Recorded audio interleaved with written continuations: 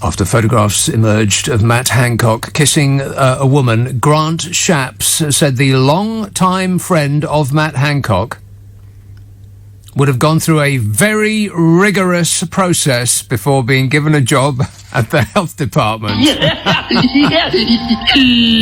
I bet. Rigorous, you say.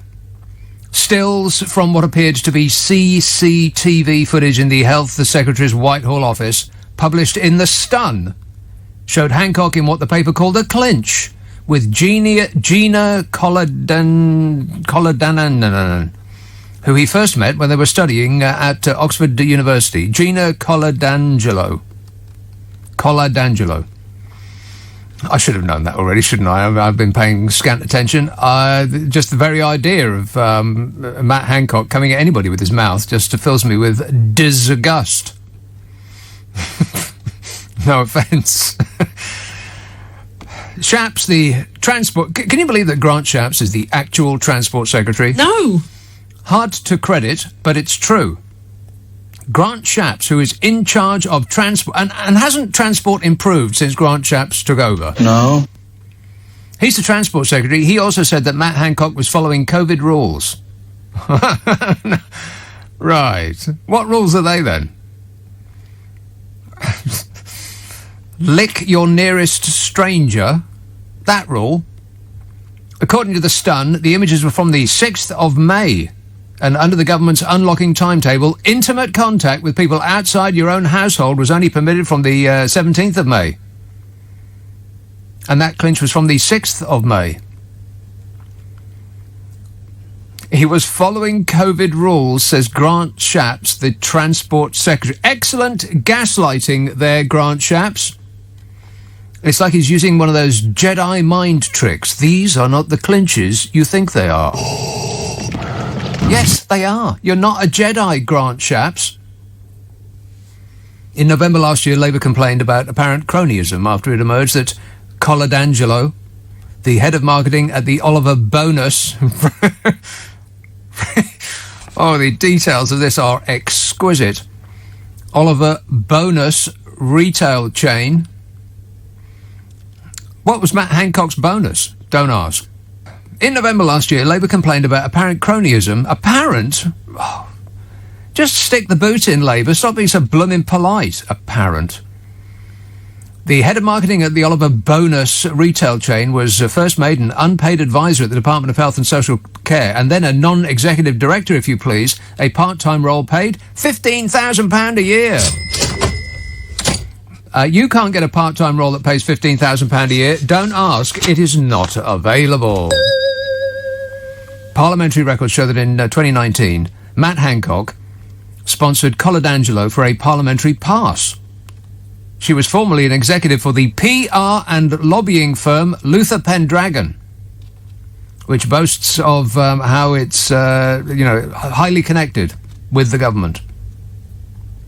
An executive for a PR lobbying firm right at the heart of government is what he ushered in by All Hands Hancock.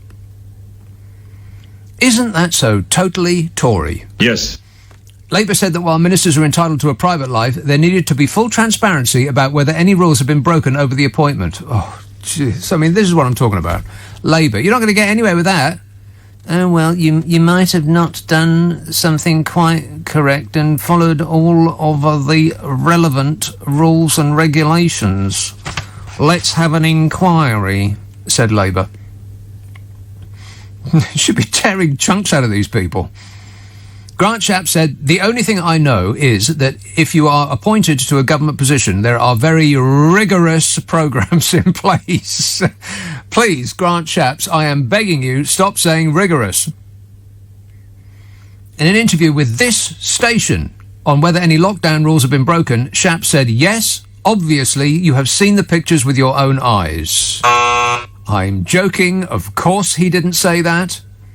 He actually said he was quite sure that whatever the rules were at the time, they were followed. Oh, right, yeah. Yeah. Last year, you will recall when Professor Neil Ferguson, the epidemiologist who was helping shape the government's response to the coronavirus, he quit his advisory role for breaking social distancing rules by having a woman of the opposite sex visit him at his home. Hancock at the time said he would support the idea of police taking action against him. Punishment for those outside the cult, a free pass for those inside. According to these Stun, images show Hancock and Coladangelo kissing at about 3 o'clock in the afternoon on the 6th of May. What? Before supper? In the afternoon? During daylight? Dreadful. An unnamed friend of the Health Secretary told the paper he has no comment on personal matters. No rules have been broken. Yeah, if that friend wasn't you, was it, Matt? A Labour spokesmodel said, "Ministers, like everyone, are entitled to a private life. However, when taxpayers' money is involved or jobs are being offered to close friends who are in a personal relationship with a minister, then that needs to be looked into. The government needs to be open and transparent about whether there are any conflicts of interests or rules that have been broken." Which is just exactly what you would expect from an insipid Labour Party these days. I mean, most of the audience will have fallen asleep after about 3 words. On the other hand, Ed Davey, out of the Liberal Democrats, tweeted, "The reason Matt Hancock should resign is he's a terrible health secretary, not because of his private life." That's the way to do it. Completely correct in every respect. He shouldn't get fired for this. He should get fired for literally everything else. But Bodger won't fire somebody who's just incompetent and can't do their job very well. Because that would reflect poorly on it. People might think, well, hang on a minute. What about you? Hancock has previously been accused of showing favours to friends. No. Really? And other acts of cronyism, such as, but not limited to, awarding a contract to a former neighbour to produce vials for NHS COVID-19 tests, despite him having had no previous experience of producing medical supplies. But excellent experience in being Matt Hancock's friend. He passed that test with flying colours. Last month, Matt Hancock was found to have broken the ministerial code in technical terms by failing to declare a stake in a family company that won an NHS contract. Only technically did he break the law. Oh, well, that's all right then. It was only technically breaking the law. It wasn't even a law, it's a code. Questions were raised also about Hancock's register of interest, given that his sister and brother-in-law run a company called Topwood Limited, in which the Health Secretary has a 20% stake. The firm, you will be unsurprised to learn, won a contract with the NHS, but he, Matt Hancock, did not immediately declare his interest. And he did not resign and will not be investigated by the authorities because, I don't know, statues or flags, Her Majesty, sausages. Wendy emails, "I'm listening in from the start. Yeah, cool dude, can you see these?" Well, just a bunch of squiggles, like emojis. Wendy, are you 5? If not, stop using emojis. I mean, apart from anything else, you can't see what they are. They're so tiny, particularly on a phone. Just little yellow blobs. But thanks for emailing me, Wendy. I really do appreciate it. Raf texts, "Matt Hancock having an affair, the mind boggles. Do you think he's trying to emulate Boris Johnson by being a bit of a Casanova, as this seems to increase Boris's popularity rather than diminish it?" Yeah, amazingly. There was a survey. Survey said that Sir Keir Starmer, and I think the Sir is dragging him down a bit, might want to ditch the Sir part. Sir Keir Starmer was seen as all toffee-nosed and highfalutin, whereas Boris Johnson, the actual descendant of 2 different royal families, is seen as one of the lads. The mind boggles. Doncaster, hello, Charles. Hi, Nick. Are you well and groovy? I'm well. Okay, I'm going to attempt to defend Matt Hancock. Yes. Can I give you pros and cons? The pros and cons of Matt Hancock. Yes. Right. I'll give you a pro. Matt Hancock does detail, unlike his master. He does detail? Yeah. What are you talking about? Well, goes into the detail of things and then tells the rest of the world. All right. Well, you're making no sense so far. Carry on. Okay. Cons. Shall I go for the cons next? Right. Let's see what that's like. He does not give good TV. Frankly, he looks ugly. Compared to which other cabinet minister? Well, the average. The average. Actually, of all the things that you could have picked on, that's the one that's on the shakiest ground. I mean, he may not be to your taste, Sir Charles, nor mine, but ugly is stretching it a bit. Gormless, I think that would be spot on. It is indisputable that Matt Hancock looks gormless. Affirmative. Ugly, well, that's debatable.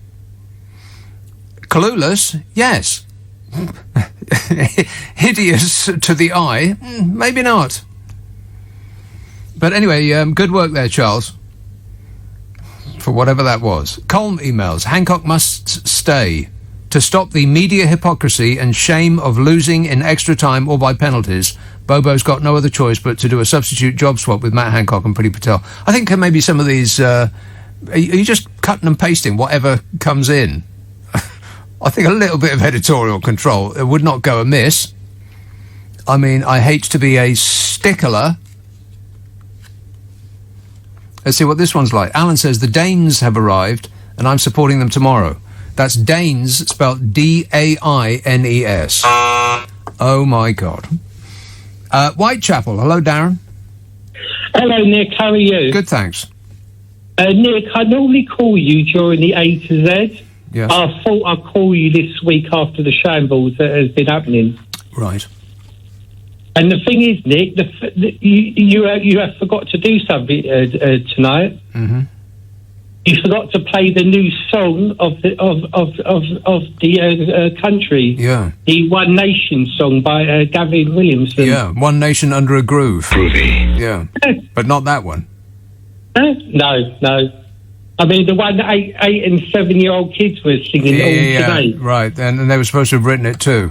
And if you believe that, then I have a bridge over the River Thames I'd like to sell you. I just couldn't believe it. You couldn't believe it. I couldn't believe it. Nobody could believe it. I had to check. I saw it on... it came up on Twitter, and I thought, no, this would be Private Eye, something like that. Somebody is spoofing us. Who's spoofing who? Get Aretha Franklin on the phone, and she'll sing it to us. Rock and roll! No, I did double-check, and then I triple-checked, and I thought, I better check again. Because I'll look an absolute ass on a stick if I react to this and it's just a joke. But it wasn't a joke. Well, maybe it is a joke, but not deliberately. It wasn't an intentional joke. But we were laughing anyway. And our laugh was tinged with fear. If only I could play both of those at the same time. I don't think I can. Can I? Can I play both at the same time? Oh, yeah, you can. Wow. I had no idea it could do that. So I'll talk about that in a minute as well. Oh, my God, the stuff that's happened this week. And, on top of everything, England faced Germany. Oh, God. I mean, come on. Couldn't they just at least wait until the following round?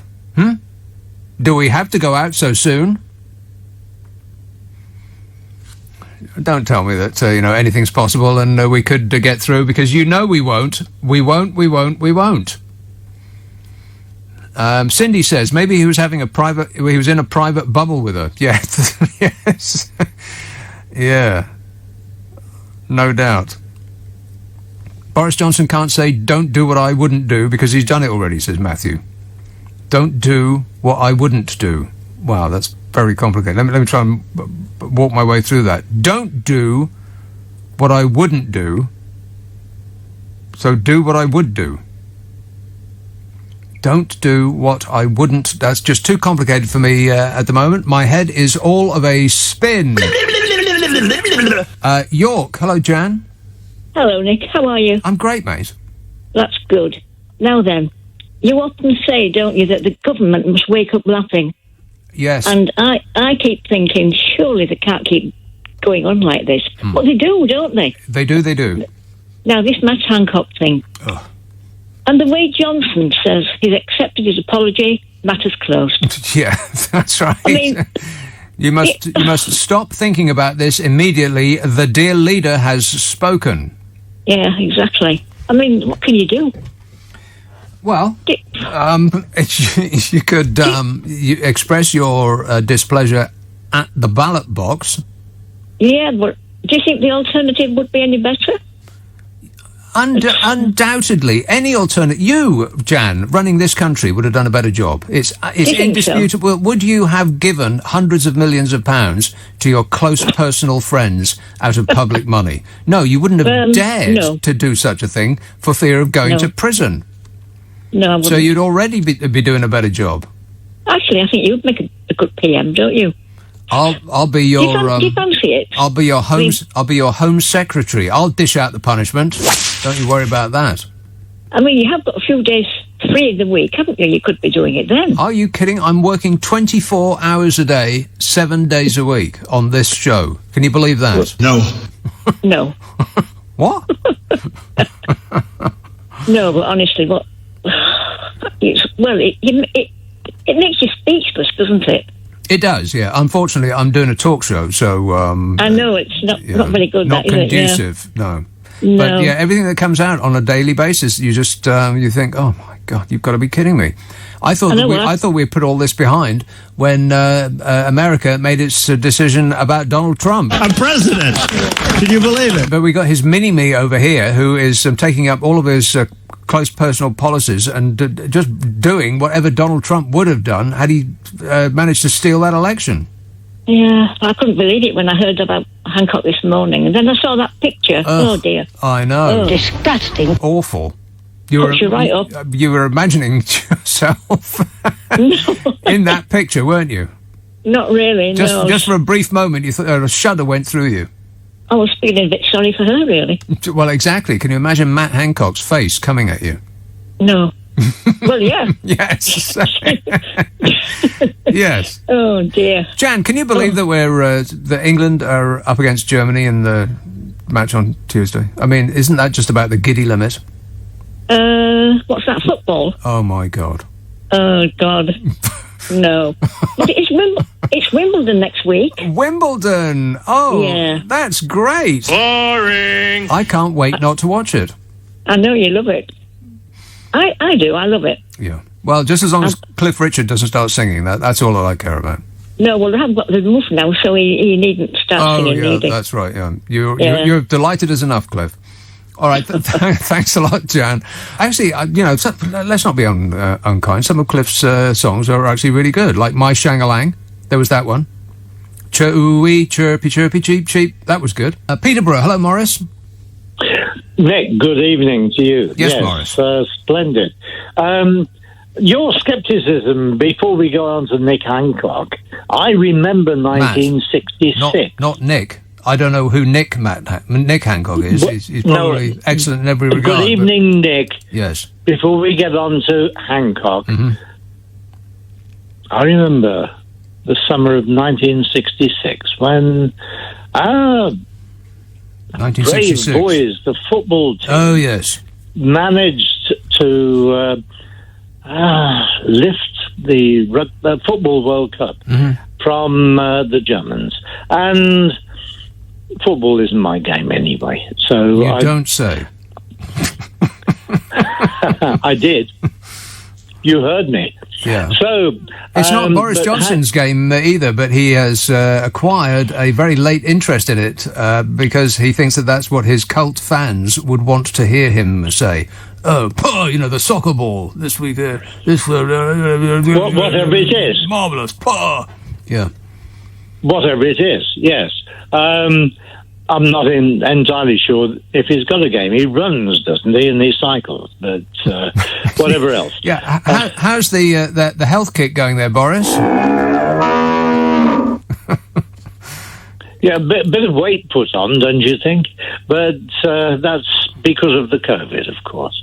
And Hancock is finished, surely. No. Well, he must be. What, for kissing a person who he wasn't married to?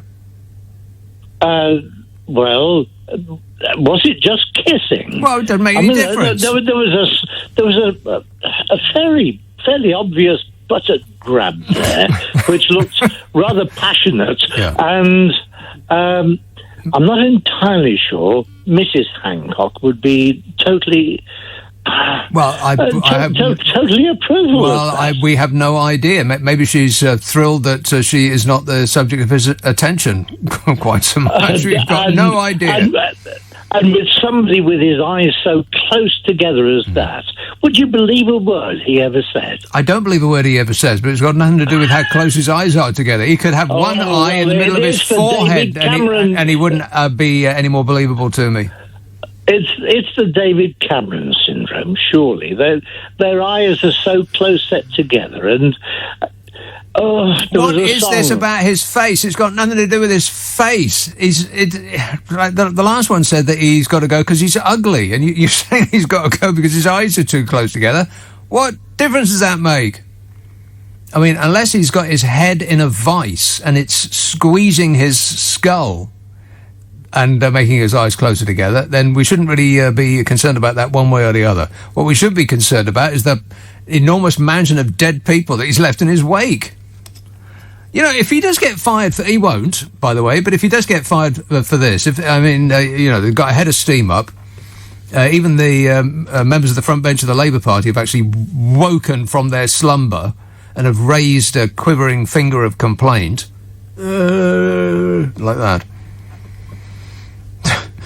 If by some mysterious process Boris Johnson actually does acquire a moral centre and sacks the man for this, then that will have been we will have been shortchanged as a country. You shouldn't get fired for this. What's this got to do with anything? We know that they're not paying attention to any of the rules. We know that already. Cummings didn't. Boris's dad didn't. None of them do. Gove went abroad and then mysteriously signed himself up for some experimental process by which he didn't have to obey any of the rules anymore. But so we know all of this. This is not news. The rules are for us and not for them. We know that. So if he gets fired for that, for vigorous, intimate discussions with one of his hot co-workers, then we will have been shortchanged. So you shouldn't get fired for that. You should get fired for literally everything else. Anyway, thanks a lot, Morris. Aaron texts, I chose the wrong time to get Pfizered in my face-palming arm this week. That's right. Yeah, still a little bit sore, is it? Through overuse, his face-palming arm. Just a little pinprick. That'll keep you going for the show. Rock and roll! Sam says, just when you think things can't get any worse, then you have to see pictures of that man everywhere groping his friend. Can't get it out of my head. Disgusting, he says. Disgusting. Disgusting. And Nick says, Matt Hancock was kissing his colleague to test his eyesight. Obviously, says Nick, yeah. Not to test his eyesight, not to taste his eyesight, because that's something else, ain't it, Bodge? Contact tracing.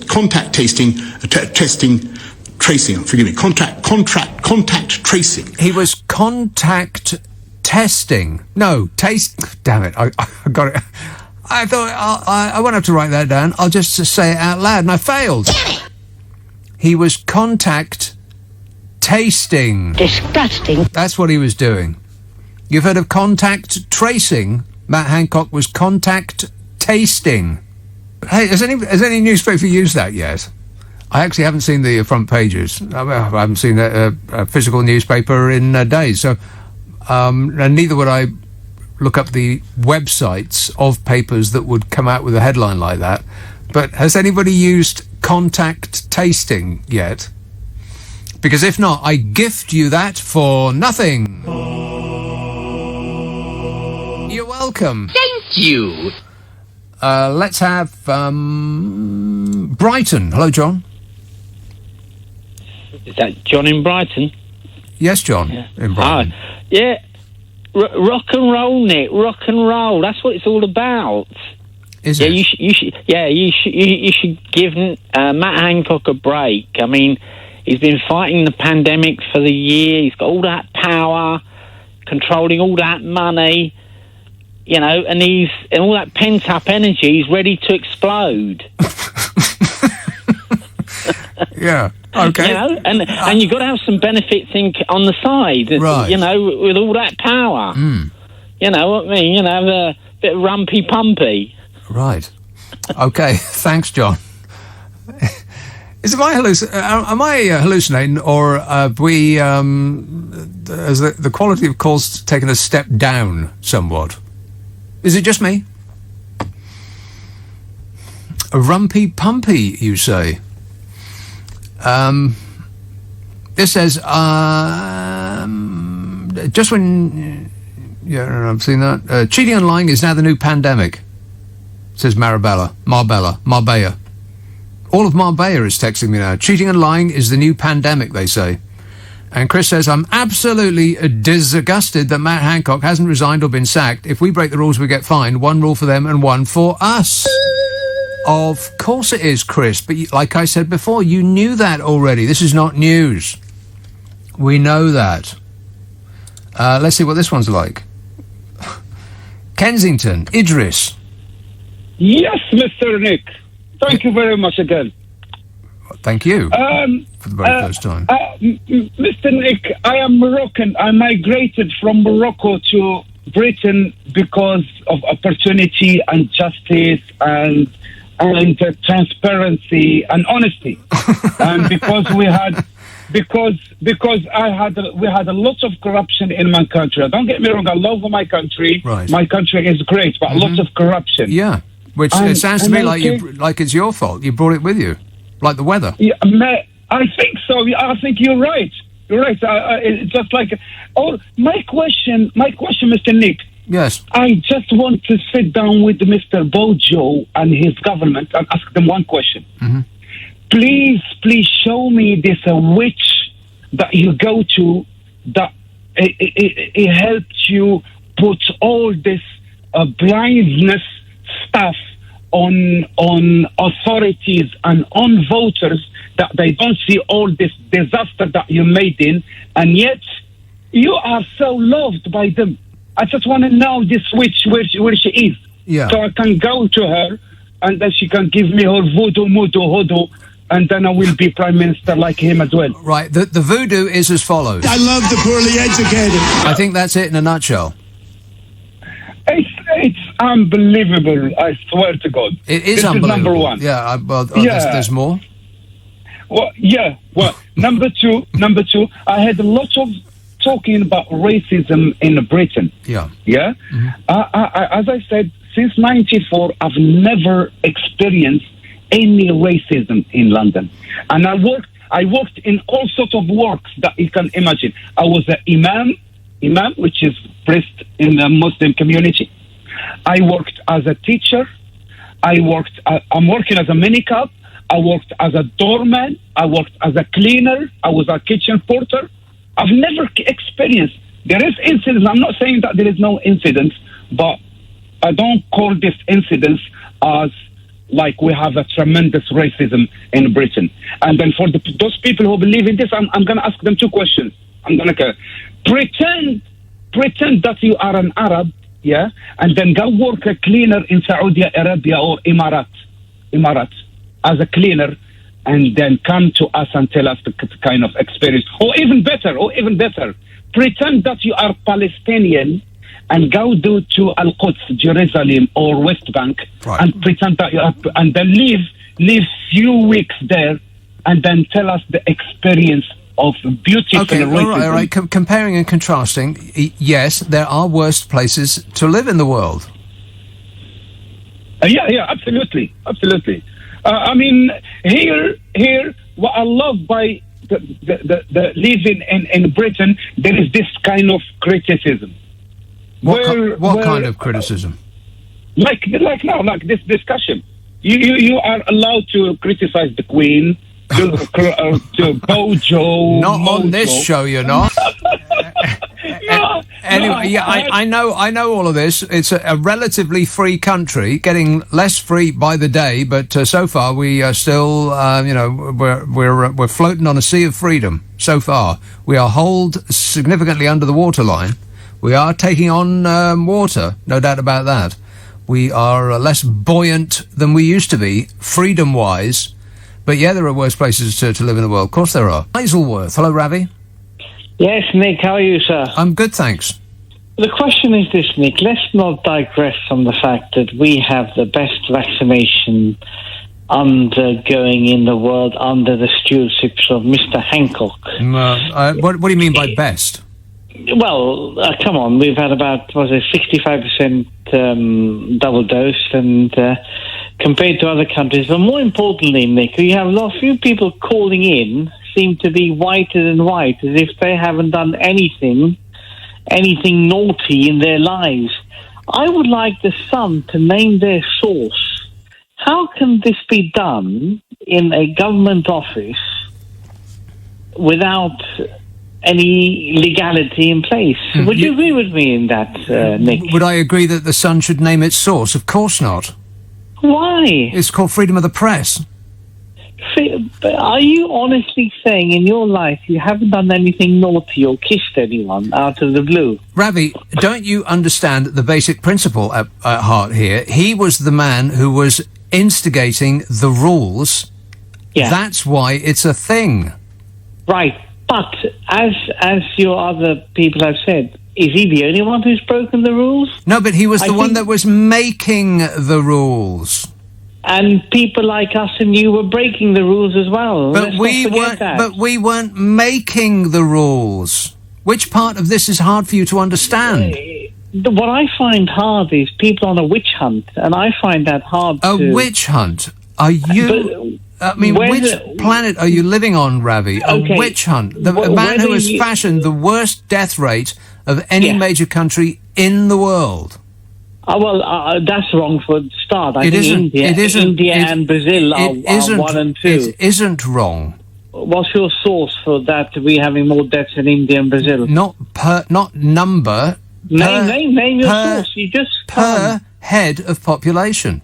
That's absolutely wrong, Nick. You know that very well. Brazil, I don't know anything of the sort. We have a combination of the worst death rate and the worst economic hit of any major nation on Earth. Okay, Nick, let me put you on the spot. Who do you have to replace him? Answer the question. You could do a better job. His dog could do a better job. No, you're absolutely wrong, Nick. Don't pretend to be whiter than white. You've done things in your life which shouldn't have come out. Ravi, Nick, the point which you are pretending not to understand is that he was the man that was setting the rules. Fine, I do accept that, but right. What is going to be achieved by going on and on? Look, whether you accept it or not, that Conservatives will come back to power. We saw it. They're in power. What are you talking about? Well, at the next election, they'll still come back to power. Well, what's your source? Well, my just source is making it up. No. But answer this question then. What about this? Hang on a minute. Go back up. What do you mean that the Conservatives will get into power at the next election? As though I mean, that's just saying no. The British people don't care about these trivial matters. The British people should care. To be whiter than white. Oh my God! Stop saying whiter than white. Okay, you've done things in your life which shouldn't have come out. Correct? How would you like it if someone had a camera secretly filming you? Would you like that? Nick, answer the question. Ravi, how is it that, what are we in now? Like 5 minutes into this conversation, you are still pretending not to understand the basic point that he was the man who was setting the rules for the rest of the country and yet breaking them himself? Oh, Nick, what don't you understand? That people always think that they're... Anyway, Nick, nice chatting to you. Yeah, well, not really. Kind of irritating. And I'll say again, he shouldn't be fired for that. I don't care one way or the other. Apart from it sending a shudder of disgust through me. But it don't make never mind who he kisses or what he kisses when he's, I almost said on the job, at work. That's not why he should be fired. He should be fired for literally everything else he's ever done. I mean, Boris Johnson himself called him bleeping hopeless, and other things as well that we've just found out. And absolutely nothing happens because no amount of ineptitude will get you fired from this government, because it would put the spotlight on the king of ineptitude, Bodger Johnson himself. He can't fire anyone because people will say, well, hang on a minute, you did the exact same thing. You are the chief clown in this circus. If anybody else has got to go, then you've got to go too. But we're way beyond that. We're in a post-moral age. As usual, with everything else that the regime does, it's what would Donald Trump do? Amazing, really, that they're still basing their entire outlook on life, the whole policy, the way of running government on a man who lost his last election in America. But badly. Still whining about still whining about it and pretending it didn't happen. I am the most fabulous whiner. And I'm a whiner, and I keep whining and whining. Yeah, I know. Oh, shut up! Yeah, I wish you would. You know, when that the sentence was handed down to that policeman in America, my immediate thought was, what's Donald Trump tweeted about it? Oh, no, that's right. He ain't got no Twitter feed no more. I'll talk to a reporter in America about that after the news. Kath texts, Hancock didn't break any COVID rules because he was taking part in a pilot scheme into easing social distancing. That's what Gove said, isn't it? He came back from, I think he was watching a football, wasn't he? God. He said, oh, no, I don't have to isolate. I'm taking part in a pilot scheme. Oh, a pilot scheme. Yeah, you know, if they were pilots, they'd be flying this whole country into a mountain. God, if you got on a plane and Michael Gove or Matt Hancock came over the intercom and said, I'll be your pilot today, you'd be collecting your bags and running to the exit. Trev texts, leave Hancock alone. He was clearly resuscitating the poor woman who was obviously worse for wear. Right. I like contact tasting. I wonder if a newspaper's going to have that. If they haven't had it already, then that's very, very poor work on their behalf. Well, you've just been hearing in the news about Derek Chauvin, the 45-year-old ex-policeman who was sentenced to 270 months, which seems like an odd way of describing the sentence, but it amounts to 22 and a half years in prison for the murder of George Floyd. On the line, LBC's Washington correspondent Simon Marks. Hello, Simon. Hello, Nick. So he was convicted of second-degree murder. What does that mean? Yes, he was convicted of second-degree murder, which was the most serious charge that he faced. Unintentional murder, but a stronger charge than the lesser charges of manslaughter that he also faced. He could have been sentenced on all three charges today, but in Minneapolis, the judge said that he was only going to sentence him on the most serious count, and the other two remain on the docket with no sentence immediately being passed. As you said, 22 and a half years. If he was a first-time offender convicted of second-degree murder in Minnesota, he could have expected a 12-and-a-half-year sentence, but the judge applied aggravated circumstances to this case, saying that because Derek Chauvin had meted out very clear cruelty towards George Floyd, and because of other aggravating factors like the presence of children in the crowd of bystanders who were observing the murder, as a result of that, the judge added another 10 years to the sentence. So 22 and a half years versus the 30 years that the prosecution demanded. And remember, the judge could have completely thrown the book at him and sent him down for 40 years. So there were those whose immediate reaction, and some of them were outside the court, supporters of the Floyd family, who thought that perhaps the judge had been somewhat lenient towards Derek Chauvin. But we've been hearing in the last hour or so from attorneys for the Floyd family who say that they believe that the sentence fits the seriousness of the crime. The Reverend Al Sharpton, veteran civil rights leader, of course, here describing this as one stop on the highway towards full justice. And the lawyer for the Floyd family, Benjamin Crump, saying this is the longest jail sentence in history in Minnesota for any police officer convicted of a crime against an unarmed black suspect, while the family recognizes that this is the exception. They hope that this is the beginning of sentences like this becoming the norm.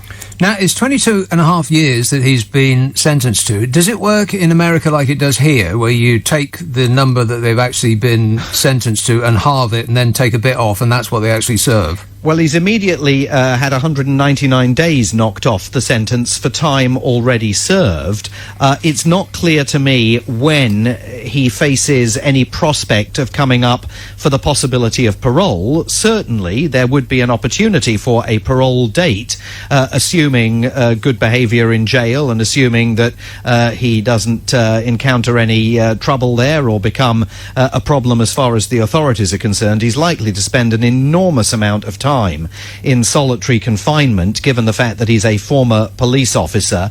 For his own protection, it's unlikely that he's going to be released into the general population, but certainly it's possible that he will come up for parole and have the opportunity to get out of jail earlier than that 22 and a half years. He'd be 67 and a half by the time he came out of jail, were he to serve every day.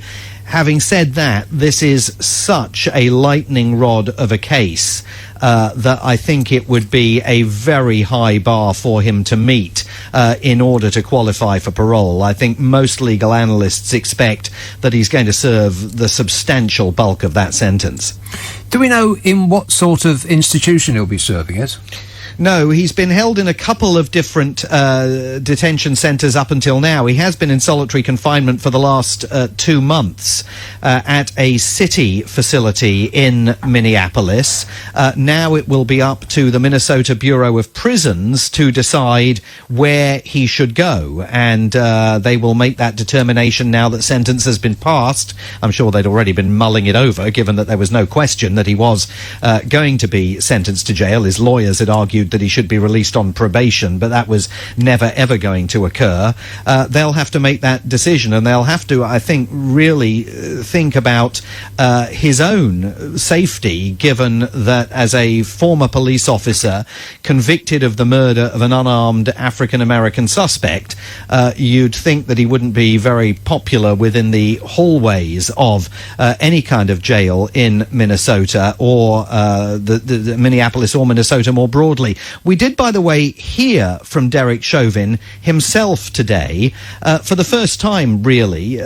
He had spoken briefly at his trial when he pleaded the Fifth Amendment against self-incrimination to explain why he did not plan to testify in his own defense. But today he had the opportunity to address the court, and he used it to address the Floyd family and also to offer up a bit of a cryptic statement at the end of this brief series of remarks that Derek Chauvin made. Take a listen. At this time, due to some additional legal matters at hand, I'm not able to give a full formal statement at this time. But very briefly, though, I do want to give my condolences to the Floyd family. There's going to be some other information in the future that would be of interest, and I hope things will give you some peace of mind. Thank you. Very curious construction there. Additional information at some point in the future that might give the Floyd family some peace of mind. We've no idea what he was referring to there, but that was the first time that he has expressed any kind of condolences publicly to the Floyd family. After that sentence was passed and he was immediately led away. Is there a chance of appeal against this sentence? Yeah, absolutely. Well, appeal against the conviction is automatic, and that is already underway. And, of course, the defence can appeal against the sentence.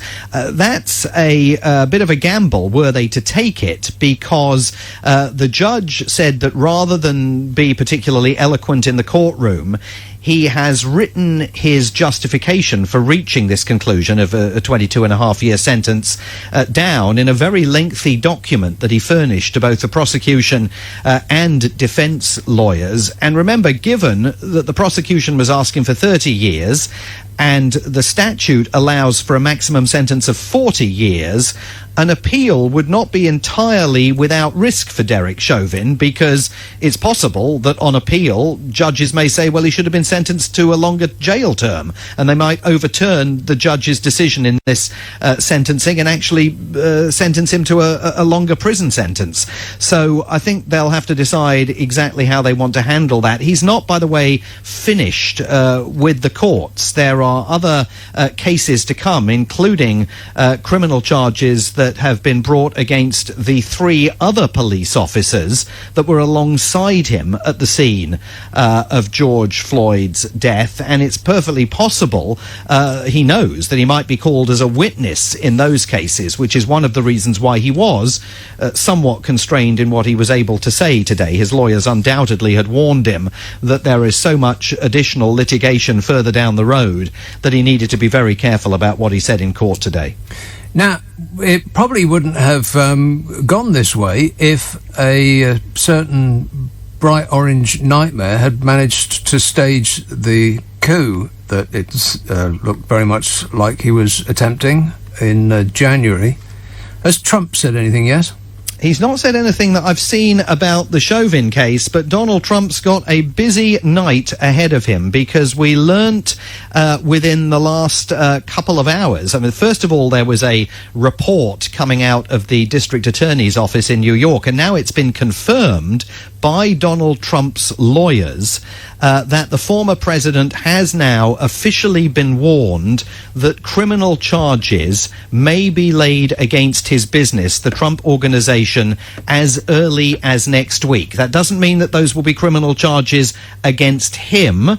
We think that the prosecutors in New York are very much targeting the chief financial officer of the Trump Organization in a bid to put additional pressure on him to cooperate more with their broader investigation into Donald Trump and his business empire. But it seems pretty evident that criminal charges may be coming in the next few days. There have certainly been conversations between Trump lawyers and prosecutors, in which, of course, the Trump Organization's lawyers have been arguing that prosecutors shouldn't press ahead with any kind of criminal charges, but the prosecutors have put them on notice now that charges may well be coming. We know a grand jury was impaneled several weeks ago to hear evidence. It would be up to the grand jury to decide whether that evidence gives rise to the level of requiring a prosecution, but they are evidently quite a way down the road to bringing some kind of legal action against the Trump Organization that seems to be very much focused on the manner of compensation packages that were lavished on senior executives and whether some of those senior executives were properly recording as income, for example, money that they might have been paid by the Trump Organization to send their children and grandchildren to fancy private schools in New York. That seems to be the nub of the case, but until we actually read an indictment and we see papers being served on Donald Trump or other figures within his business empire, we're not going to precisely know. Right, it's like the Al Capone scenario. Get him on the tax. Yeah, what they want to do is get him on the tax and get the business on the tax and use that as the crowbar to pry everything else open. So they've been putting enormous heat on this chief financial officer who clearly knows all the ins and outs of the Trump business empire, worked there for decades. They're trying to put huge amounts of pressure on him to turn on Donald Trump. And we'll have to see if that works. This is the chap that used to be his bodyguard. No, this is a different. This is somebody else. This is the chief financial officer is a guy called Alan Weselberg, who's very much the focus of all of these investigations. But you're right, there is a former bodyguard / bagman who is certainly part and parcel of this probe. Right. So we don't know what Trump and his minions and his cult fans think. Well, we can have a fairly clear idea of what they think. What's the actual president said? Well, the actual president was meeting the Afghan leader Ashraf Ghani in the Oval Office when news of the sentencing of Derek Chauvin came in, and was asked what he thought of it, and he said, look, I'm not familiar with the sentencing guidelines in Minnesota, but it sounds like a suitable sentence to me. That very much was then echoed by civil rights activists and lawyers for the family, who I think, faced a bit of a difficult decision, because there was definitely disquiet outside the courtroom among some supporters of George Floyd's family, but the family and those speaking on their behalf have indicated that while I'm sure they would have welcomed a longer sentence, just to get a substantial sentence of 22 and a half years like this is, they see, something of an achievement, but they have reiterated that they are going to continue campaigning for justice in a whole variety of other cases that are yet to come before the courts, cases that undoubtedly haven't even happened yet, but at some stage will, because there is this pattern of this kind of violence against unarmed minority suspects all over the country. And there's now added pressure on members of Congress, because we still haven't seen the George Floyd police reform bill, which would ban chokeholds and make it much harder for police officers to claim immunity from prosecution. We still haven't seen that bill pass through Congress, and Joe Biden wants it on his desk because he wants to sign it into law. Still hasn't happened. All right, good to talk to you. Thanks, Simon. Simon Marks, the LBC Washington correspondent. Will texts, I think the health secretary misunderstood the meaning of hands, face, space. Graham says, give the bloke a break. Nobody's been on the job more than Matt. Mr. Linton tweets, I wonder how long Matt Hancock lasts in office. His call in Notting Hill. Sharif. Hello. Yes, sir. I'll tell you what, I'll try and keep it quick because you're coming up to 12 and I know you're getting to the coming up to soon. 12? Well, I think so, aren't you? Are you not coming up? Well, I don't know what time it is where you live, Sharif, but it's... my clock is slightly dodgy. Oh, right. Well, very dodgy. It's way out.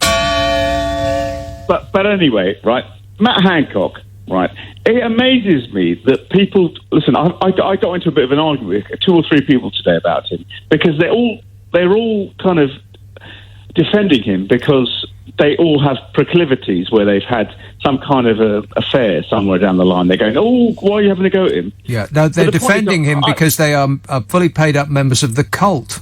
anybody anything that the members of the cult, the dear leader and his minions do, is okay by them, as long as it upsets liberals. But Nick, you see, the thing is, listen, he can do jiggery pokery all he wants. He can do whatever he wants. But he was the one who told us to stay away from each other. He was the one who told us to step away. So the point is, he appointed this lady who was an ex college mate of his, who is an ex college mate from years, and he's having an affair with her. If he wants to destroy his marriage, let him do it. But the point is, though, part of me, I'm old fashioned. I kind of think you can't really respect somebody who has no morals. Right. So that appears to be the lot of them then. Well, clearly Boris Johnson will probably defend him in a heartbeat. Well, exactly. Yeah, you just made your own point clear. Yes, of course you will. I was talking to my wife about this, and I showed her the photograph of him kissing her, the photograph in the newspaper, and it was like she was disgusted by it, in the sense that she just thought, if you're going to have an affair, leave the person. Don't destroy your marriage and be there with children and all that stuff. But he did this during a bloody pandemic. What's the matter with him? While lecturing us. Yeah, but it's the while lecturing us part that is the most grating thing. But again, I do not think that he should be fired for this. This is as nothing compared to... He should be fired for the dead bodies. Compared to absolutely everything else is what he should be fired for. Literally everything else. Eric says, give Matt Hancock a break. He made a mistake, an unwise decision. One mistake doesn't define him. His experience is his, and he knows what not to do next. What? Matt Hancock made decisions, and most of them are really tough decisions, says Eric, a fully paid-up member of the cult. You're either in the cult or you're not in the cult. Those are that's the dividing line in the country now. And it informs your opinion on absolutely everything. Half the country, you don't even need to tell them what the subject is. You know what their opinion is going to be, because it's just ditto the dear leader. Why? Because they actually believe in everything that he says and does? No. They just love it when it upsets the liberals. People on the other side. The elite. Or whatever it is that they're fancying to call them these days. Paul says, do you think John Profumo would have weathered the storm if he was in Johnson's cabinet? The devil himself would have weathered the storm if he was in Johnson's cabinet. He wouldn't have fired the devil. Because it would upset liberals by keeping him on. That seems to be it's just repeated over and over again. We don't care what he does, says the public, or 47% of the public who express a preference, just as long as it upsets the other side. The metropolitan elite.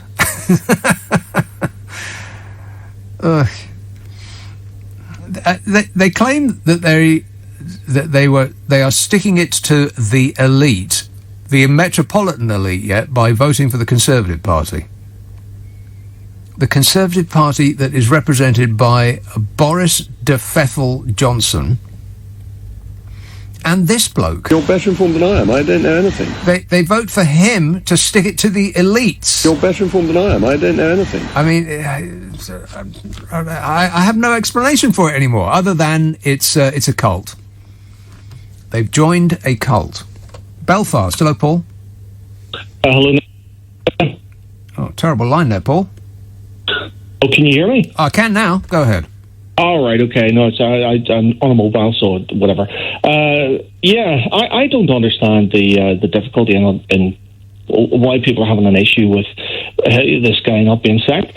If he was a manager working for one of the large superstores, I don't know, Tesco's, Marks and Spencer's, Asda, you name it, and he was given a job by the top brass to say, right, Matt, you go out there, we want you to create this new policy. It's all about morals in the workplace, whatever. Everybody has to behave in a certain way. They have to behave with certain standards, and that's your job. You put it out there. We're going to give you £200,000 a year to do it.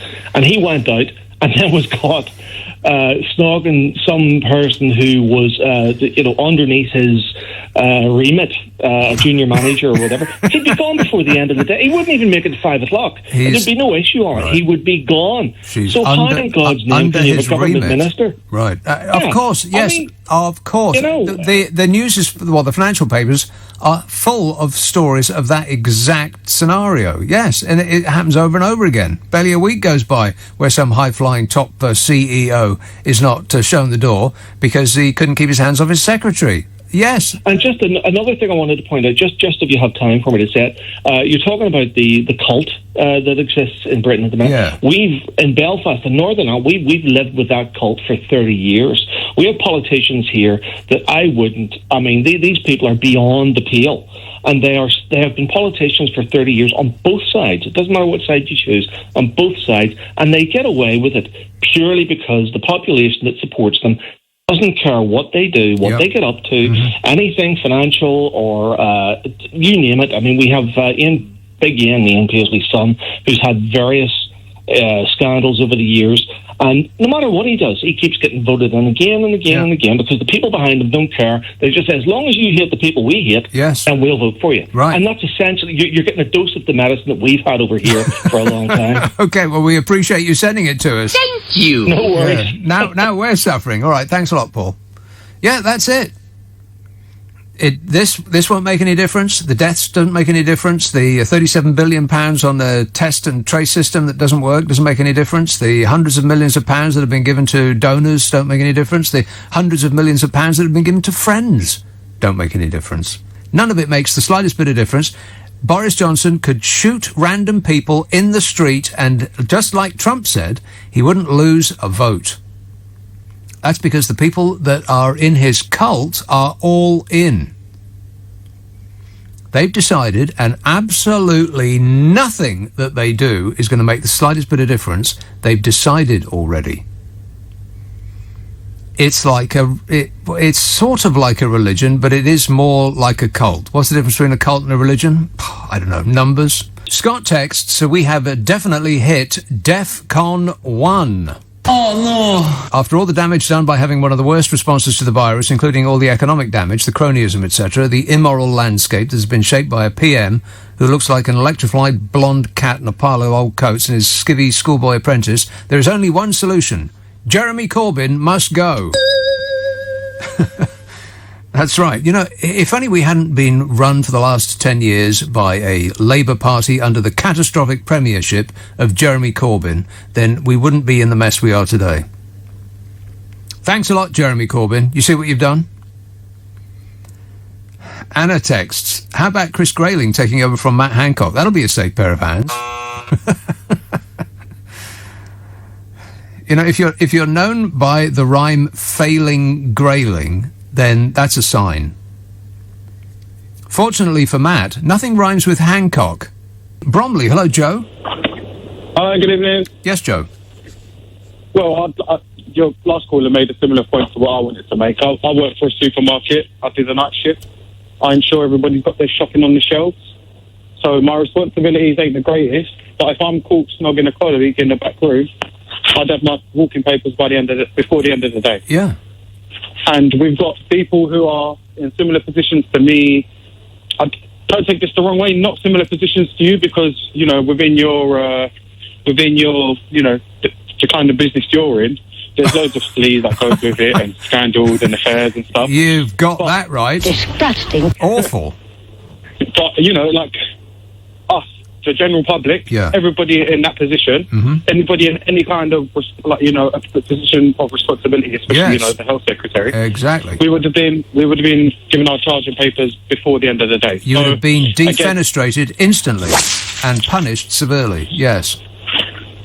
I think this is the problem. I think we hold, you know, in this day and age, the public, they hold other members of the public to a higher standard than they would hold, you know, the health secretary, for instance, you know, because, say, for instance, tomorrow, you know, sounds a bit weird, but say, for instance, Harry McGiffin and you start having an affair, everybody would be up in arms and say, oh my God, look at him, he's, you know, blah, blah, blah, this, that and the other.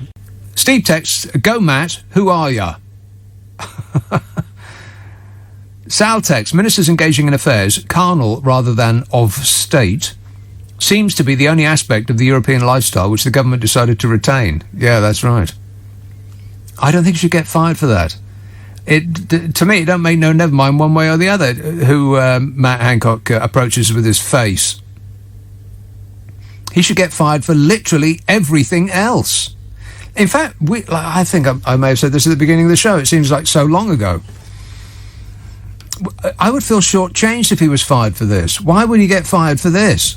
But the last two callers are absolutely right. If he was in charge of a major organisation, if he was the shelf stacker at night, or he was the chief executive officer on £5 million plus bonuses a year, he would have got fired.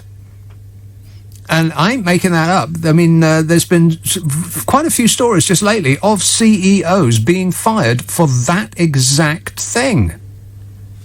Bringing disrepute to the business. But I'm not sure that this business, radio, or show business in general, is particularly unseemly. I haven't noticed. But then, you know, I don't work... when I'm in the building, it's pretty much just me. I could have an affair with myself. Disgusting. But I'm not sure I would be agreeable. I'll think about it. Woodstock, Nikolai. Hello. Yes, sir. I find this situation utterly hilarious because we have reached a point where even Lawrence Fox is a more trustworthy politician than the ones that are running the government. I find it just hilarious. I have barely anything to say about how stupid Matt Hancock was to do this at a time when he was supposed to be House Secretary, not a damn womanizer. Right. Okay. Thanks a lot, Nikolai. I'm sure that he wasn't in expectation of having a picture of his canoodling plastered all over the front pages of the papers. See, that is actually really properly bizarre. I mean, that's a sort of a separate story. Somebody will be desperately trying to get to the bottom of it. It's like an episode of that old show 24. Do you remember that? When they suddenly realised that all of the CCTV cameras in the head office of I can't remember what the organisation was called now, but anyway, they were counter-terrorism. That's right. All the CCTV cameras in the counter-terrorism governmental organisation were had been taken over by terrorists. Oh, that's a spoiler alert, isn't it? Warning! I've ruined it for you now. I missed that show. There's nothing quite as exciting as that show on these days. I mean, nothing actually even remotely as exciting as that. 24. They should bring that back. Why not? Dominique texts, hopeless, hapless Hancock got away with dreadful mistakes as he was portrayed as a decent guy doing his best. But now he has been exposed, as having the morals of an alley cat. The nice but dim act ain't cutting it anymore. Nice but dim. I'm sure that he wasn't going for dim. Nice, maybe. Emotional, perhaps. Maybe a little bit too emotional. Stop whining. Yeah, hey, Matt, stop whining. And cut out the phony crying. Because you're not a good enough actor. But nice but dim. Yeah, I'm not sure it was actually promoting the idea that he was dim, other than by his every move and utterance. Just not deliberately, that's all. Fetcham. Hello, Linda. Hi there.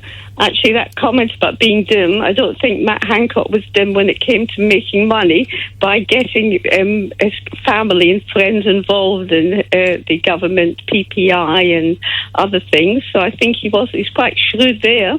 Well, but apart from that, it's only with dealing. only dealing with the country. But I was thinking as well the comments that Dominic Cummings made about him when he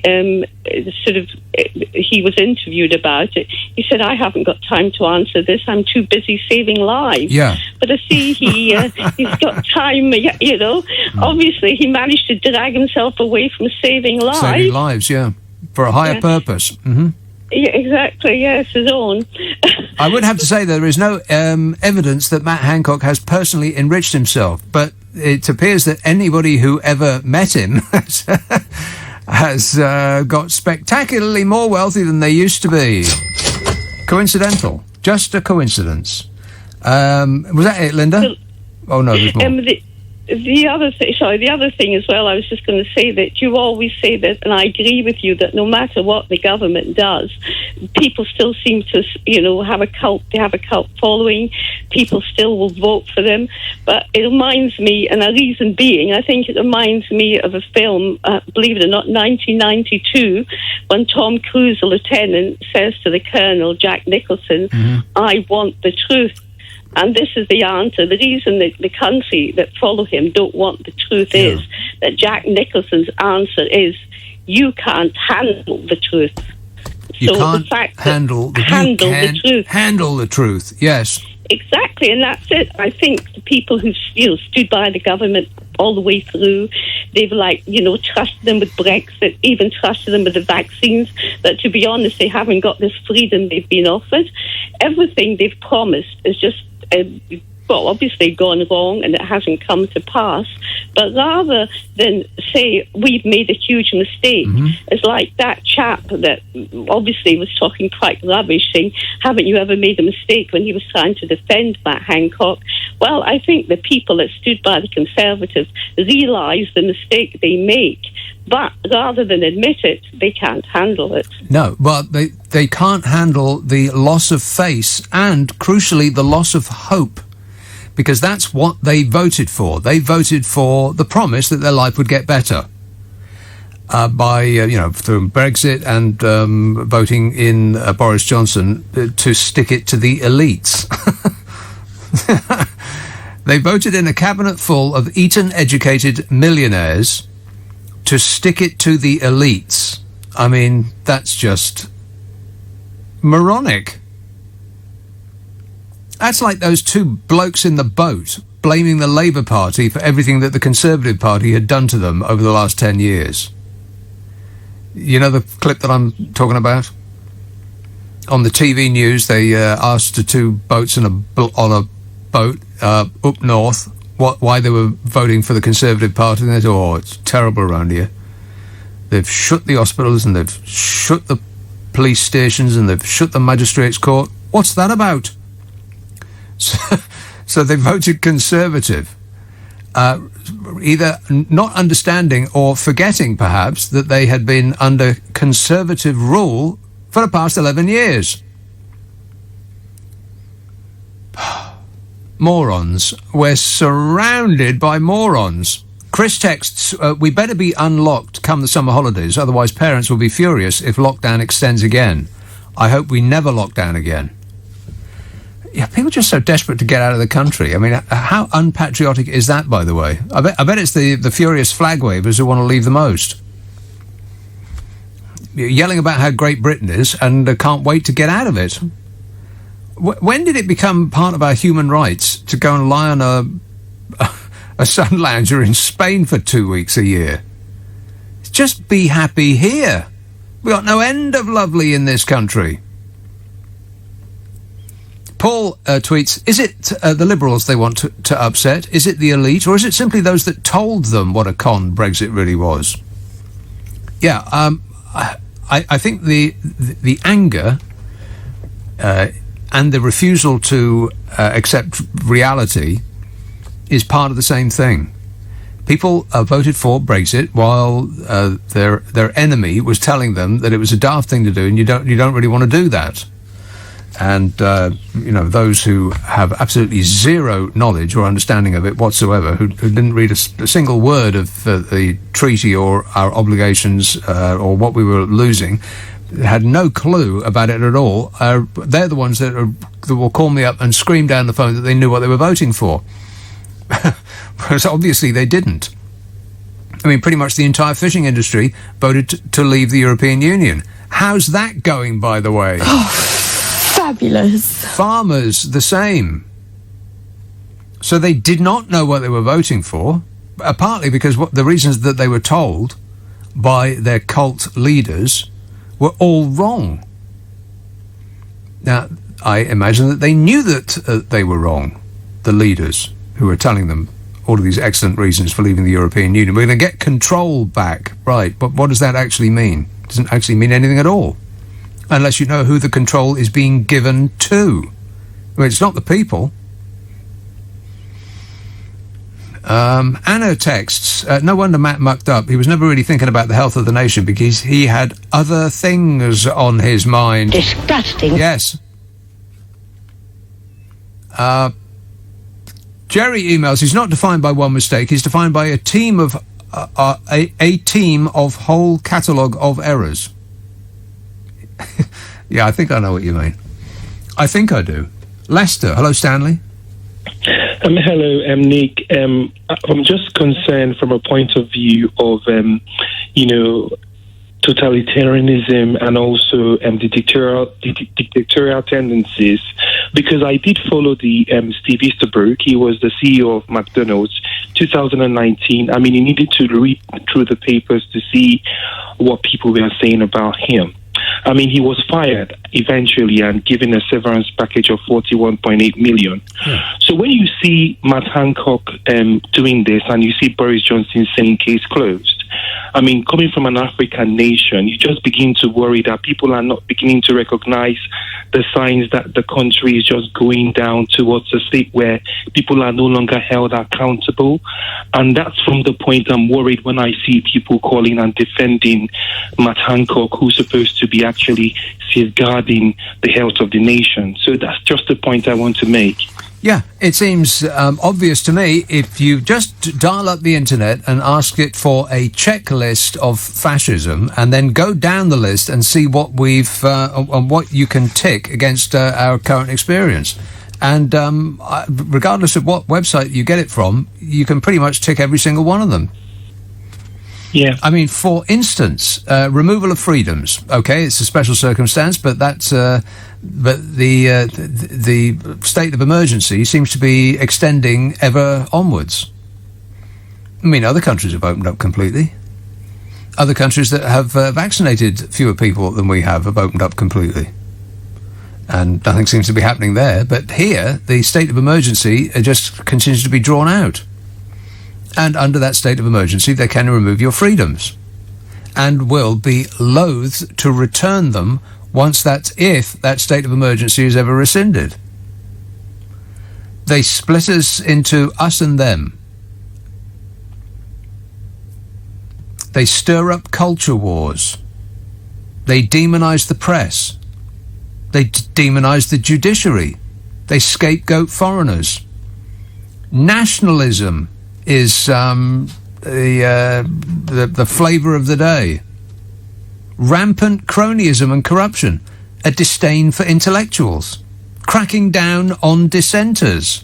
Shall I go on? No. I mean, the only one that they didn't, I mentioned this a couple of times, the only one that they didn't tick was showing up in public wearing military uniform. And then they did. Roger Johnson actually managed to find an RAF flight jacket that came in his size. He looked like an extra in Top Gun. And Prissy Patel, she showed up in, it alarmed me. I don't know about you. Yeah, a little bit alarming. If he ever stands behind a lectern to witness a military parade, I mean, if they ever put our biggest rockets on lorries and drive them down Pall Mall, then I'll see you at the airport. If you get there before me, just buy us 2 tickets to anywhere. Knightsbridge, Suleiman. Hello, good evening. How are you? Good, thanks. Great. I just wanted to say, I think we just live in really, really strange times at the moment. Like the leaders of the people of the nation, they're literally the worst of the people. When you'd want them, obviously, you'd want as your leaders to be good, honest, law-abiding people. But you want them to not be riven with the same kind of faults that you and I are Exactly. Yeah. But they're a mirror reflection of us. That's the problem. Well, they're a mirror reflection of the worst of us. Yes, the worst of us. But exactly why I say the leaders are literally the worst of us. They're the worst of the nation. Well, so, what a place what to do we be, do eh? about that? Maybe, I think we need to look at ourselves. We need to fix ourselves first. Maybe if we all fix ourselves and we don't, do this kind of nonsense, then maybe we'll have leaders that don't do that kind of stuff as well. Well, unfortunately, the moment for self-reflection seems to have been and gone. Nobody's doing that anymore. Well, why not? Navel gazing is out. Yelling at foreigners is in. It's not the way forward, though, is it? Well, it's a way forward. And which way forward is that? Where's it taking us? Where's it taking us? Into, I don't know, but one way or the other. Tomorrow belongs It's taking us somewhere. Where is it taking us? to them. Yeah, it's, I don't know. We've taken the wrong turn somewhere. There's no doubt about that. Boris Johnson's got a sat nav. He's got a road map. Yeah, right. He's got a road map and he's driving a bumper car.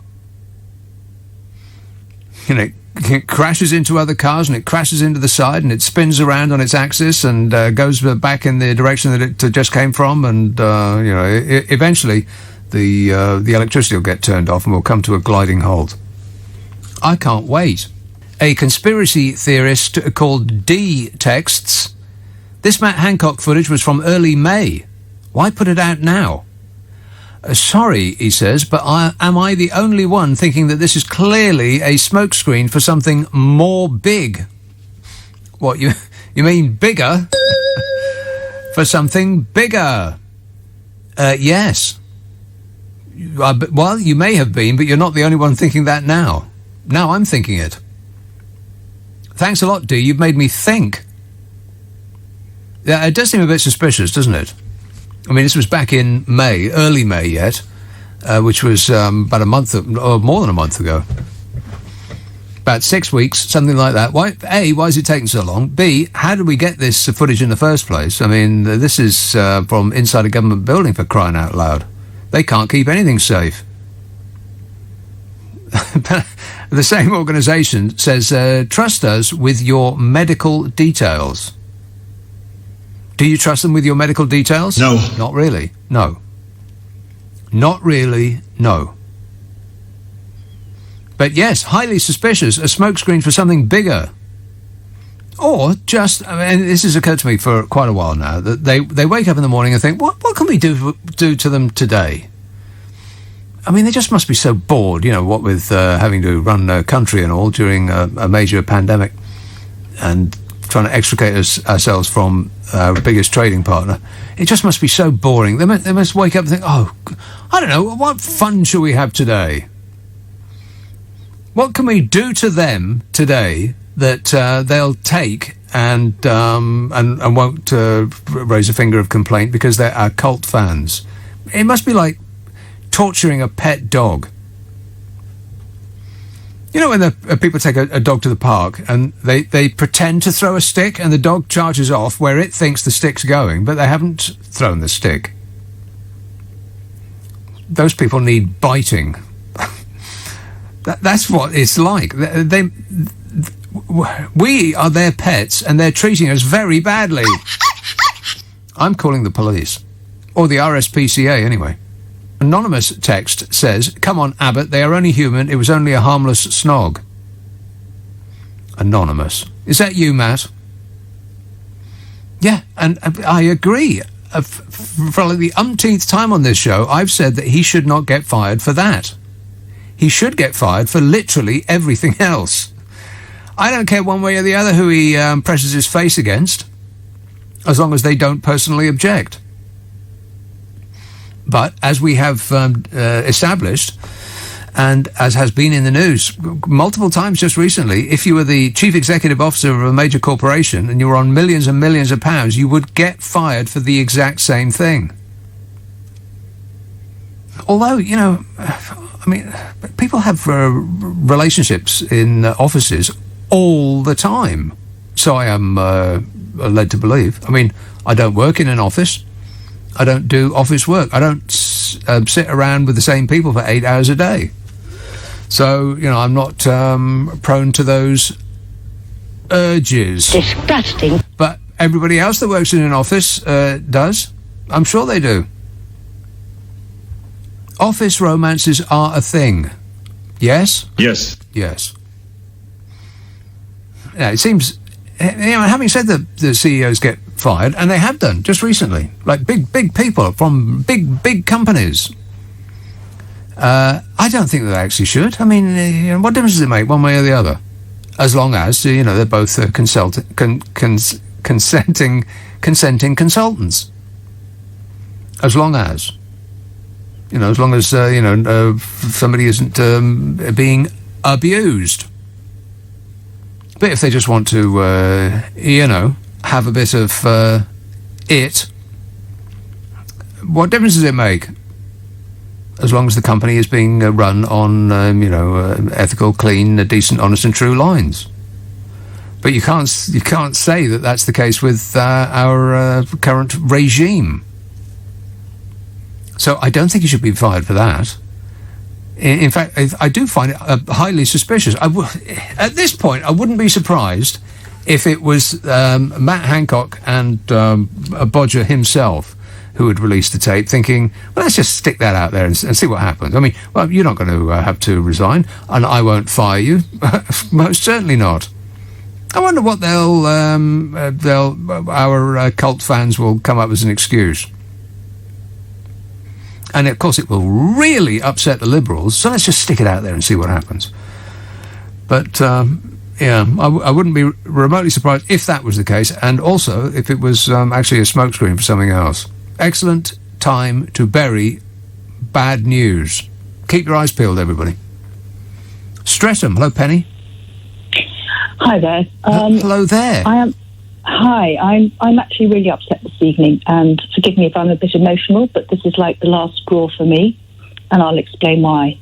So I trained as a nurse, and I've worked in clinical roles and policy roles, and more recently I worked for the NHS Test and Trace programme, which was very punishing, but I was giving briefings to ministers, and I'm absolutely appalled that those of us that work really, really hard behind the scenes have to then sit and listen to this Matt Hancock behaviour, which, you know, I know what you've just said about, you know, so office affairs happen, but this is in a COVID-19 pandemic situation when he was absolutely having, you know, intimate relationships with a woman, and goodness knows where that went. But this is the end of the line for me.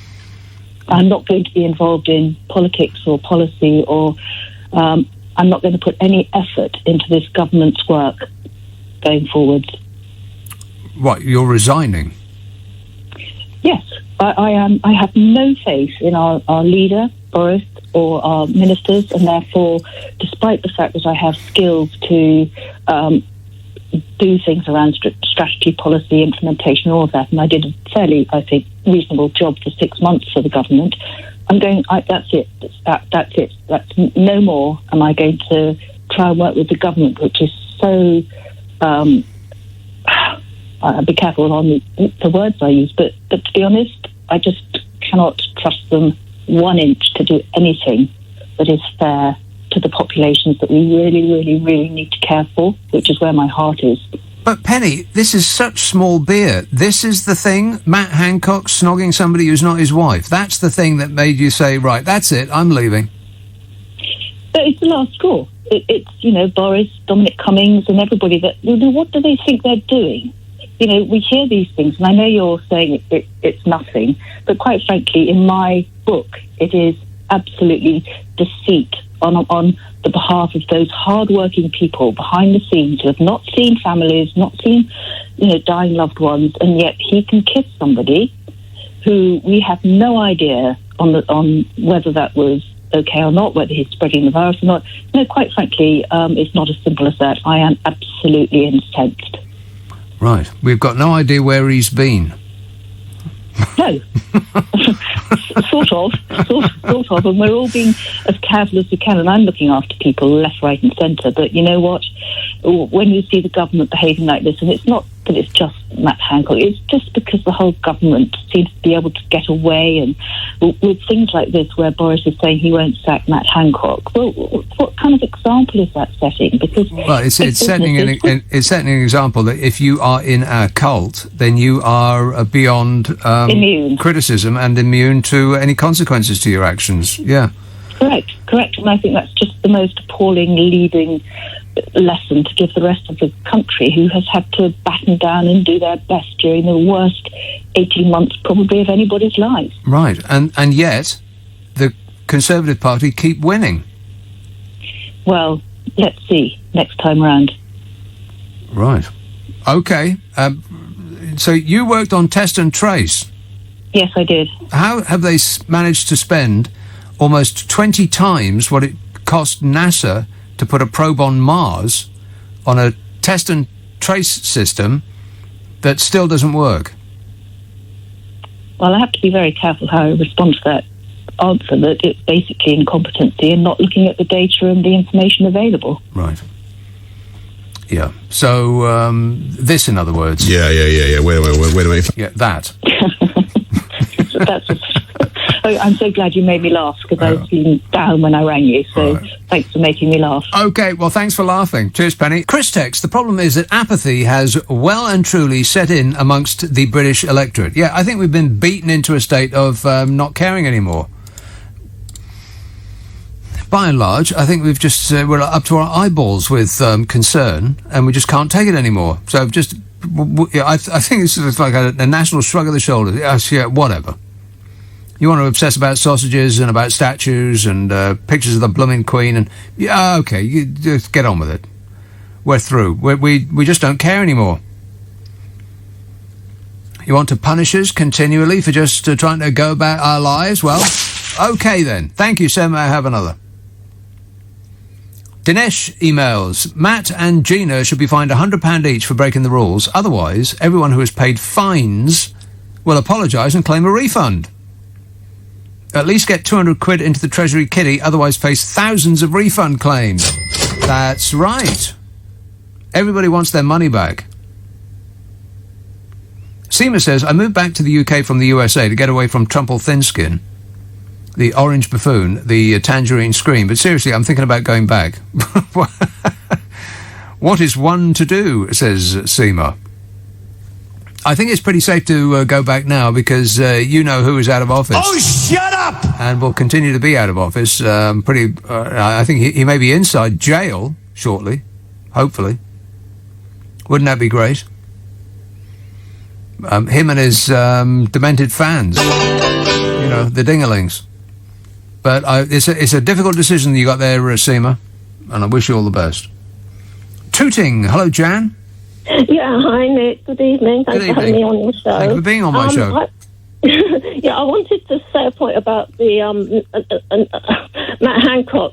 That to me, what's happened is careless. It's an example of his carelessness in not only what he's done with our health, the COVID, the pandemic, but his behaviour being caught, embracing.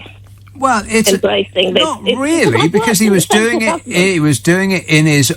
Doing it. He conducted himself in that manner in his office. I don't know whether he was doing it in his office. I mean, I've worked in central government, and there are cameras everywhere. Yeah, but you don't expect the footage of the camera to end up on the front page of the Sun, though, do you?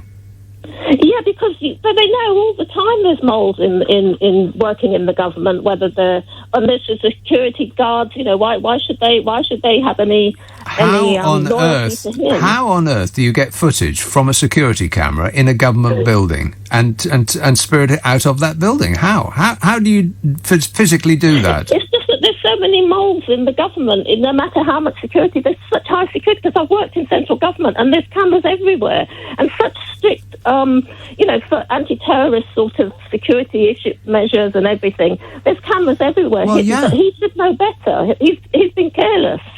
Well, okay. What was that? Unless he wants people to think he's got some fire in him, and he's engineered something so that instead of being hopeless, he's shown to have some fire. A Casanova, yeah. Yeah, Casanova. He's a I don't know love machine. What do you think? Well, no, I know you've said it's not so much. It's really that he's failed in all these other things that he should. Yeah, he should get fired for literally everything else, not this. But not necessarily this. But as I've said over and over again, if he was running, if he was the manager of a business and he did that, then he would get fired straight away, if not sooner. But there seems to be absolutely nothing that you can get fired for doing with this government. Once you're in the cult, then everything you do is just fine. You just say sorry.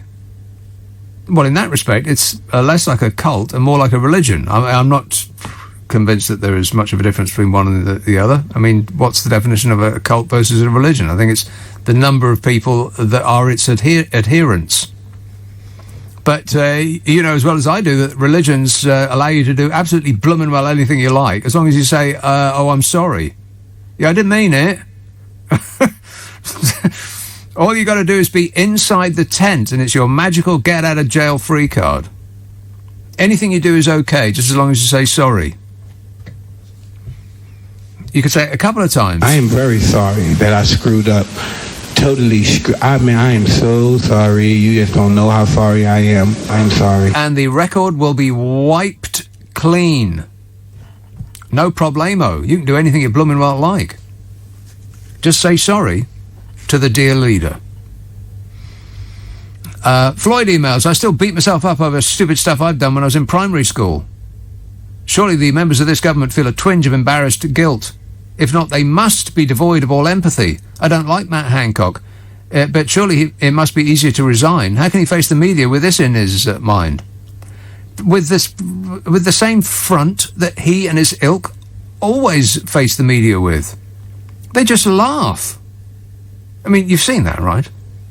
They'll be on TV and some inquisitor will pose a perfectly reasonable question at them. Why are you such a catastrophic failure?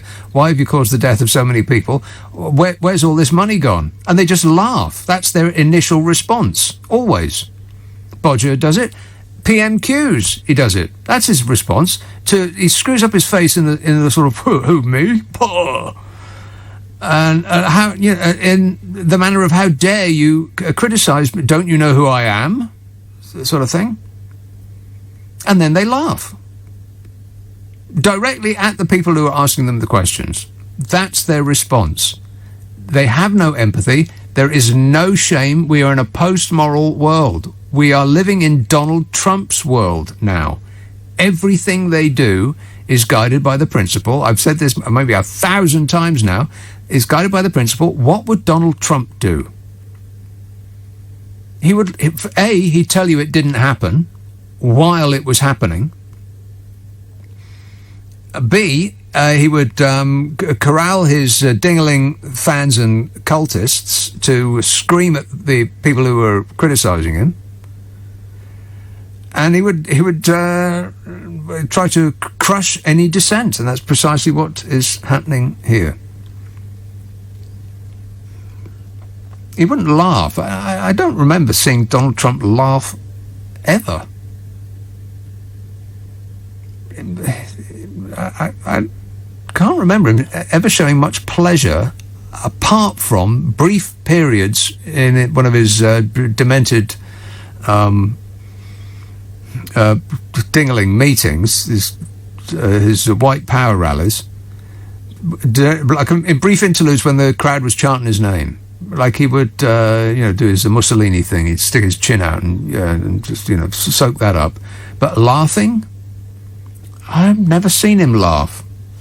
Maybe he, when he's in moments of private contemplation, when he's killing puppies, maybe he laughs then. It's possible. Let's have, who's been waiting the longest? Lewisham, Mohammed. Yeah, hello, Nick. Thank you very much for taking my call. I'm a first-time caller. Good man.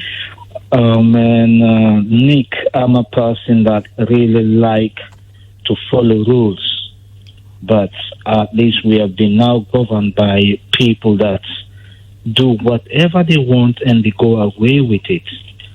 And I can't see any kind of respect for these people anymore, or whatever thing they talk about for us to follow anymore, because this is repeating itself every now and then. Yeah, on a daily basis almost. Yes, and originally I'm from Sierra Leone, and exactly what is happening in Sierra Leone, my country, is the same thing happening here.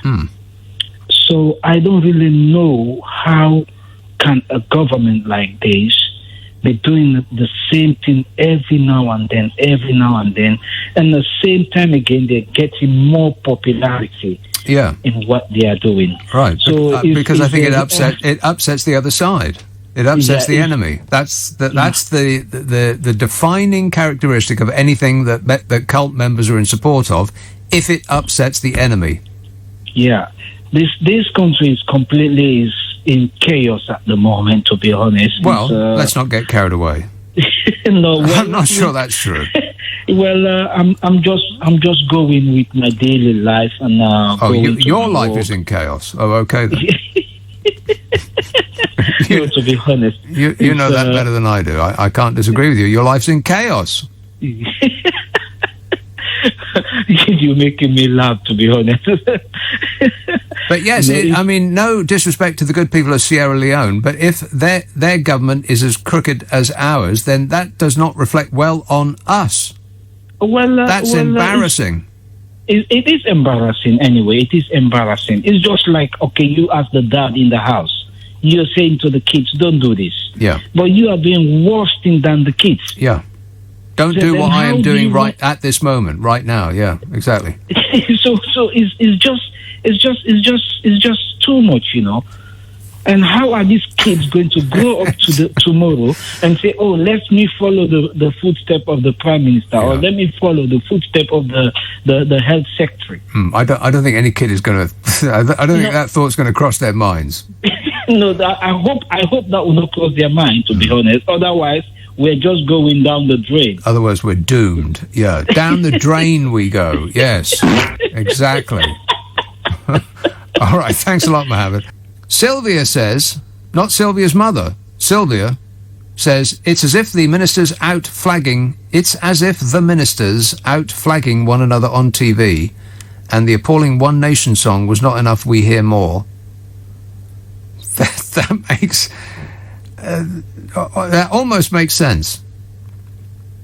There is a campaign backed by a Beaconsfield American-born MP to have a portrait of the Queen in every home that wants one. As Ted Hastings would say, Mother of God. Yeah.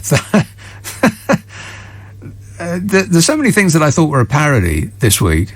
You know, I wake up in the morning and take a peek at Twitter and then think, I got up too quick. Maybe I should have stayed in bed for another, 3-4 days. I take a peek at Twitter first thing in the morning and think, it's usually fascism is trending, and just things that is like fascism and Britney Spears. What a combination! But that the thing with the song, I had to look that up twice. I thought I'll just check, because this definitely looks like a spoof. I won't embarrass myself by reacting negatively to something that's a joke. And so I checked, and then I thought, maybe I'll check another source. Because it was in I think the first thing I looked at was the Mirror, and it had this story, and I thought, well, it's possible that they got spoofed too. So I'll check somebody else to see if this song is actually a thing. And yes, it is. And the woman who wants a portrait of the Queen in every home, An actual MP. I had to triple check that wasn't a spoof either. Because just the picture of her looking utterly delighted, beside herself, she was so thrilled, with a free picture of the Queen that she'd got. This has become a silly country. And it happened so fast. Who could have predicted that voting for a clown would turn this country into a circus? Yeah. Wait. Arman texts, the charge sheet against Matt Hancock includes wasting taxpayers' money, leaving care homes exposed, and now being accused of breaking his own COVID rules. His position is hopelessly untenable. Boris Johnson should sack him. Well, but he can't do that. For many reasons, including Boris Johnson being guilty of all of the above. He can't sack anybody that's around him, Cambodia, because he's using them as a deflector shield to stop criticism from falling on himself. The dear leader does not accept criticism. You may not criticise the dear leader. So he surrounds himself with these, I don't know, what's a polite way of saying dopes? I mean, there's no end to them. I mean, is that a cabinet of all of the talents? No. Of course not. I mean, they're not even fractions of talent. If you added them all together, they wouldn't make up one talent. I mean, it must be the plan. They can't be the best people that are available to him. I mean, even though he's defenestrated everybody that believed that we were better off in the EU, because he didn't want to hear people saying, probably it's this. He didn't want to hear people saying, I told you so. Well, I hate to break the news to you, Boris. But I told you so, I told you so, I told you so. And so he's now forced to select from those who were behind the great plan, the strategy. Well, they didn't have a strategy any more than Trump had a strategy. There's no strategy. I have no strategy. There's zero strategy. Zero strategy. We'll just charge down this route and see what it's like at the end.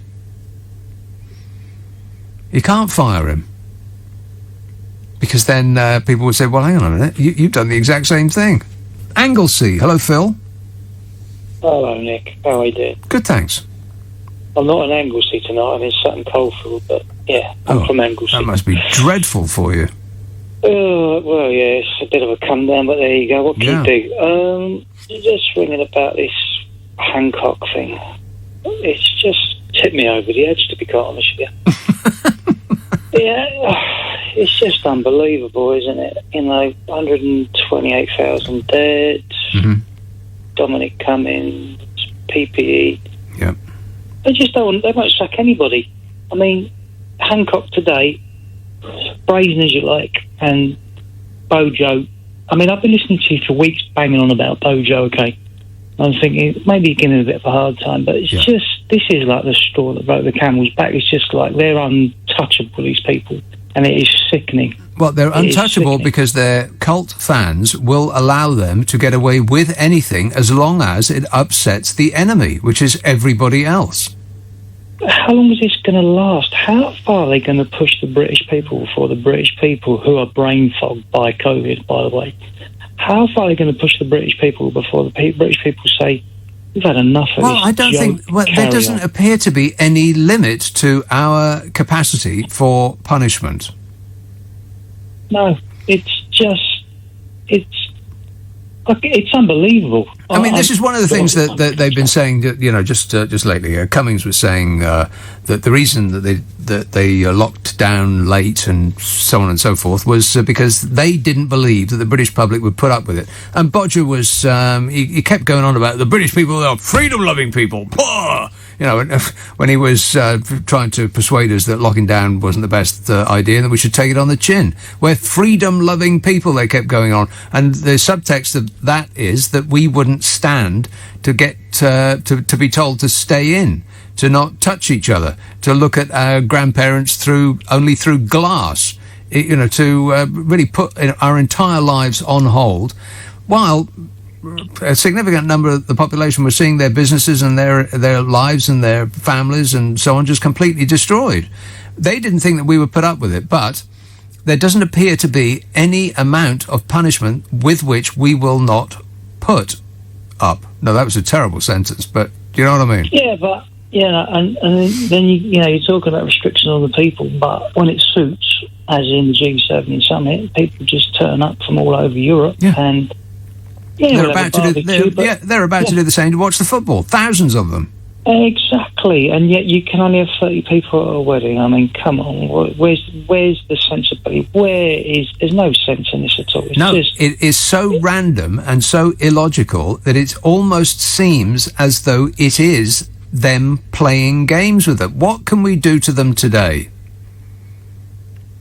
You know what? It just feels to me, and I was talking to some old friends that I've seen in the pub tonight, I haven't seen for a long time, we were discussing this whole thing. And it's just the British people are putting up with this because everyone's brain fogged by COVID. Everyone's concerned about their own personal state. Yeah. And not looking at the bigger picture. And they just, you know what? I've come around to thinking that these people are just getting away with murder. They're taking liberties with us, and they're just laughing at us. Well, they aren't laughing at us. I mean, literally and figuratively. Every time one of them appears on TV and they're asked a difficult question, their response is to laugh and shake their heads. They all do it, like they've been trained to do it, which is the most infuriating thing of all. Because in laughing and shaking their heads, they're dismissing as though ridiculous and stupid any correct charge that is put to them. You seem a bit depressed, Phil.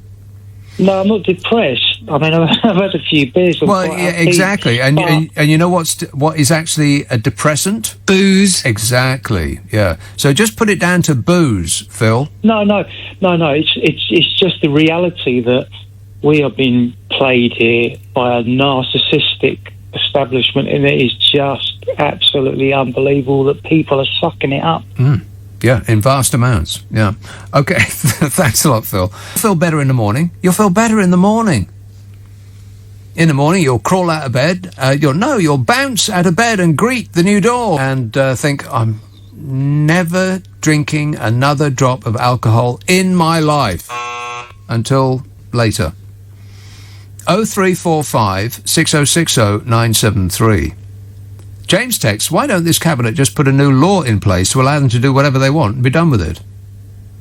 I think that law is in place. They keep getting investigated by the special audit committee, or a committee of this and a committee of that, and they're written up in the press as, this powerful committee. They always use that word, weirdly, this powerful select committee. It's not powerful at all. None of them are powerful. They'll get them there, they'll quiz them for a while until they don't want to be quizzed anymore, and then they'll just get up and go to lunch. And that'll be the end of it. Powerful, my eye. There are no penalties. Zero. So, unless the people decide to penalise them. But there doesn't appear to be any appetite to do that. Because the people are going, what would it... I mean, the answer you get from their cult fans is just a bunch of whatabouts. What about Jeremy Corbyn? It would have been worse under him. Right. Yeah, sure it would. Southampton, hello, Simon. Nick, good evening. Simon. Your last caller, before I make my point, your last caller, Phil, was it? Okay. Look. So I agree with his sentiment of his call. Yeah. Right.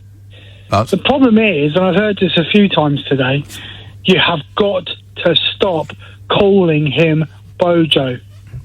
Right. Well, I don't. No, you don't. But there's been a few this evening, but there's been calls all day. Yeah. If you're disagreeing with, I mean, if you're part of the cult, then, well, I suppose fair enough. Yeah. But if you're in disagreement with what's going on, do not refer to that man with any term of endearment. No. Because you're not helping the situation. Anyway, I'll get off my soapbox now. No, I quite agree. Stop using, first of all, his first name. He's not Madonna. You shouldn't know him only by one name. And bojo is a term of endearment. You're quite right. Let's stop using that. Bodger Yeah, I mean, it's sums him up perfectly. We know who we're talking about, and he is absolutely a bodger. Well, he's absolutely a Johnson, but we'll, you know, the thing is... That is accurate, by the way. Well, yeah. That is accurate. Correct. Yeah. You know, like your last caller, right? His sentiments are exactly right. He's in despair. He's disappointed. He's, you know... But then he goes and says, Bojo, oh my God. Yeah. Then you just lose It was a the slip. gravitas of what you're saying. Well, it was a slip. He's just been to the pub. Booze. Yeah, true. Okay, a couple of things.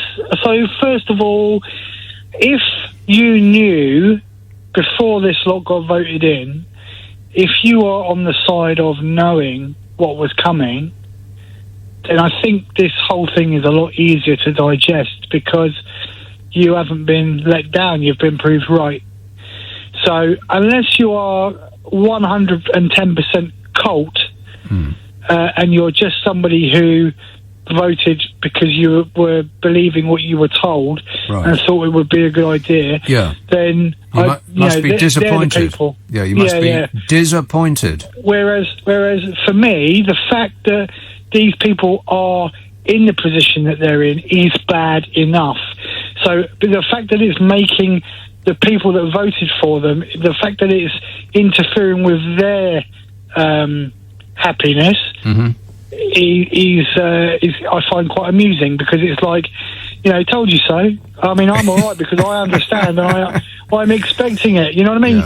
Yeah. They couldn't do anything that I'm not going to expect, whereas these people seem to be a little bit miffed as to what's going on. Well, you know, so you brought it on us. You brought it on yourself. Did you really expect them to show up in military uniform, though? Well, I expect that was coming. The other thing was Hancock will have to go, right? He'll have to go. Now, the reason I say that, right, is because, like, you know when Cummings did his when tested his eyesight. Yeah. Fair enough. He did that sham thing in the Rose Garden, right? That gave, you know, the press had an opportunity to speak to him directly. They were never going to get that opportunity again. I mean, apart from go to his house and, you know, bombard him, which he's not going to answer to. So that was the platform where they could have done that. With Hancock, he is answerable to the press because he's one of the guys that does the rounds in the morning. Yeah. He's one of the ones that does the press conferences at night. Do you honestly think that the members of the press are going to just brush it off and not refer to it? They're going to make it feel so difficult. I don't think that that's true. There's no evidence to suggest that the press have any appetite to hold this government to account. There's a video going around on the internet, which is very well known. It's got something like 23 million views, which indicates that practically half the adult population of this country have seen it, of Boris Johnson serially lying to Parliament, which is, as far as I am aware, against the rules. And absolutely no consequence whatsoever. Major news organisations just aren't interested in it. Well, all I can say is that, you know, I'm in a place where I've just got to ride out the next 3 years and hopefully things can change. Until that point, you're not going to shock me with anything that happens. I mean, Keir Starmer has let me down today. I've been backing that man, right, and saying, you know, he's going to come forward, he's going to get his mojo, he's going to find his niche, right? But today he's missed a trick. And when you had Annalise Dodds on talking to Ben earlier on, Tom. He put it to her in no uncertain terms what Keir Starmer should be doing, and she disagreed. And I thought, well, you've lost me now, because it's obvious you want to be shouting and screaming and making your point. They should be tearing chunks out of the government on a daily basis, just as a sort of a fillip to to their supporters, just as a morale booster, apart from anything else. But this polite, loyally nitpicky dissection isn't really doing the job. I mean, I know that Biden is the opposite of Donald Trump, and you would have thought that to get Donald Trump unseated, you would have to be even louder and brasher than Donald Trump, and the opposite was true in America. I suppose it's possible that it could happen that way here, but I mean, there's just so many open goals, and they're on a daily basis. It's almost as though the government is teasing the opposition now. Here's another open goal.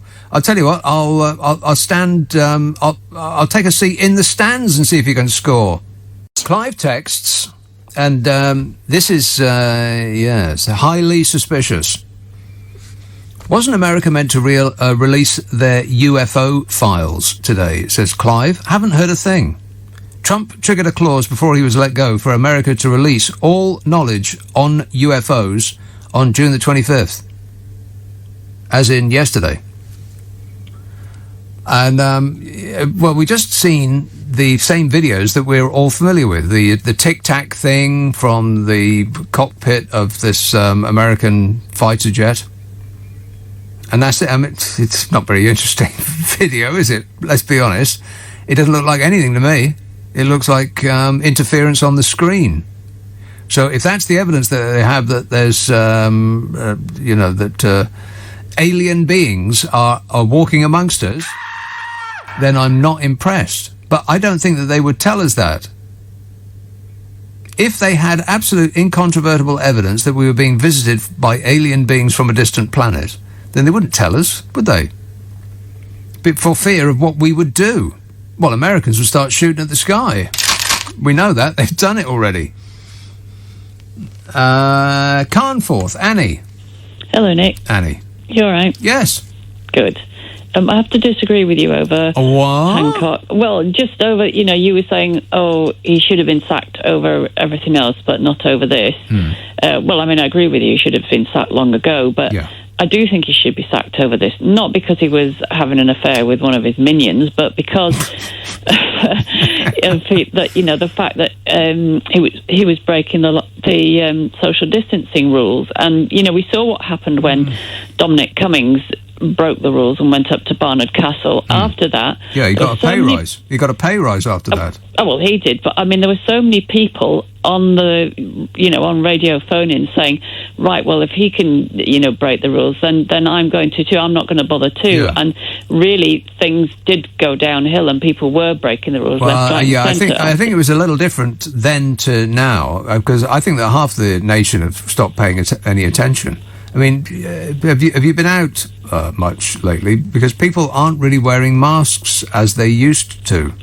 No, I haven't been out much lately. Well, I've been to the hospital recently, but there they may wear masks. Well, actually, a friend of mine went to the hospital about 4 weeks ago as an emergency.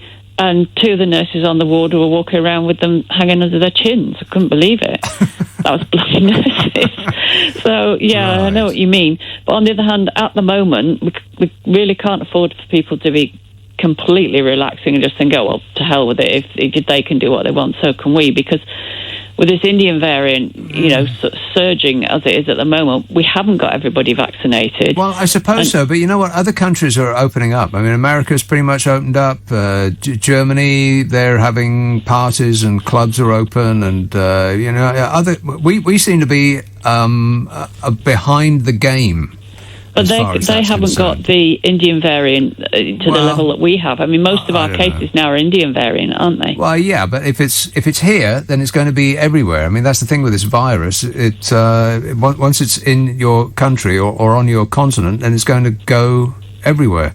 Well, it will be eventually, yeah. But we are in agreement that he should have got fired for ages ago. I can't believe I'm about to say this, but Dominic Cummings is right. He should have got fired loads of times already. Oh, definitely. And I mean, one of your callers, I think the one before last, said, they get away with murder. And I was thinking, yes, they have got away with murder, literal murder. Wow. 40,000 people in care homes that they were supposed to put a protective ring round. Yeah. Some of their relatives now are taking some sort of court case. I'm not sure if it's a judicial review or some other sort of court case, trying to prosecute the government for, I think it's corporate manslaughter or something, because of that. Right. These are relatives of people in care homes. The thing with trying to go up against the government is that the government has an unlimited amount of your money to fight you with. It does indeed. But I mean, somebody has to make a stand, and I wonder actually why, if one of the reasons why Boris doesn't sack him, even though he's supposed to have said, Dominic Cummings, was it emails or texts or something where Johnson had said, "Oh, Hancock's bleeping hopeless," and there was another one that came out today. I did have it. I tried to find it earlier on, but it's just extraordinary, really. It's just this diatribe against Matt Hancock. But he doesn't have any confidence in him whatsoever, does Boris Johnson. Neither then, nor, I suspect, now. But he won't fire him because it would reflect badly on the dear leader's decision to put him in place in the first place. Yeah, and maybe he's going to be the fall guy as well. When eventually we get an inquiry into this, maybe it'll all be piled on to Matt Hancock. You know as well as I do, there will be an inquiry. It will take 15 years and it costs £150 million, and the conclusion will be that lessons must be learned. And that'll be it. Yeah, probably. And actually by that time, Johnson will be off, I don't know, sunning it in Mystique or somewhere like that. He will have earned £100 million giving speeches and writing books that nobody will read. Annie, I've got to go, but thanks for that. So let's assume that he was invited to resign rather than decided to do the right thing. I mean, if you had to lay money on either or, which would it be? And if you choose decided to do the right thing, then I have a genuine made-in-China Rolex watch I'd like to sell you. I mean, it's a post-moral world that they're in. None of them think that anything they do is reason to resign, and Bodge doesn't think that anything his minions do is grounds to get sacked. So it's a public opinion thing. It's you what won it. They initially thought they could just pull one of their "don't question us, peasant" routines that their fans absolutely love because it upsets the Liberals. I bet they've had focus groups, meetings of PR people, reputation managers. They'll have been on the phone to their friends in the press wanting to know how bad the coverage was going to get. And when they realised that this time the British public had been presented with the one thing they won't forget, a sex scandal. Coupled with a rule maker being a rule breaker, then the whole edifice of incompetence and crookedness finally seemed too big to ignore, regardless of whose side you were on. And they realised they couldn't just bluster their way out of it. Pah! Wouldn't work anymore. And he was invited to resign. I betcha. But resign on what grounds? Breaking the rules that he set? Well, Michael Gove did that. Boris Johnson's dad did that. The entire G7 crew did that. Every VIP that comes to the Euro 2020 games will break that. They've all got to go. And if it was for fraternising with a work colleague or pouring public money over someone you're having sex with, well, that can't be it. Because then Bodger, the philanderer-in-chief, he would have been first out the door. If it was that he'd abused the trust put in him, well, the whole cabinet should be penning their goodbye note. Maybe it was for making us all a bit ill, watching a video that we really didn't want to see but couldn't stop watching, and now we can't get it out of our minds. Disgusting. Awful. Once seen, you can't unsee it. But it does illuminate why the whole lot of them seem to be laughing all the time, doesn't it? I mean, the entire regime just can't stop laughing. They laugh at everything. Even when they've got their masks on, you can see it in their eyes that they're laughing. Especially when they're being accused of doing something that they shouldn't. You know, as though they've all been coached to do it. They laugh and they shake their hands. Their heads. Hands. Their heads. As though every charge is the most ridiculous thing that they've ever heard. And they can't quite believe that anyone would be so presumptuous as to question them. Bodger does it in PMQs every single time. Paw! He drops his jaw and just looks around him as though to say, who, me? So there's that.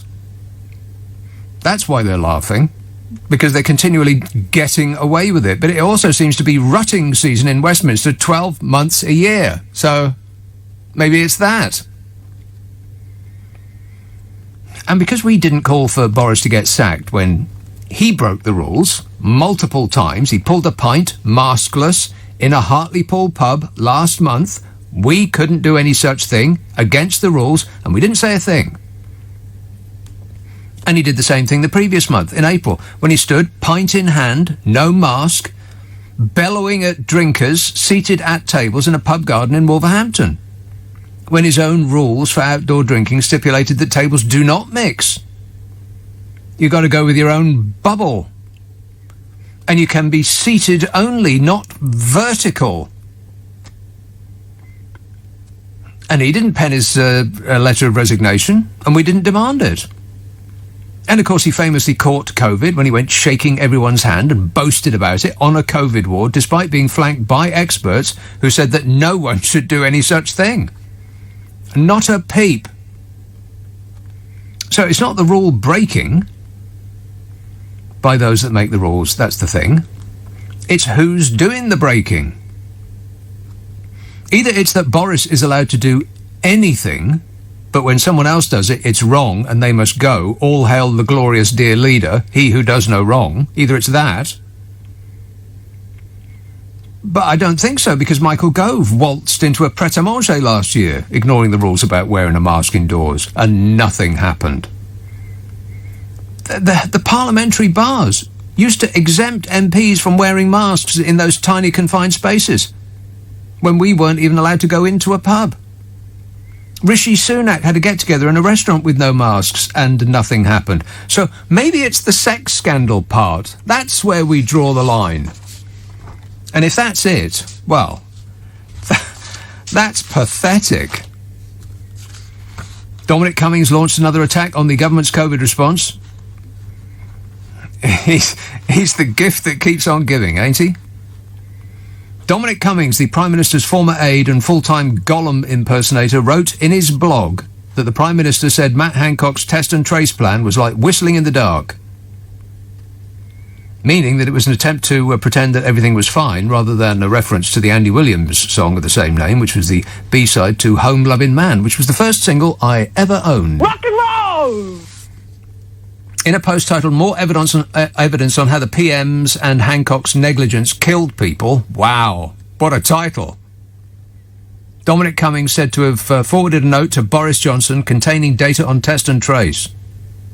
See, this is the background. This is one of the many reasons that Matt Hancock shouldn't have been able to pen that resignation letter, as he should have been fired ages ago. Cummings wrote, if you skim through this, you will have a good idea regarding some of the problems and complexities. As usual, my team of irregulars is having to do this because the centre can't. All this should have been done weeks ago and should not need me to do it, he complained. Stop whining. He said, we can't go on like this, which is, I think, what Matt Hancock said to his wife the other day. In response, Bodger Johnson wrote, thanks, totally agree. So they're talking about Matt Hancock, Dominic Cummings and Boris Johnson, about the ineptitude displayed by the health minister. Thanks, totally agree, says Bodge. The whole track and trace thing feels like whistling in the dark. Legions of imaginary Cluzos and no plan to hire them. Apps that don't yet work, and above all, no idea how to get these new cases down to a manageable level or how long it will take, by which time the UK may have secured the double distinction of being the European country with the most fatalities and the biggest economic hit. So your email is bang on, wrote Boris Johnson. He actually wrote that. I mean, he would never admit it to us, not us poor dopes, who he's supposed to represent, but he knew it was true. And yet he had complete confidence in his health secretary until we demanded that he do something about him. And while Boris Johnson wittered on about British exceptionalism and how well it was all going, he was actually writing internal memos saying that we were on track to being the worst responding country in Europe. Cummings previously published a WhatsApp message from Johnson appearing to show him calling the Health Secretary totally bleeping hopeless. And he still professed to have full confidence in him. Cummings said there's no doubt at all that many senior people perform far, far disastrously below the standards that which the country has a right to expect. I think the Secretary of State for Health is certainly one of those people. I can't believe I'm about to say this, but I agree with Dominic Cummings. What?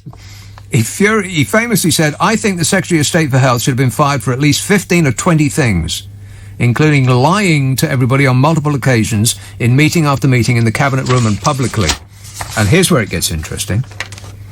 Here's the best bit. In response to that, Matt Hancock said the allegations were unsubstantiated and untrue. He said the allegations that were put are serious allegations, and I welcome the opportunity to come to the House to formally, on the record, state that these unsubstantiated allegations around honesty are not true. He said, I've been straight with people in public and in private throughout. Yeah, I don't think so. And so they had a poll. What do you think, people? Up to this point, there had been no wave of disapproval. One snap poll by Comres, released hours after photographs of the pair canoodling, said 58% of UK adults thought that he should resign, compared to 25% who thought that he shouldn't. YouGov polled 6,500 Brits. 49% thought that he should quit, 25% thought he should remain, and 27% said they were unsure. Really? 27% said they were unsure? They said... So it seems to me the moral line that British people will not cross is having an affair if you are not Boris Johnson. I mean, they'll vote for you all day long if you are Boris Johnson and you have sex with anything that stays still long enough. Him, we don't mind. But if you happen to not be that funny bloke off the telly, then that's where we draw the line. Unforgivable. I mean, we don't seem to mind much about a mountain of dead bodies and the serial ineptitude and the grasping and the corruption and the cronyism and the double standards.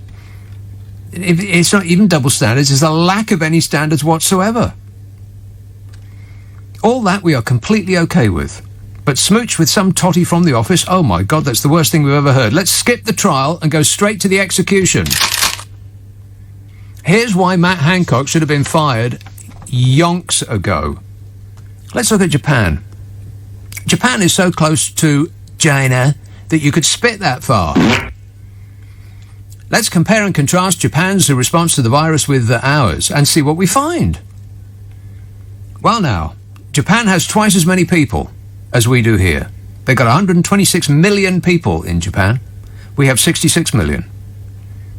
Their population density is greater. They're more closely packed together than we are. So more easily transmissible the virus is. Now I'm sounding like that Muppet from Star Wars. More easily transmissible the virus is. Their population density, 347 people per square kilometre. Ours, only 275. So there's twice as many of them, and they're more tightly packed together. In Japan, they've had 780,000 cases so far. We've had 4.5 million. And you might say, well, that's because they test more. Well, let's look at deaths, shall we? In Japan, 14,000 deaths. Here, 128,000. We win! Doncaster. Hello, Charles. Oh, hello, Nick. Yes, Charles. I've changed my mind from yesterday. Right, you're able to do that. You've performed a U-turn. Yes, What were you saying? Seen the What were you saying? picture of Matt Hancock getting furtive in front of the camera. Mm-hmm. I mean, neither me nor Mrs. Charles believe in getting furtive in front of the camera. Yeah, you didn't get to where you are today by getting furtive in front of a camera, no. Well, it's appalling. I mean, do these people believe in bubbling with anybody? Believe in bubbling? bubbling. Right, okay, well, leave that one with me, and I'll chew that one over for a while. Okay. Is that it? Excellent work. Thanks a lot, mate. I can't believe that this is where we draw the line, that everything else that he's ever done, the response that this government has had to the biggest crisis of our lives is so staggeringly inept. It's an edifice of ineptitude, and we're not remotely bothered by any of that, but oh my God, you cop a field with somebody that you're not legally married to. The penalty is removal. Manesh. Oh, hello, Nick. How are you? Good, thanks. Yeah, I would just like to add my comments to this latest fiasco, what's going on. Yeah. And it may sound like rather a jokey mood or a funny thing that, you know, it's over a sexual exploitation or whatever this is that has caused this. However, it just begs the question that you've got a prime minister that constantly doesn't sack people when they should be sacked. Yeah. He's not able to make his decision-making process correctly. And, you know, Matt Hancock doing his jiggy-jiggy or hanky-panky with whatever he wants, it may be fun for him, but despite people losing their lives, and if you look at the serious side to this is not a joke, actually. It's not a joke to many thousands of people who have suffered. Well, to me, the actual reason for his resigning, if that's what we're calling it, if we're calling it a resignation, then, all right, I'll go along with it. But the actual reason is a bit of a joke, because that is not the reason that he should have been defenestrated, any more than Al Capone should not have got done for tax. There's lots of other reasons he should have been sacked for. The problem is we've got a prime minister that doesn't want to sack the people. He's not making the correct decisions. So well, he's making it's indisputable that he is making the correct decisions for himself, because he keeps on winning. Well, I guess he's a party to this because, like you said in your other callers before, that if he's guilty of making the same mistakes, he would be a hypocrite for sacking these people. So, right. Where do we draw the line here? That's what I'm worried about, because it's like it's a never-ending circle. It just seems like it's going to go on and on and on and on and on. Mm-hmm. And I think they're going to reach a point where someone has to take this seriously. I mean, this is not a joke anymore. Well, I never thought it was a joke until today, when I am finding it slightly amusing and bemusing that is the reason why a cabinet member must sling his hook and say ta-ta, is because he got caught out having a hug with somebody who he wasn't legally married to. It was more than a hug. I mean, there was a hand somewhere where it shouldn't have been. Well, yeah. I don't know. I'm not going to go any further on that issue. Okay, but well, I think you've gone too far. But look, on another note, yes. I think it doesn't stop here. I mean, you've got the likes of Priti Patel. The last time I heard her make a comment, it was about something about immigration, that she wants to improve our IT system in the immigration service so we can actually count how many people are coming in and out. Yeah, great idea. And surely at this stage, we should know how many people are coming in and out, shouldn't we? I mean, what kind of a system do we have? I mean, even a school has a register of how many kids go to school. I suppose so, yeah. All right, well, she's doing an excellent job. Push them back out to sea, Priti Patel. Let them drown. James texts, why don't this cabinet just put a new law in place to allow them to do whatever they want and be done with it? Well, I think that those plans are well advanced. I mean, you're not allowed to demonstrate, even if it's just one person. You can't do that. Not allowed. I mean, they will permit certain demonstrations, as they did today. But if you get a bit too vocal, you start saying the wrong things, then you can go to jail. Freedom of information is at its lowest level ever. If you want a freedom of information request, they just ignore it with impunity. They are hobbling the judiciary. They're a good way down the line of hobbling the press that aren't their keen supporters. They don't actually need to put a new law in place to allow them to do whatever they want. They can just manipulate the ones that they already have, and which will allow them to do whatever they want. Unless it's a sex scandal, and then everybody's ears prick up. You'll excuse the phrase. And we just won't let it go. How many people have seen that video twice? Admit it. Simon says, clearly some security guy has filmed the CCTV with his mobile phone. Give the man an Oscar. Well, I found all of that highly suspicious. I couldn't figure out why the camera seemed to be moving. It seemed to be, not a fixed camera. It seemed to be actually moving around. But then you might be right. And some of the newspapers did suggest that it was somebody filming the coverage with their mobile phone, which is why it made it look as though the camera was actually moving. We may never find out. Nicholas tweets, wouldn't surprise me if the Russians have hacked Whitehall, to be honest. Well, it would me. I mean, it would be absolutely staggering, wouldn't it? And it would invite the delicious prospect of even more footage coming out. I mean, can you imagine what the footage would be like in Boris Johnson's office? X-rated, I bet. Not fit for family viewing, and definitely not suitable for the office. Even his office. And Jim says, great, now we've got somebody from the financial sector in charge of our health service. We can kiss goodbye to the NHS. It was nice knowing it. It's a shame, like his predecessor, he knows absolutely nothing about health. Or am I being a little picky, says Jim. No, Jim. Not picky. Completely correct in every respect. None of them seem to know anything about the positions to which they have been elevated.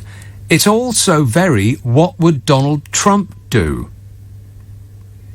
Every single thing that this government seems to do seems to be predicated on the principle of what would Donald Trump do. He put people in positions of power in parts of the government that they have absolutely no knowledge of whatsoever, and over above that, they are ideologically opposed to those very departments that they put in charge of. Archie texts, maybe Cummings has all the videos. Oh, please let there not be more of those particular videos. I don't think I could stand it. I'm already going to be waking up screaming. Waking up screaming. Thanks a lot, Matt Hancock. You see what you've done? Losing sleep I am now.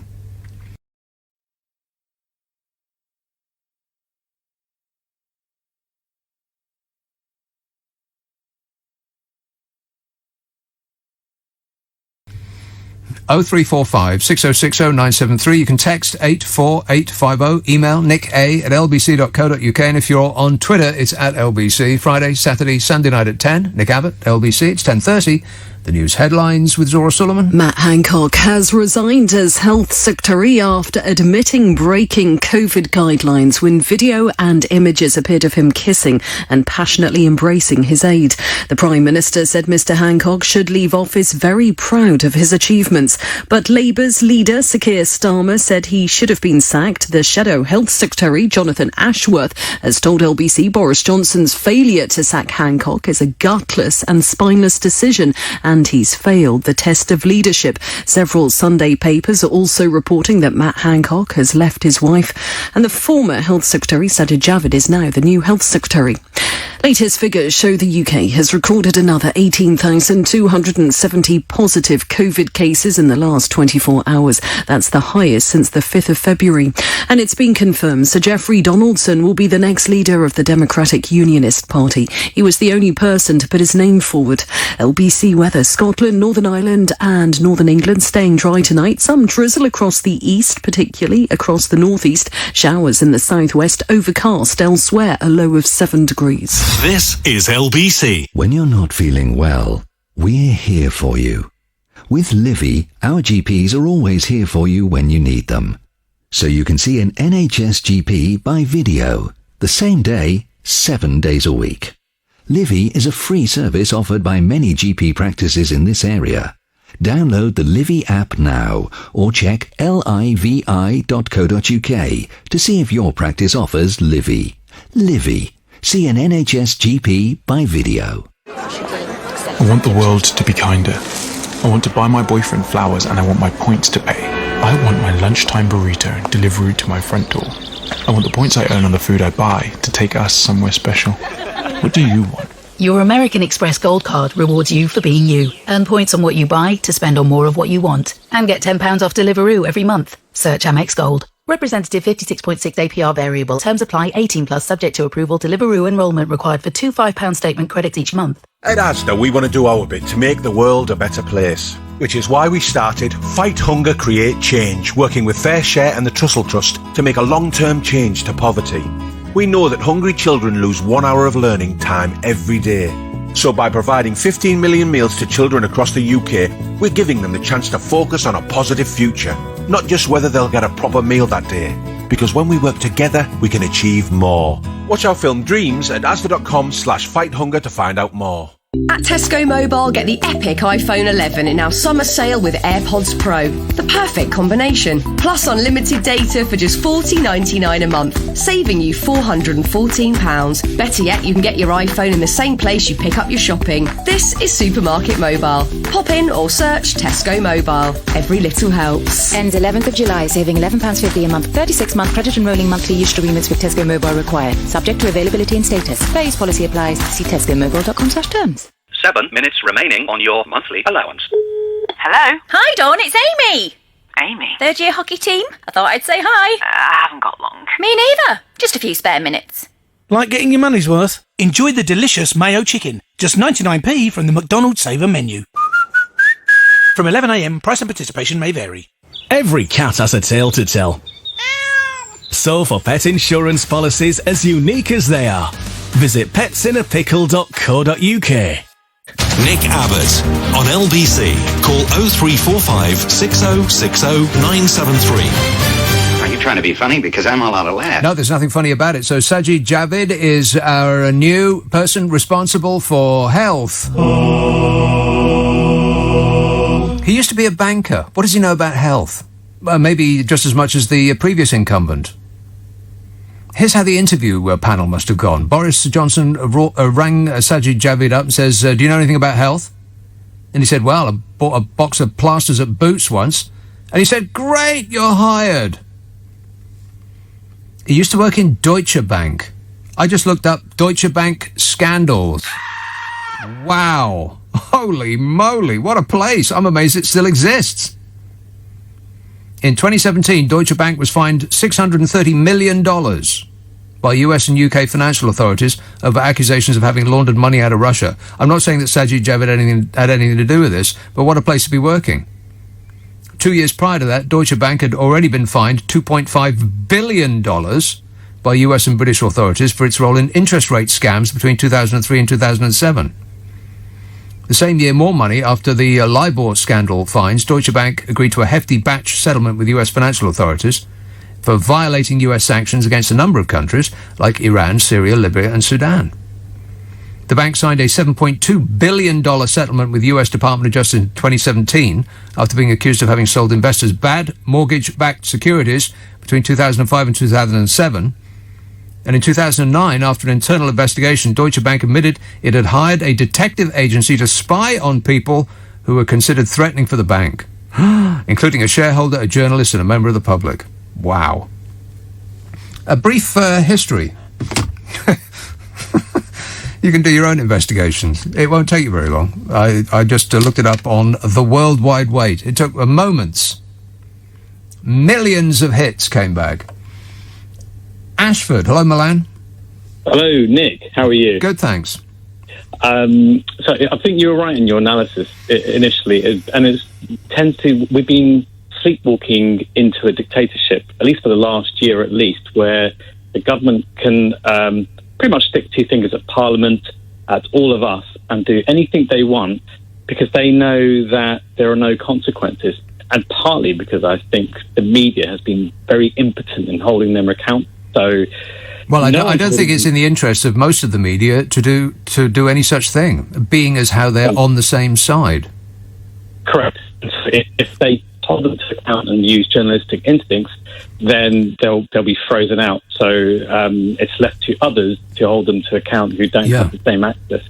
But I think there should be a moment of silence now for Matt Hancock's friends and families, because now all the contracts that they were hoping for in 2021, they're going to dry up now. Yeah, So well, I wouldn't be too despondent, because Bodger, in his letter back in response to Hancock's letter of resignation, he said something of the order of, but your time in positions of high office aren't over yet. You've still got a lot to offer. So he's going to be in the House of Lords, elevated to that position for services to health.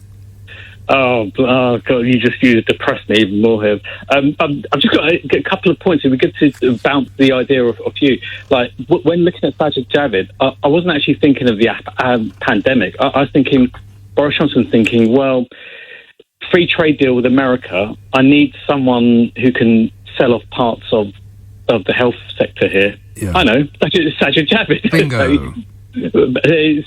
That him and Dido Harding together. Oh my God. Yeah, so exactly. That's exactly what I was thinking. So between them two, I think you can have a fire sale of the health sector to the US. So Joe Biden and everyone else must be glee. Oh, they must be waking up laughing. Yeah. And also, when this distracts from Matt Hancock, I mean, it distracts from the relationship between Cummings and Gove, because I would love to see, well, obviously subject to privacy, but the text between Cummings and Gove in the last month would be incredibly juicy in terms of how to tactfully push Gove into number 10. Yeah. And I suspect, I mean, I'm just guessing, I don't have anything, but I suspect something tactful is happening to remove Johnson and pushing Gove further and further in. I don't know what your thoughts. Well, I don't know which would be worse, to have someone who is as thin as a coat of paint. He's got no depth to him whatsoever. He's just a bumbling oaf. Or whether having somebody who is somewhat deeper and scarier and more Machiavellian. Yeah, and it's a bit sensitive, because I remember Ian Hislop employing the select committee to investigate Michael Gove and his relationship with Rupert Murdoch. And so he's probably got the media on his side. But here's a question for you, Nick, and all the boys and girls can compare this as well. Which person do you find the most trustworthy? Is it Dominic Cummings, Boris Johnson, or Matt Hancock? You have to choose one. Oh my God! Really? Would I have to eat with them? Yes. I'd rather starve. I think I'll starve to death. And that is politics in 2021. In a nutshell. All right. Thanks a lot, Milan. I'll see you at the airport. Well, Sajid Javid is going to be in charge of health, and Dido Harding is probably going to be running the NHS. My best advice to you is don't get sick. You might want to write that down. Don't forget that. Sam says, I remember seeing videos of people getting arrested for sitting on park benches and being fined hundreds of pounds for seeing loved ones. I don't care what he did to break the rules, but for goodness sake, to get away with it with just an apology, as the man who is supposed to set the example and penalise people for doing less, is just ridiculous, says Sam. Richie says, isn't the Japan low death rate because they all have healthy, slim bodies and we mostly have the bodies of 80s darts players? Well, that is very offensive and true. Jar tweets, Boris is spineless. He's our cephalopod minister. Cephalopod PM, Bodge. Cephalopod. Wow, we're doing 4-syllable words on this show now. Educational, isn't it? No. Here is Plymouth. Hello, Mark. Oh, hi, Nick. Hiya. Yeah, I think with Boris, I think he didn't want to sack Matt Hancock because it's a reflection on his leadership. Yes. And I think he was pushed. And one thing I will say about Matt Hancock, where I don't think he did lie, is when he said he was hard at work. But I mean, the guy is just typifies everything about politics that is wrong, and I'm afraid that the wrong people get into politics really, and the damage they do to the economy and to people's hardworking normal people's lives is immense, really. I can't wait till a member of the cult calls up and defends Boris Johnson and extricates him from any responsibility in this regard, because He's doing his best. There was a phone call on LBC earlier on with another presenter, and a woman rang in and she was saying, why was this filmed? It shouldn't have been filmed. I bet it was the Labour Party who put cameras there. And I said, yeah, that's right. Don't worry about It's Jeremy Corbyn's fault.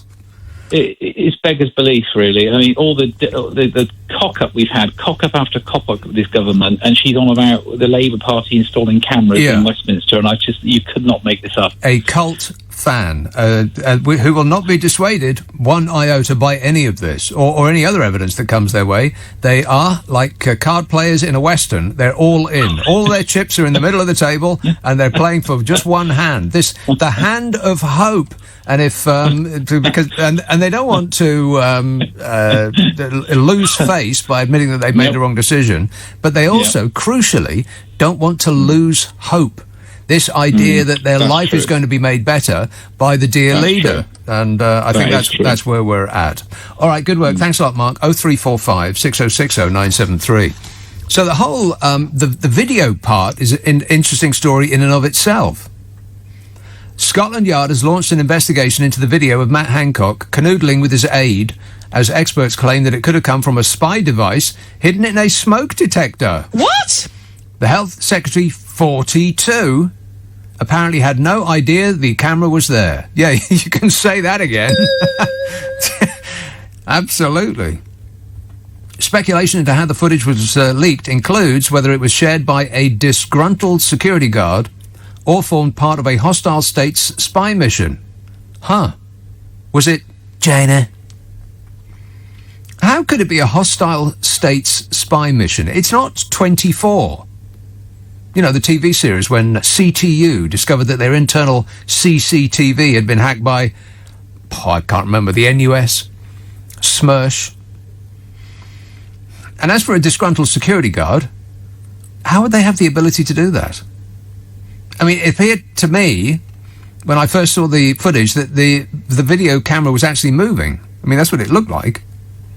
The video of them grinding against each other was actually reframing while it was happening. Maybe the camera was trying to break free and commit suicide rather than stare at those two for another second. So unless the Sun had the video footage edited, or unless it was somebody taking a mobile phone video of the video playing on a monitor, then it was a motorised camera. It wasn't a static one. How do you fit one of those in a smoke alarm? I mean, how do you get the cover off a smoke alarm apart from anything else? It's impossible. They're so hard to remove, you could store the crown jewels in there and no one would be able to get to them. I mean, the amount of people that call me on this show with their smoke alarm going beep in the background, which is telling them that their battery is dying, but they can't figure out how to get the cover off, so they just live with it. Practically every show that happens. I mean, they'd rather have their house burned down than try to figure that out. But there is, like I said, the suggestion that it wasn't moving at all, and the footage was shot on a mobile, pointing at a monitor that the film was playing on, which is curiouser and curiouser. Also, the Department of Health and Social Care CCTV cameras are, as you would expect, produced by the Chinese, which might be a security risk, but try removing everything that was made in China from your office and your home. There won't be anything left. But it might mean that Matt Hancock isn't the only one that's been caught on film doing something he shouldn't oughta to a person that he shouldn't be touching. Hey, Bodge, have you checked inside your smoke alarm lately? You haven't done anything naughty, have you? Yeah. Where do Paulosaurus tweets, the cult voted for Johnson because they believed him to be a strong leader. Yet he's proved to be anything but. He can't even bring himself to dismiss anyone in the cabinet that goes against protocol. Protocol. Yeah, he's not a strong man. He's a vacillating bag of jelly. He's a strong man like his bright orange, demented, close personal friend. Don't be rude. Edinburgh, Marion. Oh, hi. I've lost my thread a little because I was laughing so much at your last week. So, your guy, the caller couple before that mentioned Michael Gove has kind of got onto where I was going, but it's basically Dominic Cummings, right? Yeah. I recall speaking to you a couple of months ago, and I said, you know that charade and the farce of coming out at number 10 with his plant pot and his wee box? I said, he's not finished. He's just working in the back. He's been put in cold storage. There's a plan. That wasn't a plant pot, by the way. That was a hat. But anyway. Well, yeah, he's bits and bobs or whatever, but I was convinced that this is so ridiculous. There's a plan. He's in cold storage, and he's going to be wheeled out when he's needed. Right. Now, I'm thinking maybe he's had to be wheeled out a little earlier than planned. So he's been hiding in the fridge that Boris Johnson sneaked into. Or the one, or the one next door. But yeah, I think. But the thing is, the thing with Dominic. Oh, sorry, you guys said Michael Gove. I think the whole plan is to get Michael Gove in. The thing with that, though, is Michael Gove, as far as having appeal to the general public, doesn't have any. We don't like him. We don't like the way he speaks. We certainly don't like the way he looks. Everything about him makes us feel creepy and uncomfortable. He's not a winner as far as electioneering is concerned, like Bodger Johnson is, because Bodger is the cuddly teddy off the telly. He's the funny bloke that everybody likes.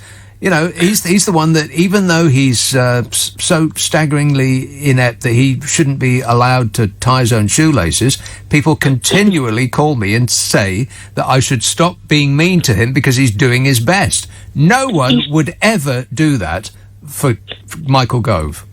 No, but the thing is that they're in already now, so if they have a new leader, then we're sort of stuck, aren't we? But, you know, like, I suppose so, yeah. I can't do that, but I just think the thing with Dominic Cummings, I think people are getting this wrong. They're trying to just sort of understand his motivation like he's a politician or a normal human. It's like I think his motivation is to prove he's smarter than everybody. Yeah. And whether that's with deviousness or whatever, he just wants to prove he's smarter. He doesn't care about his morals. He doesn't care about what he achieves. He just wants to prove he's smarter. Well, it's not a very high bar, Dominic Cummings. I don't think you have to really stress yourself to prove that. This is true, but I wouldn't be surprised if he's not got something to do with that sneaky camera in the office. Well, it seems a bit. I don't know, it seems a bit unlikely, doesn't it? I mean, really, is that what we're dealing with here? People who secrete cameras in other people's offices? Would you put it past him? I don't think I know enough about him. Well, no, I wouldn't I wouldn't put it past him because I do know enough about him. But whether he's actually responsible or not, I've got absolutely no idea.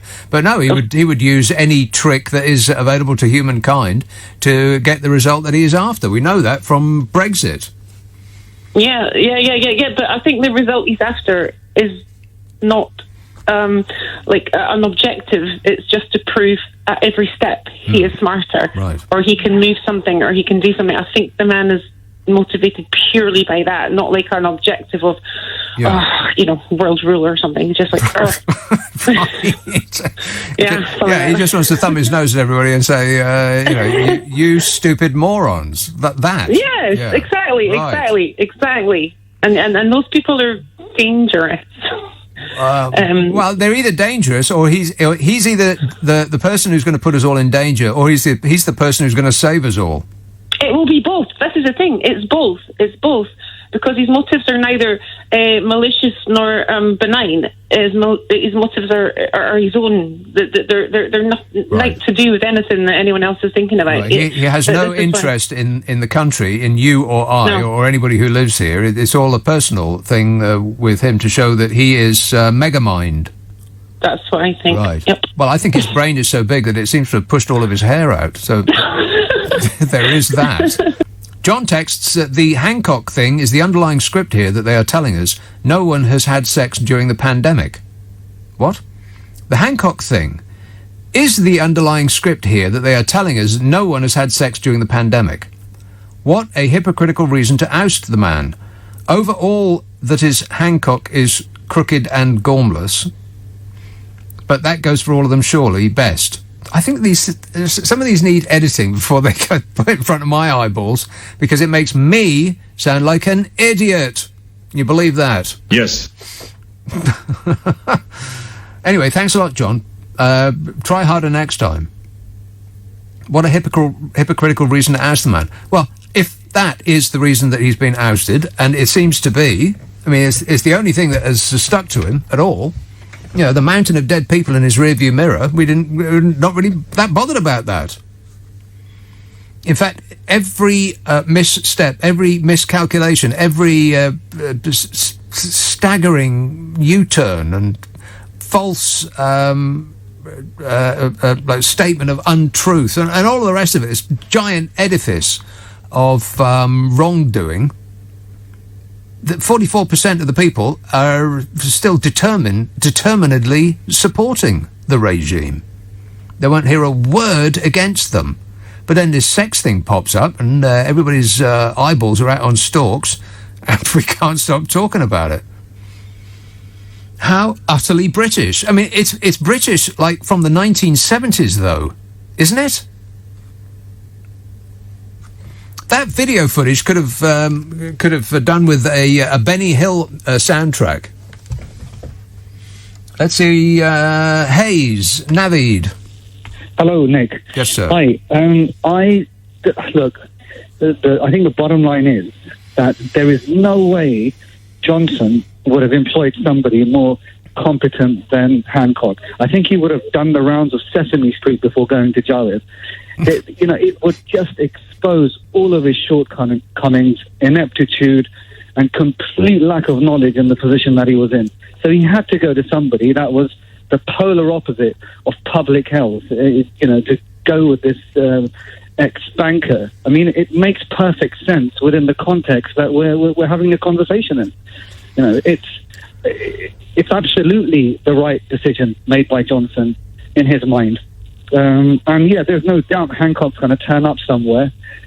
And the other thing I found quite amusing was, Nick, reading the news, that the advisor had been dismissed or left her position. I mean, that would have been obvious, seeing that the person she was advising, had left his position. So it is all gone a little bit crazy. Yeah. And to think, his wife must have very strong views on to leave him on views right. on the fact. See, that part is completely uninteresting to me. I'm not remotely interested in his relationship with his wife or his lover or his children or anything like that. That's got nothing to do with me. We've got much bigger things to concentrate on here, other than that, which is none of any of our business, really. No, you're absolutely right. But the weird thing is that it's that's done for him, the bit that's none of our business. Exactly. And I was saying to your producer that I felt that his wife must have very strong views on social distancing to have left him the way she has. Yes. Social distancing from him personally. Yeah, from him personally. Right. Maybe he was practicing that at home, so I don't know. He's probably So I think in short, mate, he had to go with somebody that didn't know what they were doing. Otherwise, it would have even been a bigger sham than it is at the moment. So, I mean, now he doesn't have to answer questions about all of the other stuff he did, And that is actually true. I mean, there's multiple investigations into him, and I wonder if they'll just all crumble now because, he's suffered enough.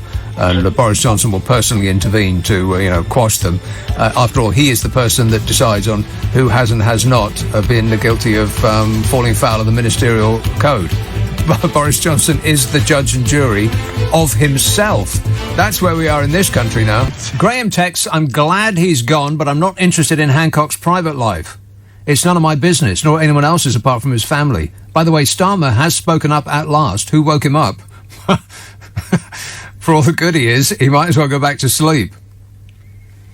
It's an unsolicited testimonial, Keir Starmer. You get a D.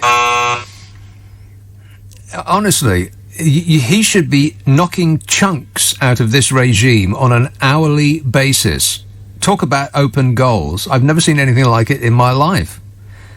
I mean, if it was an actual football match, then the goalkeeper would have retired to the stands and said, oh, there you are, see if you can score now. Doreen emails, how do you do it, Nick? Well, that's none of your business, Doreen, but a video will be released shortly. Kilmarnock. Hello, Richard. Evening, Nick. Thanks for taking my call. Richard. How are you doing? Good, thanks. I'm much like yourself, Nick. I don't believe that his private life really comes into it.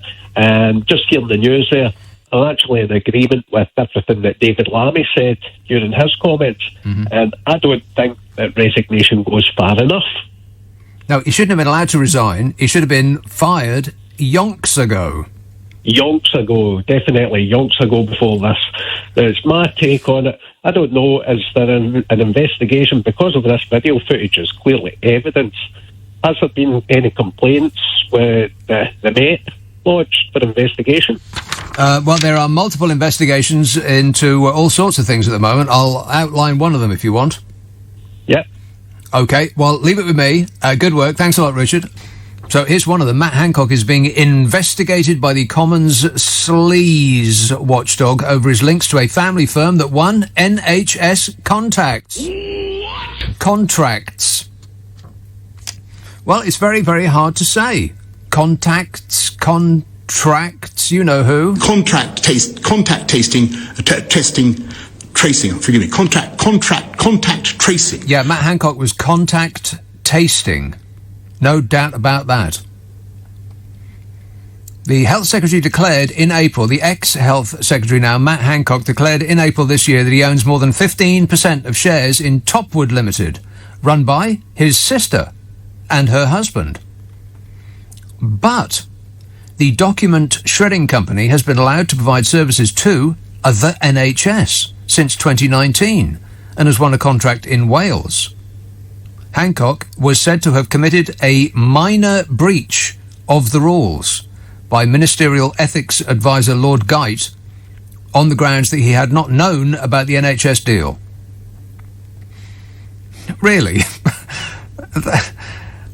OK. However, Hancock was also referred to the Parliamentary Commissioner for Standards, Catherine Stone. Not Catherine Stone! Oh, no! And her list of current investigations was updated this week to include Matt Hancock's case. Her website stated that the matter is under investigation, was a registration of interest under Category 7 of the Guides to the Rules, brackets, shareholdings.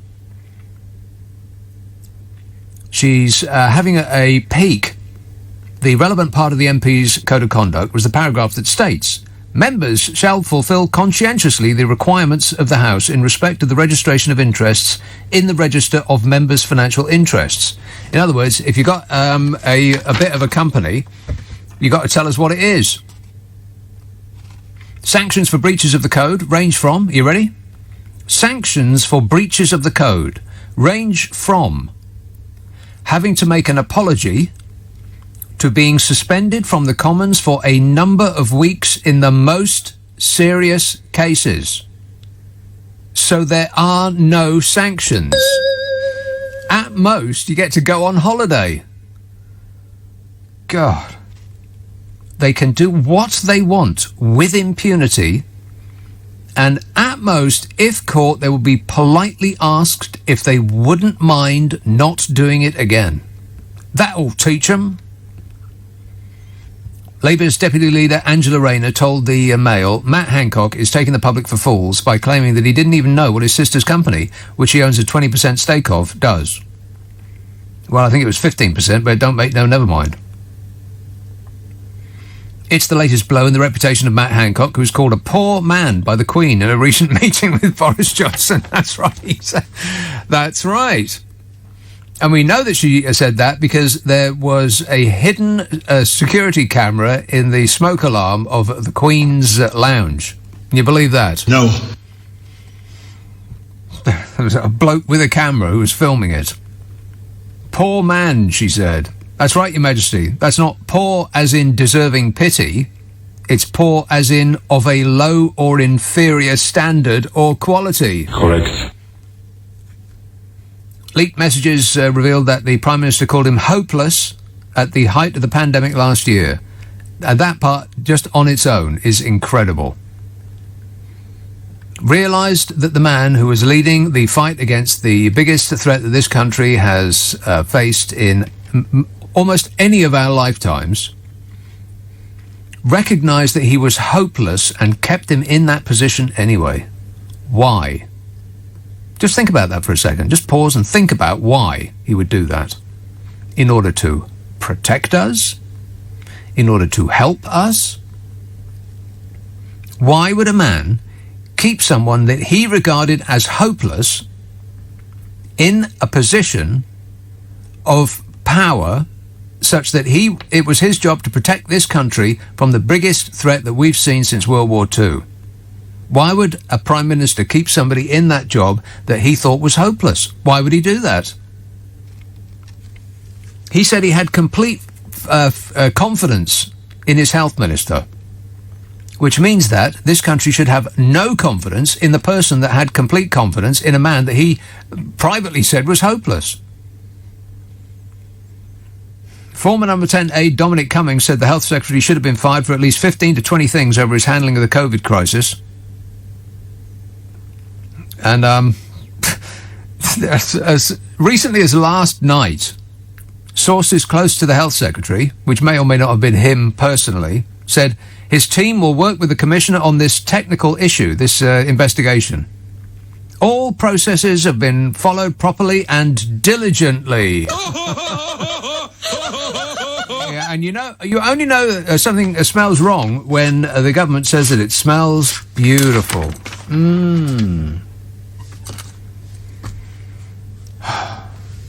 Bromley, hello, Virginia. Hello. Virginia. Nick, I'm just starting to chew this all over, and I've got this sneaky feeling now that when Johnson first got elected, he said to all his elected cabinet, listen, whatever you do, however much you mess up, I'll stand by you as long as you stand by me. Loyalty works both ways. However much you mess up, don't move against me. Yeah. And keep me in. This sounds more like an episode of The Sopranos. Absolutely. Yeah. Is it the mafia you're talking about? Great. Well, might as well be. It's all the same thing, isn't it? But I think that allegiance is now, something's happened, and I don't know if it's Dominic Cummings' exit that has caused this, and I don't know who his replacement is. Does anyone know in the media who Dominic has been replaced by? Someone's advising. Carrie. Sorry. I don't know. Maybe it's the person who chooses their wallpaper. Maybe it's their cushion fluffer, his dog walker. Nobody has any idea. Cushion fluffer. Well, that's your mate Carol, isn't it? But I don't know. I just think that the code has been broken, and Boris Johnson has finally had to let go of this hopeless person. And I don't know. I just it's just really upsetting that it's come to this. I'm not buying for a minute that all this stuff about him sliding up against a wall with his aide is anything sort of significant.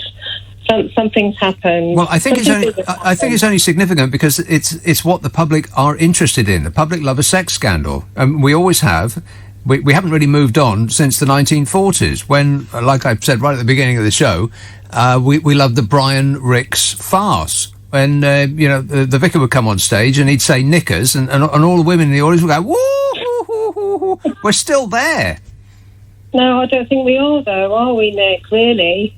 I think I don't know, I think the mood in the country at the moment is, and I'm sure there's a certain amount, and I've seen it on social media, people going, oh, well done, Matt, look at him, he's got this terribly stressful job and he's still managing to have an affair. Right. Good on you, mate. Yeah. I mean, it's horrendous, really.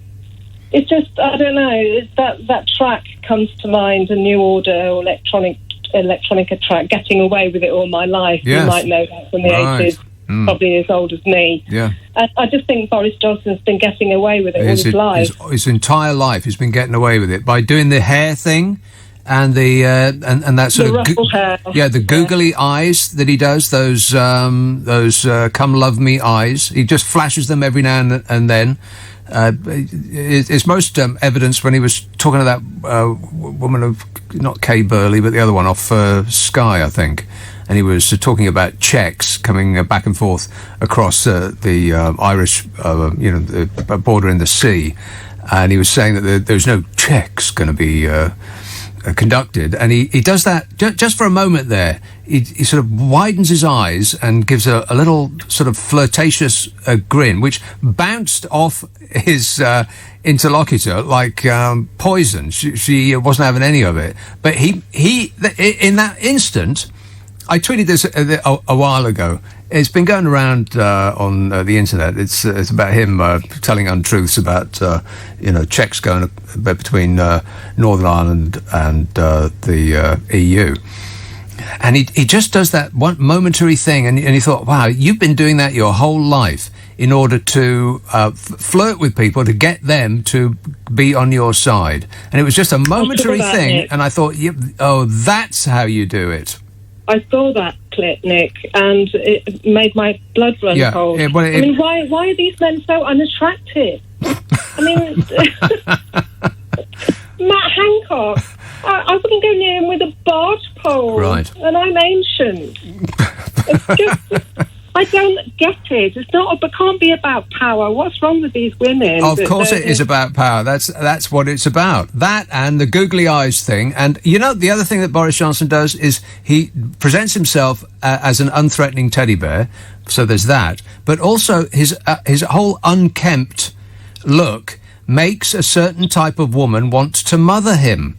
They want to smooth his hair down and unwrinkle his jacket and turn his collar down, and they just want to take him as a project and smooth him up, smooth the creases out a bit. I know, I've heard you say that before, but there's something wrong with those women. I mean, most of us want a man to look after us, for heaven's sake. Right. We don't want to be looking after anybody else. Well, you may think that, Virginia. I couldn't possibly comment, but thanks for that. Yes, let's go to concert. I'm sorry to keep you waiting, Sean. Hello, mate. How are you doing? Yes, I'm good, over thanks. the moon, mate. I've been celebrating all day with a can of Dr. Pepper. Ah, yes. And I tell you what it is, hey. I'm over. I predicted last night that he would go the day like I'm over the moon. But it's just been on the news there that his wife's been throwing the cloud, his NHS badges out the window with his clothes. Right. I seriously doubt that. I'm just over the moon, mate. She should kick him right into the gutter where he belongs, like. Right. I don't know why you would be over the moon, though. I mean, how do you think this is going to benefit you in any way, shape, and form? Well, it's because we've got justice for the people that have died during the plague. Right. You know what I mean? Yes. As not me really, brother, though. As my brother, he passed away, God love him, last year. Right. And I'm just getting justice from the deal, like, and I hope Boris is next. Well, that would sound more like justice, perhaps. No, he's got to. I think Boris is on his way out. Like, I think the cult's finished. Like, I think they're all drinking Coke 45. I think that's I think he's on the next one. Like, I think people's had enough of this Tory government. I think there'll be a general election next year. Oh, well, of course, that's in their hands, and if things are going badly for them... Then if they turn against him, if they boot him out, they've got to have a general election, haven't they? No, I don't think so. Well, aye. No. Yeah. No. Whatever the opposite of why is, no. Maybe it's... No. Yeah, I think it probably is. Anyway, I'm glad that you're glad. Thanks a lot, Sean. Alan texts, this poor guy, one can only feel sorry for him because he has lost his marriage and his job, and those mocking him should beware. Karma is a wonderful thing. What goes around comes around. Matt is a national hero and should be knighted. You see, these days I just don't know anymore when people are trolling me. I'll assume you're trolling me. About the first part, one can only feel sorry for him because he's lost his marriage and his job. He'll be just fine, job-wise. Don't you worry about that. I betcha he's in the House of Lords after a suitable pause. We'll get to the end of the COVID thing. Maybe. Maybe.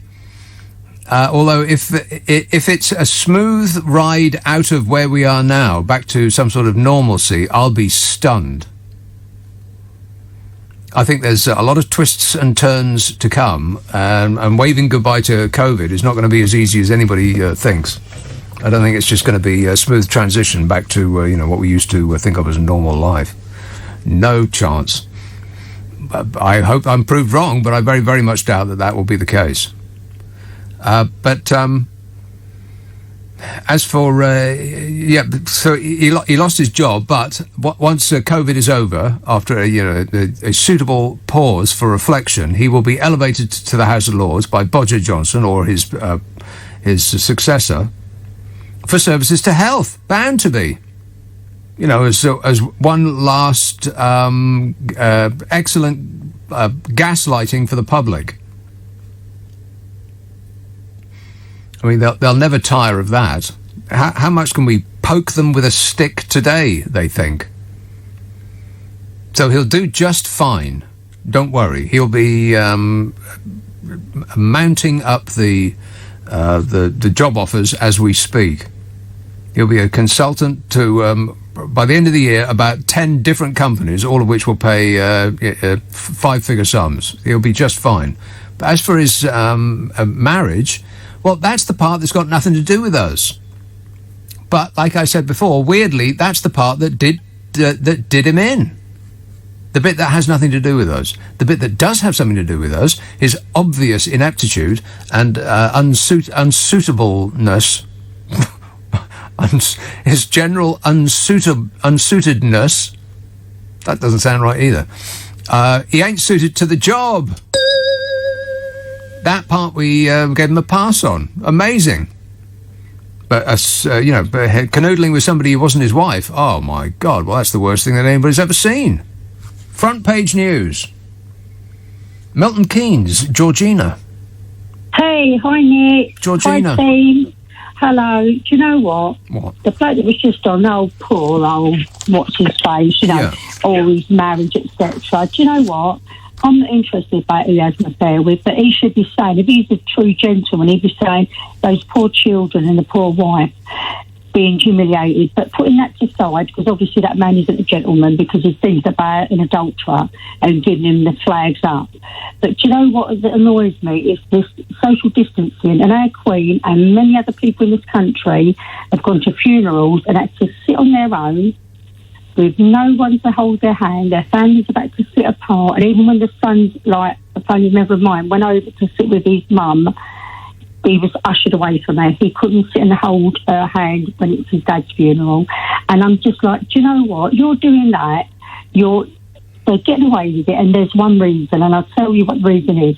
Cummings got away with so much. Why? Because he had so much on Boris, and Boris knew the minute he got rid of him, he's going to blow the whistle, which I would have done anyway, regardless. But, so he kept him sweet. It wasn't until Boris had no choice, because he went against Boris's girlfriend at the time. Cummings was put in a position where he had to go, because her attitude would be, do you know what? It's him or me, and she would have blown the whistle on him either way. So he was really between the devil and the deep blue sea. Now with Matt Hancock, he's got set on Boris. You wait until he starts singing like a bird. I don't think he should ever get a job in the House of Commons at all. And like I said last night on the radio, if you are known for thieving, you'd never get a job in a bank. And also, when you get... it depends how much you've thieved. If you've stolen a fiver, then you're absolutely right. You'll never get a job in a bank. If you've stolen £500 million, then they'll be ushering you through the door with offers you couldn't believe. Absolutely, but it wasn't just his hands and the till, was it? But there you go. But what I'm saying is, I don't think there's any justification to say that Matt Hancock had his hands in the till. But there's all sorts of scandals swirling about him, which may or may not. No, I wasn't saying that. It was actually a pun, really. You didn't get my joke. Obviously, I'm having a blonde moment. Okay. But it weren't his hands in the tilt, it was his tongue in her mouth. But the thing is, when you go for jobs, and I've gone for, I know, it's awful, isn't it? But there you go, that's their business. Hey-ho. Do you know what? When you go for a job, it says, do you know anyone? They're like in banks and things because it's a conflict of interest. Yes. Do you know anyone? And they don't like a conflict. But do you know what? It seems to be so incestuous there. Yeah. And why people are going hungry and somebody's being like paid X amount of thousand for 10 days' work? Seriously? Come on. It is about and I'm no history buff. I don't know anything about history. The only thing I know about history is that nobody ever learns anything from history. But it does seem like the era of the fall of an empire, doesn't it? I mean, you've got the portly emperor who's sitting on a chaise longue, being fed grapes by busty wenches. Meanwhile, all about him, his empire is collapsing. It does seem to be like the end of an era, doesn't it? Yeah, Georgina, I've got to go, but thanks for that. He's like Nero. Fiddling. Disgusting. Fiddling about. A point of order before I go on. Neil in Ningbo in China, 40 years old today. You made it. He's in China. Done. Jason texts, if he can be that dishonest with his own wife, shows how dishonest he could be to the public. Even though his personal affairs are none of our business, broken morals like that should be nowhere near the Department of Health. Oh, please. Let's not get carried away. I mean, what's the percentage of marriages that break up? It's around 50%, isn't it? All that till death us do part stuff. Yeah, it's till death us do part or someone hotter comes along. Ain't that right, Bodge? Yeah. Wait a minute. Dagenham, hello, Frankie. Oh, Frankie. Too late. Luton, Ken. Nick. Ken. Last time we spoke was about a year ago. Oh, yeah. And after we spoke, well, while we were speaking, actually, you played the booze because I was drunk, and I'm still drunk. But right now, I want to speak to you about the Matt Hancock situation. Yes.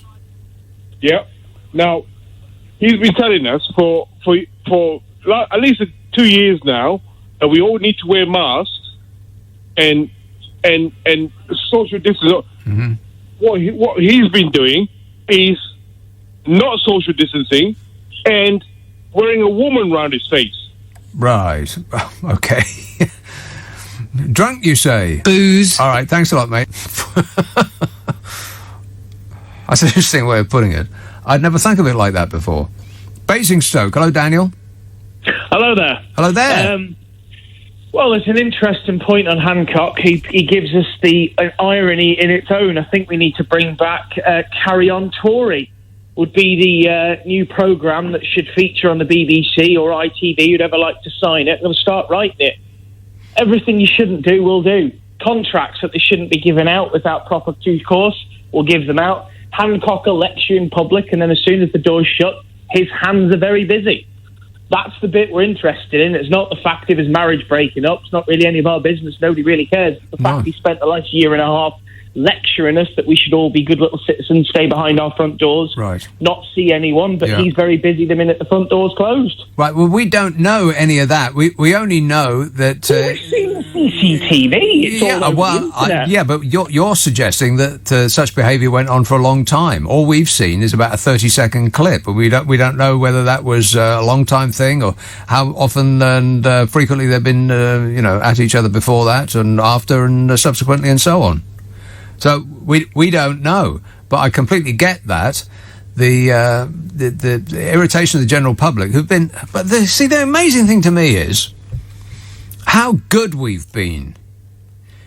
None of our leaders expected us to put up with any of this, which is one of the reasons that they serially failed to lock us down when they should have done, because they didn't think we'd put up with it. But we absolutely, certainly, and most definitely have. In fact, there doesn't seem to be any limit to the amount of punishment we'll take. Thank you, sir. May I have another? I mean, I know other countries think of us as masochists, but this is ridiculous. We love a bit of it. The vast majority of us are. We actually want more. These polls come out on a regular basis and ask people, do you think that we should unlock the whole of society yet, or would you like to spend some more months stuck indoors? And from an overwhelming majority, we say, no, can we have some more, please? We want to get more punishment. So that there's any question that we are not an obedient people is it's beyond question. But that we sort of draw the line at when people tell us that we should be doing one thing while they are at the same time doing another. But there is a problem with that equation. Is that it doesn't apply to everybody. Because we know it doesn't apply to Boris Johnson because he's broken the rules over and over again. As has his family members. And we just give him a pass. Because, it's him. He's doing his best. We're in a cult in this country. 44% of the people in this country have joined a cult. Just like they did in America. It's the same thing. Except that at the moment, our Trump is still in office. Theirs is trying to figure out a way to get back in. But yeah, the bit that is actually none of our business is the bit that did for Matt Hancock. The canoodling part, which ain't got nothing to do with any of us. Jill texts, Keir has sent a message on Facebook. Well, what does it say? Was that supposed to be funny? I don't know. I don't get it. Is that just like a Facebook joke? It's like only old people do Facebook? I don't understand that, Jill. What does the message say? Jason says, if you can be that... No, I've read that one.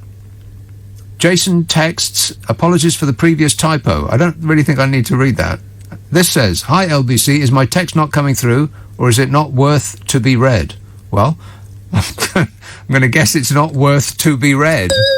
Yeah, I'm going with that. Walsall. Hello, Mick. Hi, Nick. How are you? Good, thanks.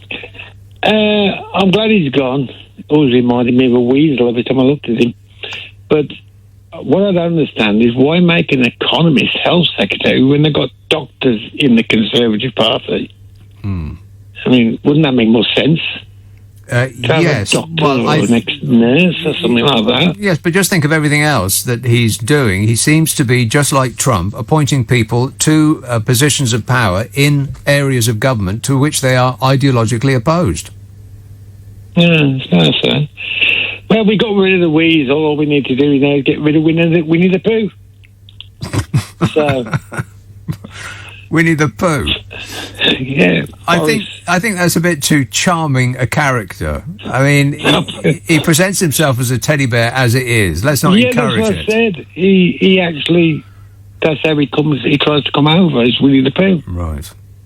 Now, I wouldn't say he is. I mean, he's meant to be quite a brainy guy. I don't know if he is. Who? Winnie the Pooh. He got his head stuck in a honey pot. But I still don't understand. They got the people as MPs there, doctors, ex-nurses, and yet they're making an economist health secretary. A guy who used to work for Deutsche Bank, for crying out loud. Which is sort of a bit like working for the Sopranos. Absolutely. I mean, the amount of money that they've been fined for their various misdeeds is incredible. They're still in business. That's the thing with banks. They can be fined billions of pounds. Not millions, billions. And they just say, yeah, okay then, here you go. I'll write you a cheque, shall I? Well, I've probably got the cash. You want it in cash? Just wait there. I can, it'll probably be in the safe in the study. Amazing. How are any of those businesses still going concerns? All of those banks, hundreds of millions of dollars in fines, like 1 month, and then there'll be another bunch of fines coming in the next month, and top it off with billions of dollars in fines, and they just go, oh yeah, okay then.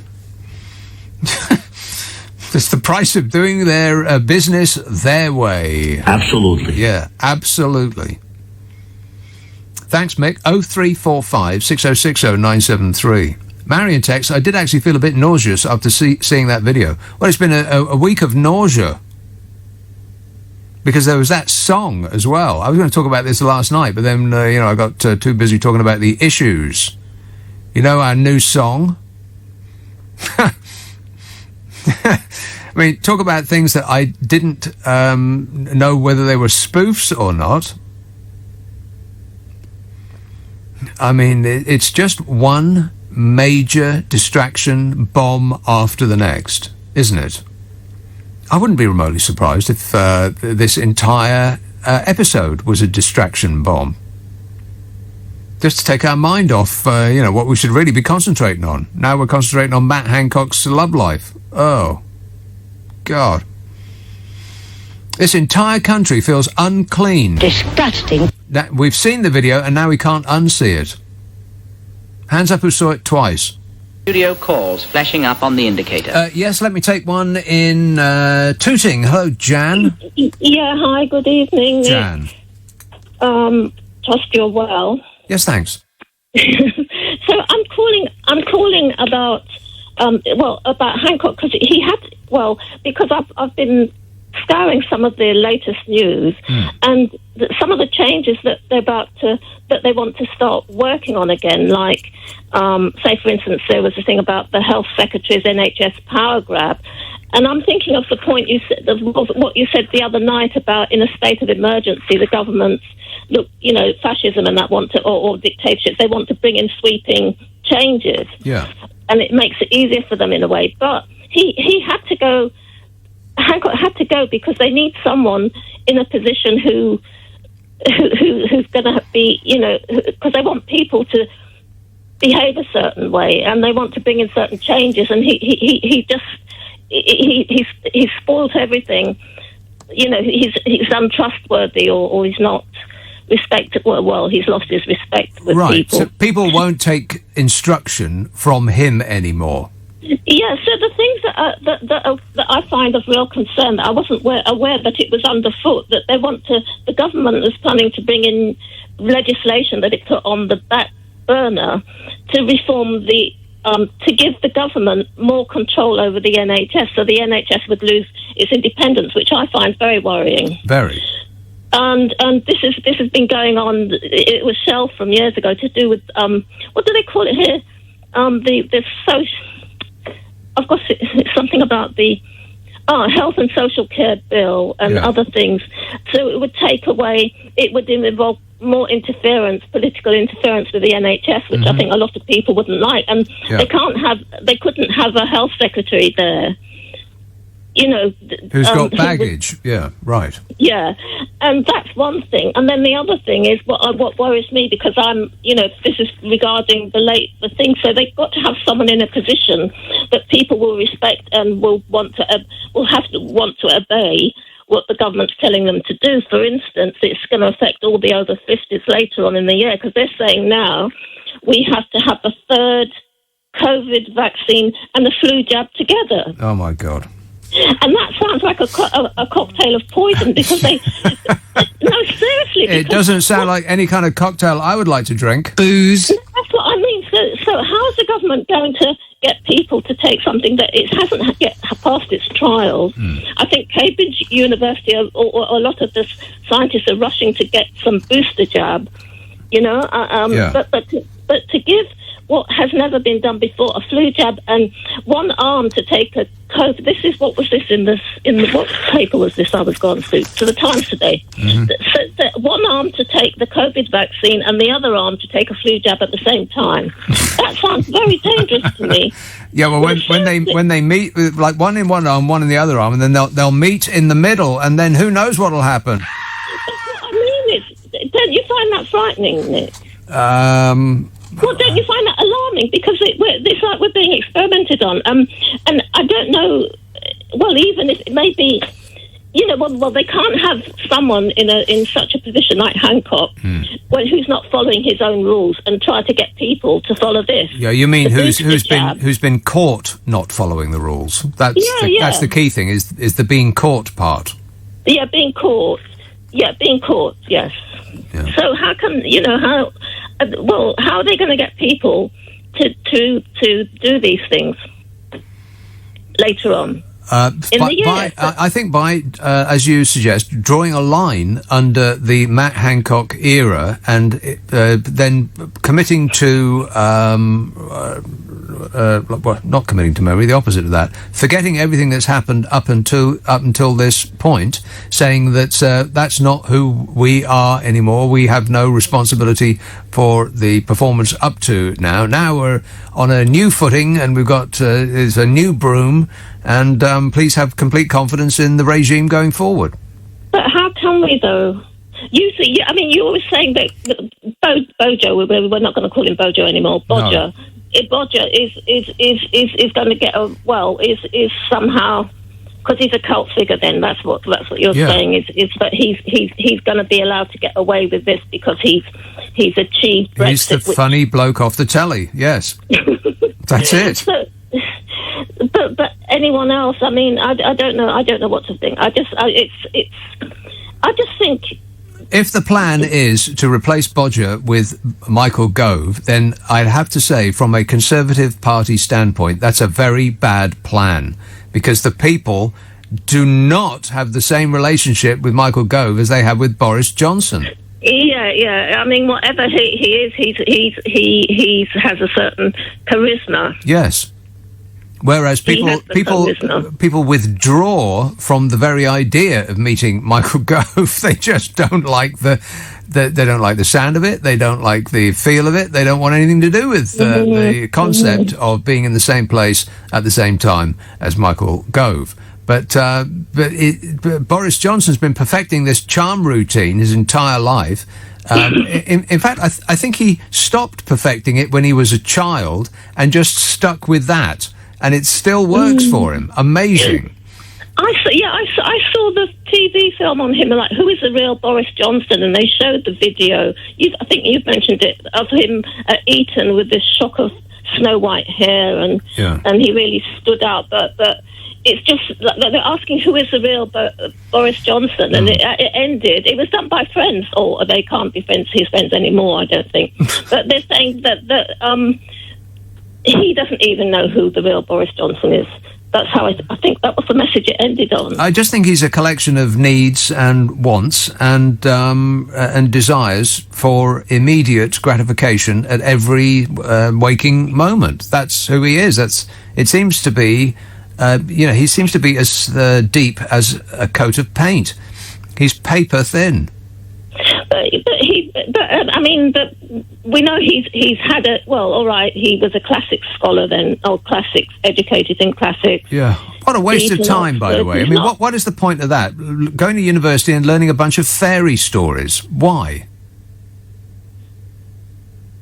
Oh, silence. Why? Yeah. Why would you do that? What a complete waste of civilization, isn't it? But what a waste of time! It's just it's an exercise in learning a bunch of fairy stories in order to appear superior to those who have actually done something with which they could fashion a career. But I mean, isn't it that they learn about rhetoric, isn't it, from the ancient Romans or the Greeks and that? They learn about rhetoric, the art of rhetoric, which is politicians must have, or whatever, you think you've got to learn all of that fairy story nonsense to be able to have a discussion?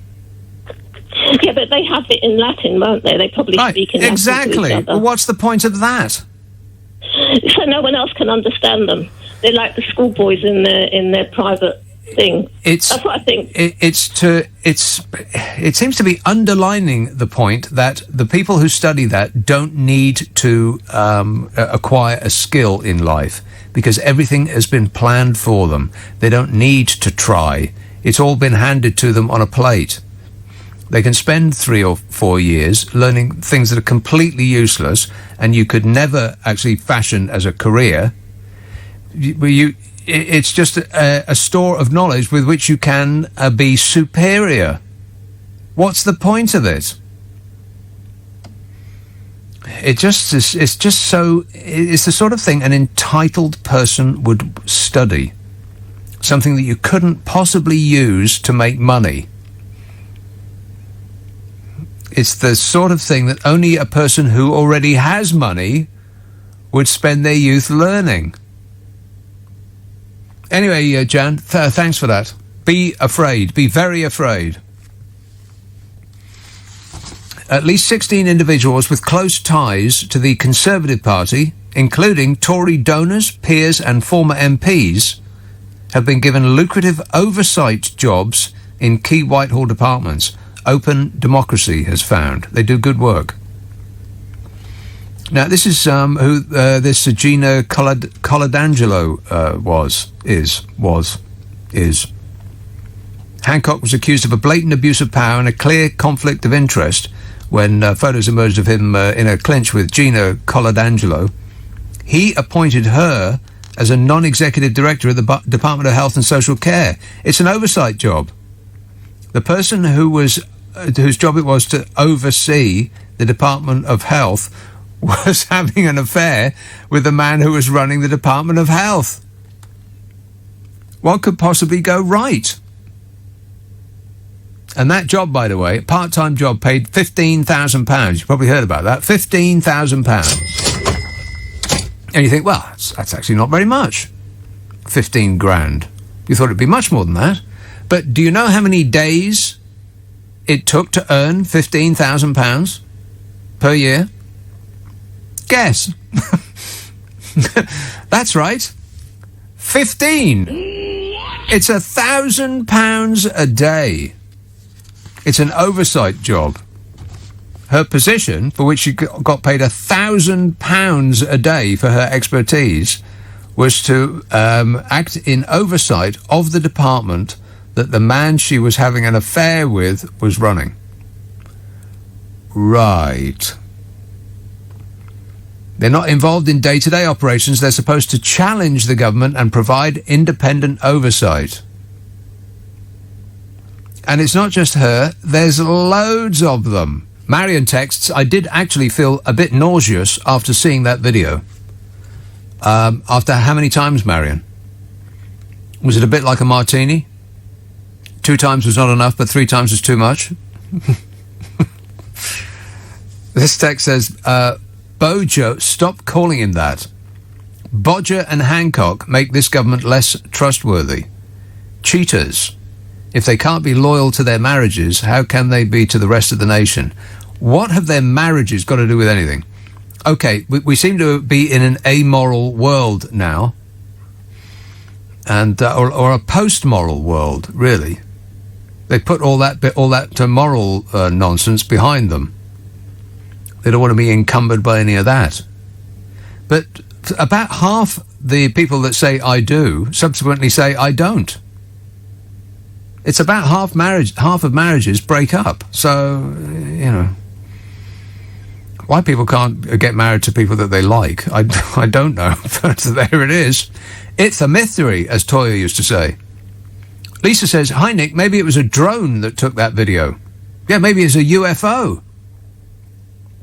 An unedifying, fumbling object. Disgusting. Greenwich. Hello, Marley. Hello, you right, Nick? Yes, good, thanks. Sorry, I was just talking about you and saying you sound very attractive over the phone to my partner. That's the millions of pounds worth of equipment that we stick my voice through. Anyway, sorry, irrelevant of the dreadful story and the terrible pictures, it did not look like that good an affair to me, first and foremost. However, sorry, it didn't. Right. It looked like a bit of, oh, God. Right. I'm a secondary school teacher, and it looked like kids behind the bike shed. That's my opinion. Mm-hmm. Irrelevant of that, he's done a disgraceful, horrible thing. But what I saw this evening, so I went to a pub in Kent. I don't know if you know Kent at all. A bit, yeah. I know where it is, if that's a help. Okay, and lovely pub, and very youngsters in there. I'd say they're in their sort of mid-20s. Yeah. None of them are wearing any PPE. no face mask, nothing at all. Really? And I said, why are you not doing it? And they said it's Hancock's half hour. Because they don't care now. They said that it's absolutely... Well, now, hang on a minute. You're telling me that 20-year-olds said Hancock's half hour? Yes. They can't possibly know what Hancock's half hour is. They are... I can't say, but they're saying the blood donor, but they're using a different word. Right. The blood... The blood donor, yeah. Yeah, but they're saying the blood... Well, a pint? That's nearly an armful. That. No, yeah, exactly. But they're saying the blood with a B word. Yeah, right. Okay, yeah, I get it. Yeah, it's the memes. They all have these memes and stuff. But they are... No, they're just... No, they're not interested now. They're like, why so are you saying that they took their masks off for half an hour, or that was just a joke on their part? There's a joke on their part, but none of them, no PPE, not at all, not interested. Right. At all. And they said, well, if Hancock doesn't have to, then why should we? Right. And I find that quite scary in a way, but I think it's us coming out of that situation, isn't it? I think that I've seen a lot of that. There's people who are less inclined to wear a mask now. Although and people like you have called me up and said that no one's doing it anymore. That's not my experience. But then I don't go out much. I go to the local supermarket, and that's about it.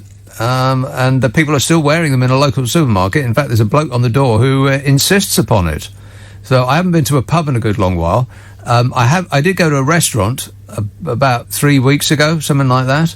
About once a year, I'll have saved up for Tesco's vouchers to go and have a free pizza. I know how to live. And of course, you go into a restaurant and you can't wear a mask because you're trying to eat. You can't eat pizza through a mask. That's actually true. I've tried it. It doesn't work. Chingford. Hello, James. Hello. How are you, Nick? Yes, good, thanks. Good, man. Show. Welcome along. I've spoken to other members of your team. Oh, yes. But first thing I want to say is Boris Johnson, should he not be able to get a vote of no confidence in the way he's dealt with the pandemic himself? We forget about Hancock and all that. And there's another thing I wanted to ask you as well about, because of the money that she's been able to get because of the job that she's got, could that not be given to charity like Billy Life Saves Lives has been on your show many a time? I work for that organisation myself, but they're the two questions I honestly wanted to ask you, Nick, please, if you don't mind. Right, so the first one was, can we have a vote of confidence in, that will Boris Johnson. Yeah, that'll be called a general election. We've got to wait a while for that. The Conservative Party are not going to instigate a vote of confidence in Boris Johnson. They're just not going to do that. They might, confect a way to defenestrate him, in private. They might eventually persuade him that for the good of the party, he might be best advised to leave in order to, make his fortune as a private individual. Of course, he'll be elevated to the House of Lords almost instantaneously, if not sooner, and he'll take a couple of years to make £100 million. He'll be just fine. Don't worry about him. And the second part was, can the money that what's her name, Coladangelo, earned, being an overseer for the department, was being run by the man that she was having an affair with. Can she give us the money that she's earned, £1,000 a day? Well, the answer to that is probably no. Is probably no. I'm guessing it'll be no. But thanks for asking. Mike emails, why do people want Nadeem Zahawi as health secretary? Who wants that? We are in a race between increasing infections and the vaccine, says Mike. The last thing we need is to remove the vaccine deployment bloke when he's doing a great job. Right. See, I suspect that none of them are doing a great job. That what the good thing that they've done, and pretty much the only good thing that they've done in the entire history of this viral outbreak, is to get out of the way of the NHS, who are actually not bad at doing things that have something to do with health. Curiously enough, Just leave it to the people that know what they're doing and get out of the way. Sedgley. Hello, Ralph. Hello there, you all right? Yes, good, thanks. First time caller to speak to you anyway. I've got 2 points tonight. One with Hancock and a man who's become a woman called Ron Lubb or something like in Australia, who's a weightlifter. What? A man who's become a woman who's a weightlifter in Australia. What's that got to do with anything? Well, I was gonna. Oh, that's another issue. But I just want to raise the Hancock issue. Right. I've just seen the video. Yeah. How many times? Oh, it's the first time I've seen it. Just to be once. honest. Right. Okay. It looks like a very cheap porn movie about to start in the 80s to impress your friends that what you do in private. Well, you may have greater knowledge of that than me. I'll have to take your word for it. Oh, it's not knowledge. It's from another Tory member told me. Right. Can't mention any names though. No, of course. That's about it, really. Is it? Okay, great. Thanks a lot. Well, at least he knew when he was out of material. Sanjay tweets, Deutsche Bank was also involved with Donald Trump too. Donald Trump and his financial finaglings. Don't be rude. Yes. John texts, do we know what Dominic Cummings had in that cardboard box? Well, videotapes? David says, please cut our grass. What? These are a bit weird. Where are you getting these from? Please cut our grass. Want to score some pot? What are you talking about? Don't cut the grass. Let the grass grow. There's this movement to not have lawns anymore, but to wild your lawns. Just let them grow. And I've seen that quite a lot just recently. It seems to be a thing this year that in order to provide lots of sustenance to insects upon which we depend, a good idea is to not cut your grass, to just create this monoculture of perfect turf for as far as the eye can see. One garden after another. It's all the blooming same. Why do you want that? No, sprinkle flowers about. Groovy. And let your grass grow. Yowza. Better. And less effort, too. Don't forget that.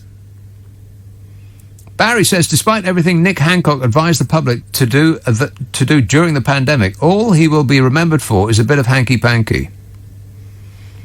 Yeah. It does sort of stick in my craw a bit that he didn't get fired for any of the things that he should have got fired for. I mean, like I said right at the beginning of the show, if you compare us with Japan or any other country on Earth, it doesn't even have to be an extreme example like Japan. I'll give you the stats briefly. I'll recount them. Japan has twice the population we do. 126 million people in Japan. Deaths in Japan, 14,000. Deaths in this country, 128,000. That's what he should have got fired for. But he got fired for this, because we're obsessed about sex. Or more accurately, we're obsessed about other people having sex when we're not. It's very, very complicated. The psyche of your average Brit, very, very complicated. It's twisted. Alan texts, Wales 0, Denmark 4, good, cheered everyone. And he spelt Wales with an H. Morons. We're surrounded by morons. Oh, come on, England. I can't bear it that we've been drawn against Germany, for crying out loud. Why? And furthermore, why? Stop whining. David says, previously resigned from Johnson's government, saying that no self-respecting minister would do the job.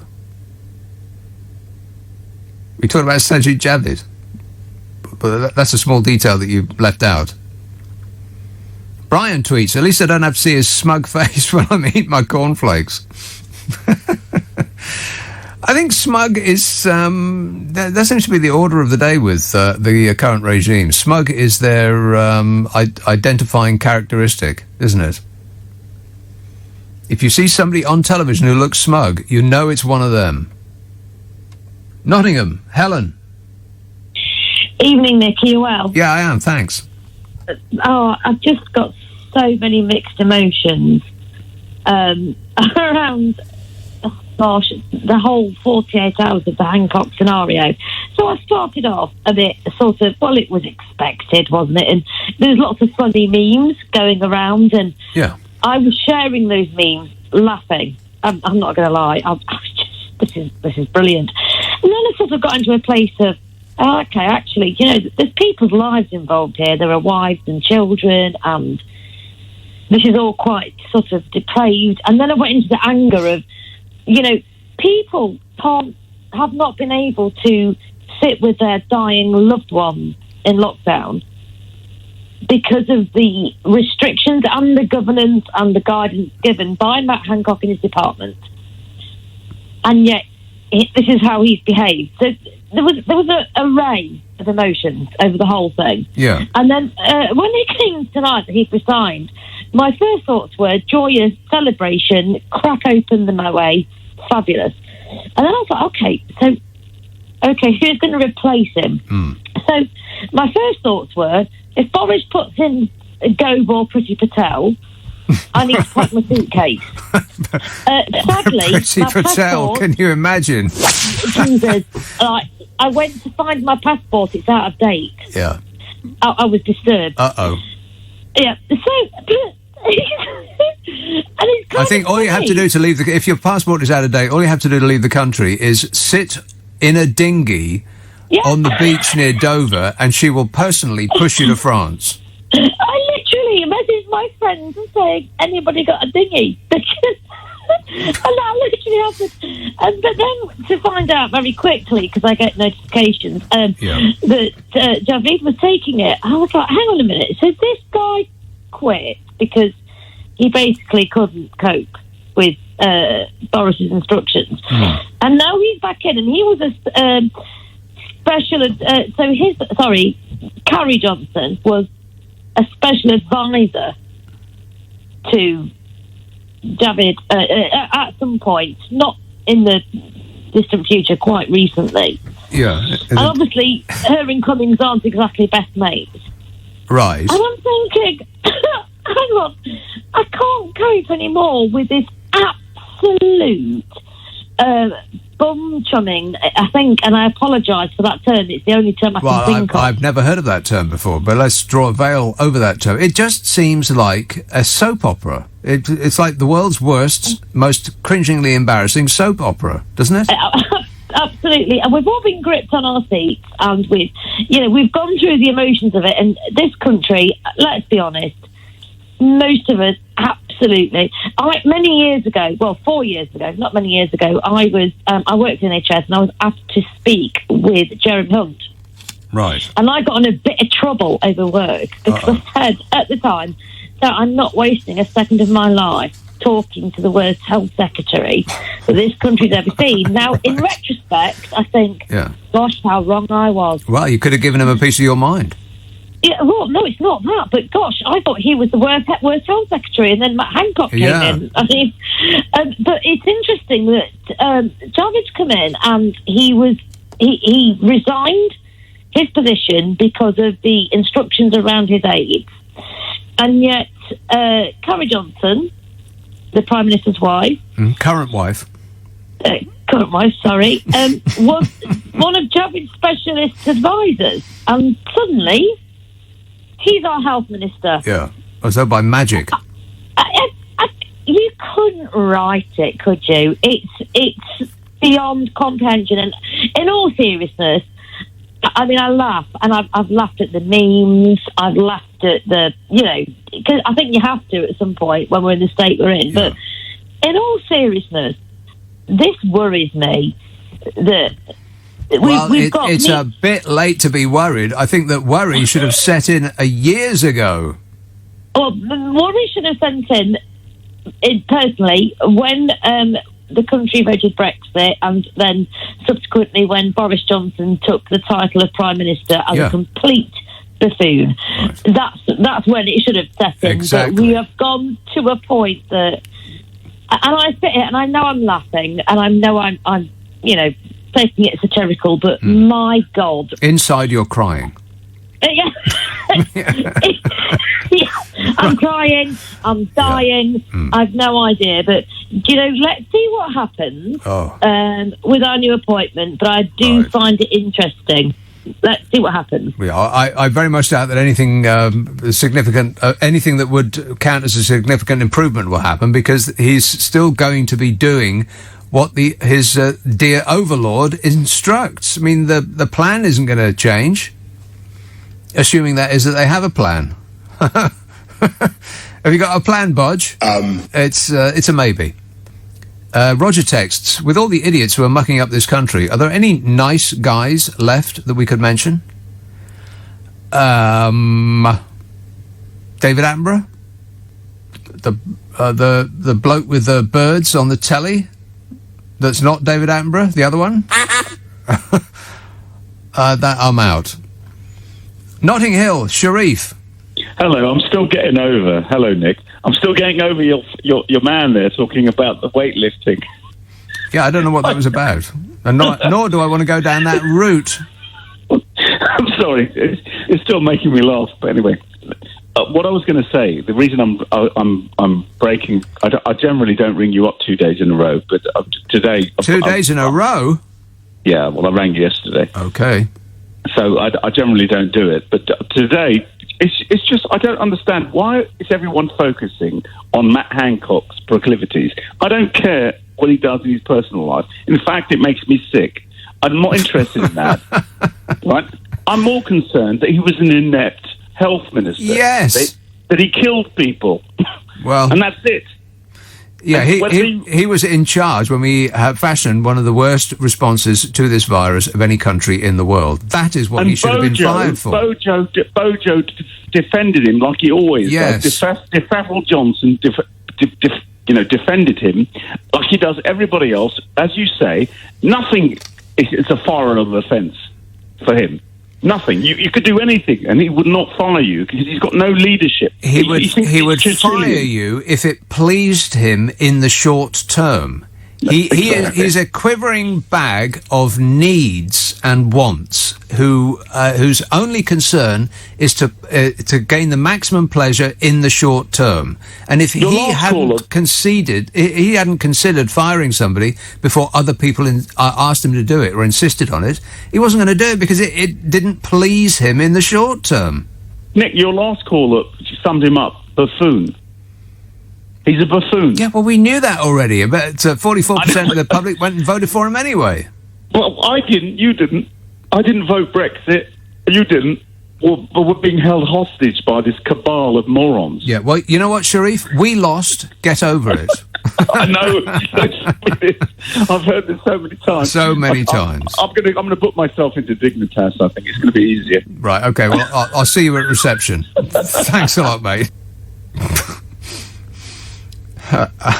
Shane says, is it too late to get Matt Hancock on Love Island? Oh, please. The obsession with that show. I've never seen one single solitary second of that show, and yet it seems to have been a part of my life for as long as I can remember. I mean, you can't read an inch of Mail Online without reading about 50 stories about those zeros on Love Island.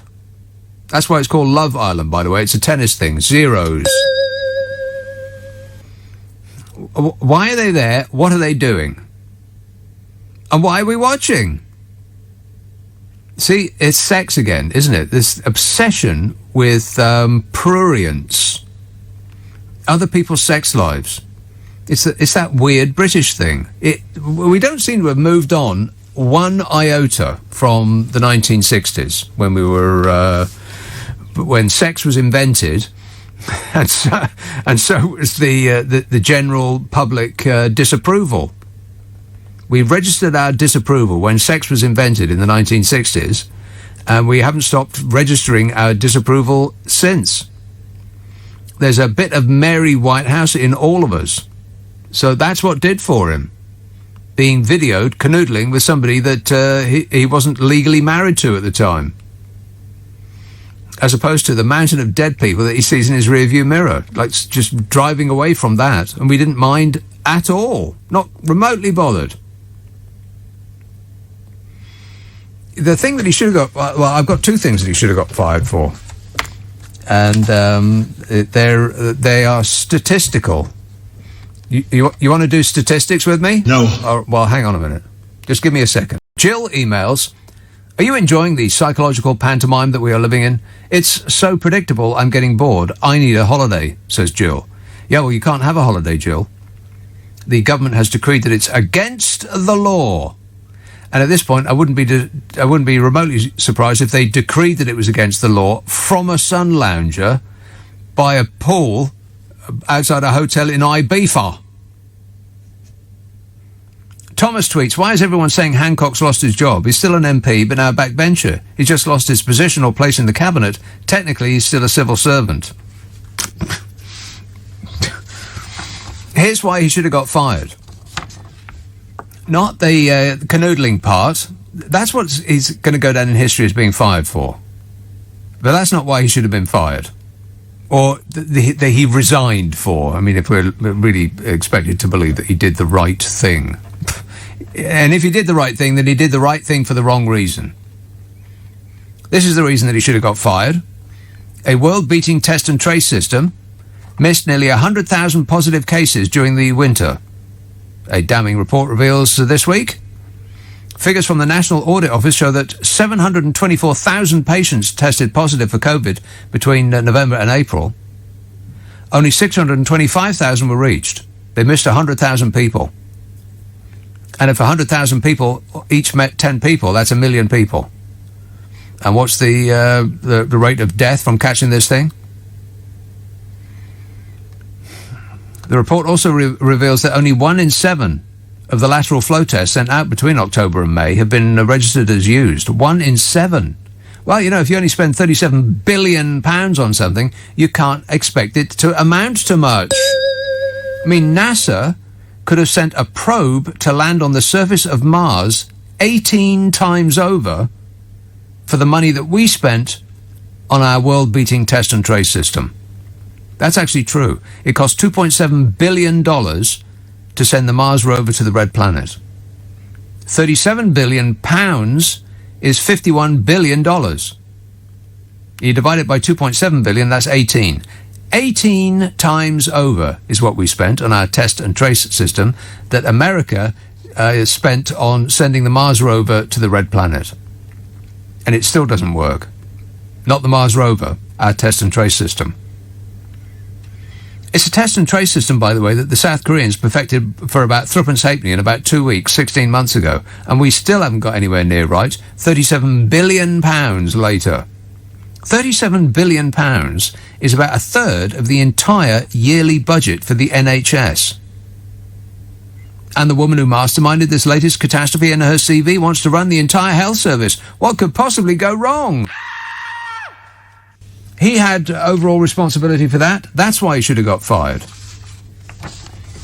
And this is why he should have got fired.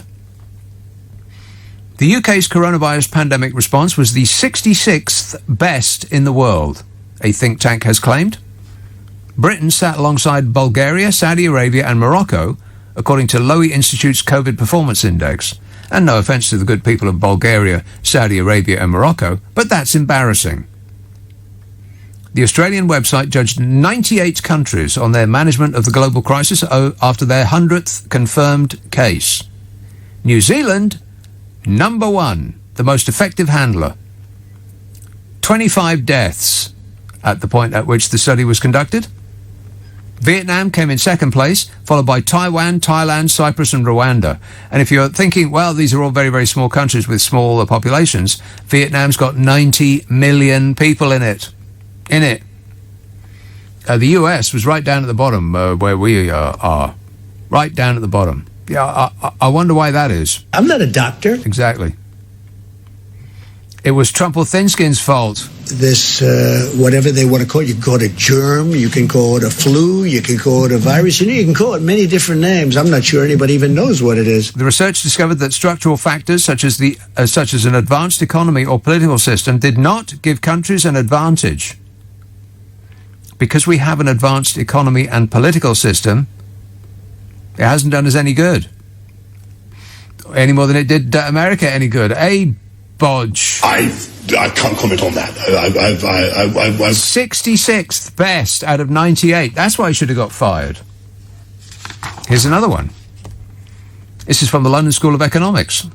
In April this year, they constructed a pandemic misery index. They combined economic and health performance indicators into a single pandemic misery index. Here it is from best to worst. It's a combination of the economic and health performance indicators into a single pandemic misery index. From best to worst. Best, Latvia, followed by Slovakia, Hungary, Iceland, Denmark, Greece, Norway, Poland, South Korea, Slovenia, Germany, Lithuania, the Czech Republic, Finland, Austria, France, Luxembourg, Estonia, Sweden, Israel, Belgium, Portugal, the Netherlands, Italy, Canada, and then England. Wow. That's why he should have got fired. Not because he was caught canoodling with some secret videotape with a woman that he wasn't legally married to at the time. But that's what's going to go down on his permanent record.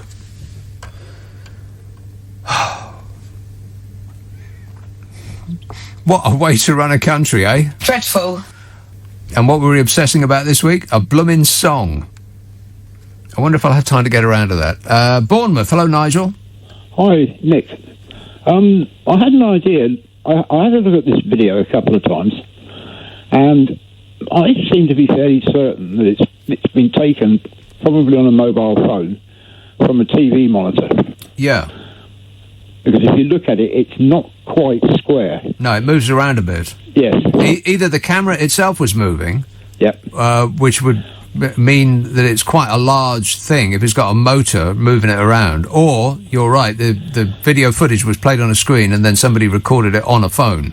Yes, almost certainly. So the idea that somebody's got a tape, well, it wouldn't be a tape, it would be solid state now, but somebody's managed to get hold of that, they wouldn't need to. Oh, you mean that they recorded it live? Quite possibly, yes. Oh, curiouser and curiouser. Because what we don't know is what came before it. Or after it. Disgusting. Or after it, yeah. Let's hope that video's not available. I mean, it might have something might have been happening to lead up to it. At which point somebody thought, Yeah, but what is not explained by that is how is there a camera in there in the first place? I think they've got cameras all over it, because I think it goes back to some years ago when there was an MP who was attacked in the House of Commons, and they then put a CCTV system extensively in the Palace of Westminster. Well, what I read was that it's very, very unusual, if not unheard of, for such a camera system to be inside an office. Yeah, maybe. I mean, in hallways, yes, that would be understandable, but not inside an office. But inside an office, it's only looking at pictures, it's not recording sound. It'll only be looking at pictures. So, in theory, if nobody's doing anything naughty, it doesn't matter. Right. Not that people would ever do anything naughty. No, of course not. Oh, sorry, yes, somebody just has. Somebody just has, yeah. But apart from that... Yeah. Well, there will be an investigation, no doubt. I mean, they're keen to get to the bottom of it, and there's probably many members of Parliament at the moment who are quaking in their booties just at the very idea that somebody has been peering at them. Yes. Yeah. What will we find out next? Isn't it exciting? Oldham, Adam. Oh, yeah, Nick, I completely agree with you. And the whole sex issue is not the issue. It's everything he's done before. And the fact that he has had to apologise to Boris for basically having an affair is ultimately what he's done. And Boris has pardoned him with that from the biggest affair person in the world. It's ridiculous. He has failed on so many facets that it's just unbelievable that he was even considered to still be there at this point in time and leading up to all of what happened. Everything that we know about it is incredible, because Boris Johnson described his own health secretary as bleeping useless during a pandemic and kept him in that position and declared that he had full confidence in him. And continued to do that after this came out, and then pardoned him and said the matter is closed. The matter is closed, yeah. I've always been a Conservative, but I'm now an ex-Conservative. This cannot carry on. And this is absolutely retarded. Well, I think that's probably not the word that you were looking for, but I think carry on is the mot juste. I mean, that really is it. We're living in a carry on now. Yeah, and the thing is that Boris surrounds himself by people that just say yes to him. They're like nodding donkeys that will... selected for that purpose, yes. Oh, absolutely, of course, 100%. And when will people wake up and see that this is exactly what is happening? There are the Grant Shapps of it, there are the Preeti Patels of it. Yeah, Dominic Raab, all of them. And where is it going to stop? And it's not. This has to be the worst government in my lifetime. I can't conceive of anybody running a worse collection of misfits and incompetence and ne'er-do-wells than we are suffering under at the moment. But my question is, how badly do they... they couldn't have messed this up any more economically or in terms of deaths. And they've got both sides completely wrong. They've taken a middle run and they've not taken a side and messed both sides up. How far do they have to go to actually I have the answer. Get people to see where this goes wrong? And I have the answer to that. Well, I have an answer to that as well. Is we don't have an opposition. Well, there is no opposition to that either. Well, that's not entirely true. You can select any of the above. You know, you have other people to vote for. There are oppositions. I mean, they might not excite you. We do have they might not make you want to run out in the street and wave a flag in their honour. Starmer, he had an open goal there, and he scored an own goal by not using the open goal. There was nothing said by Keir Starmer over that at all. I personally think that he's the wrong person for the job. He may be an excellent legal mind, and he may perform brilliantly in the courtroom. I've got no idea, but that's not the job. The job is, as you allude to, is to tear chunks out of this towering ineptitude that we are being that we are suffering under. Yes, I couldn't agree more. I'm going to have to leave it there, but thanks for that. The answer, by the way, to how much we can just continue to take this is an unlimited amount, because it's not really politics anymore. It's a cult.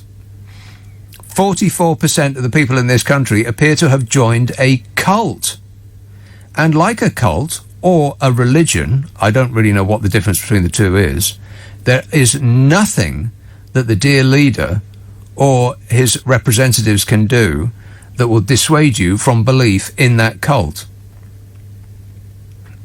I mean, just think of any religion and what the leaders of that religion or its adherents have done over the years. Has it dissuaded people from being a member of that religion? No. No, of course not. I mean, most of them just get to say sorry and everything is forgiven. Just pick any religion at random and type into Google. Other search engines are available, but nobody ever uses them. Type in the name of the religion, followed by the word scandal. And then set aside every minute for the rest of your life to read it all. Nobody changes their views. Being a member of a cult is to be all in. That's the problem. Paul says, let's see who offers Matt Hancock a job. I bet you, within 2 years he'll have 10 jobs, none of which will require him to actually, show up for work. there'll be consultancies and advisory roles with, probably with, by great coincidence, with some of the companies that have benefited from our largesse since when he was in office. I bet he's pulling in £1 million a year for not doing anything with him in about 2 years. I bet you. One angry mother texts, "Mother Boris Johnson, absolutely I do. I want to ground him for the rest of the year and make him think about how his disgraceful behaviour is upsetting everybody." Yes, you need to think about what you've done. Is a bad Boris. And Tom tweets, "How long before Matt Hancock becomes a Sir?" He doesn't want to be a Sir, he wants to be a Lord. That's where the money is. Owen, Enniskillen. Nick, you were talking there about Hancock, the way people are making jokes about him. I'll just put this jigsaw on the table and you can put the pieces together yourself. Most of the jokes I heard are because he has an unfortunate surname. The two syllables are parts of the human anatomy, so you can make of that what you want. But but I know you're going to hate me for saying this. I kind of do think it matters that he had an affair. Okay, why? Well, that's reflective of his personal character. I mean, okay, fair enough. If this was a man coming in to do the plumbing in your house, if this was your accountant, it wouldn't matter. But this is a publicly elected representative. He has accountability to the public. And that is reflective of his character. I think that. I know other people disagree with me, but... Yeah, but, in an era when something of the order of half of marriages break up, that whole "I do" for till what's the phrase? Till death us do part. That's just nonsense. People have got their fingers crossed when they're saying that. Nobody means it. To be honest, I think that's why we see so many problems now. I know it's not a popular opinion. I know you won't agree with me, but it is true. That's why you say that it's true. It's an opinion. Whether it's true or not is neither here nor there. It's your opinion. I don't think I don't think carrying on with a marriage that's not working is actually to the benefit of anybody, particularly the children. I mean, do they really want to grow up in a household where two people are screaming at each other night and day? I mean, if you've made the bad decision to marry somebody that you don't actually like, then why waste the rest of your life in misery? Just get out of it as soon as possible. That's at least that's what Bodger told me. Ain't that right, Bodge? Yes. But anyway, thanks, Owen. Isle of Wight. Hello, Kathy. Yo, Nick. Kathy. Hello? Yes, Kathy. Are you there? Oh, okay then. In the case of Matt Hancock, yes, put aside his little indiscrepancies, but don't you think consistency is key? How do you mean? Yeah. Well, because if I was a chef, or if you went into a restaurant and you had, I don't know, eggs, bacon, sausage, whatever, and it was good every time. I'll say. It was good every time. Yeah. Don't you think that he's made quite a good job? What, of making eggs, bacon and sausages? No, don't be stupid. Like, for what he's done up to this point, don't you think he's made quite... Or would you want someone... Let me refer you to the answer that you gave some moments ago, Kathy. Don't be stupid. If that helps. Do I think he's done a good job up to now? No. Not really, no. I think that he has been on the job. That is indisputable. Borough. Hello, Derek. Hiya, Nick. Well, no, it's not Borough, is it? It's Brough. Brough. Yeah, that's right. In East Yorkshire. Yeah. The next, what people need to do, in my opinion, is we need to take out the head of this cult. I noticed that there's a tweet from Dominic Cummings today where he said we need regime change. And I replied to that and said, well, you're the one who's put them in there. Come up with a plan to get rid of them. Yes. Because it's your fault, Dominic Cummings. Yeah, and I would just say to anybody, especially if your MP is a Tory MP, there's a link just search for MP contact details on any search engine and email your MP. Oh, yeah, that'll work.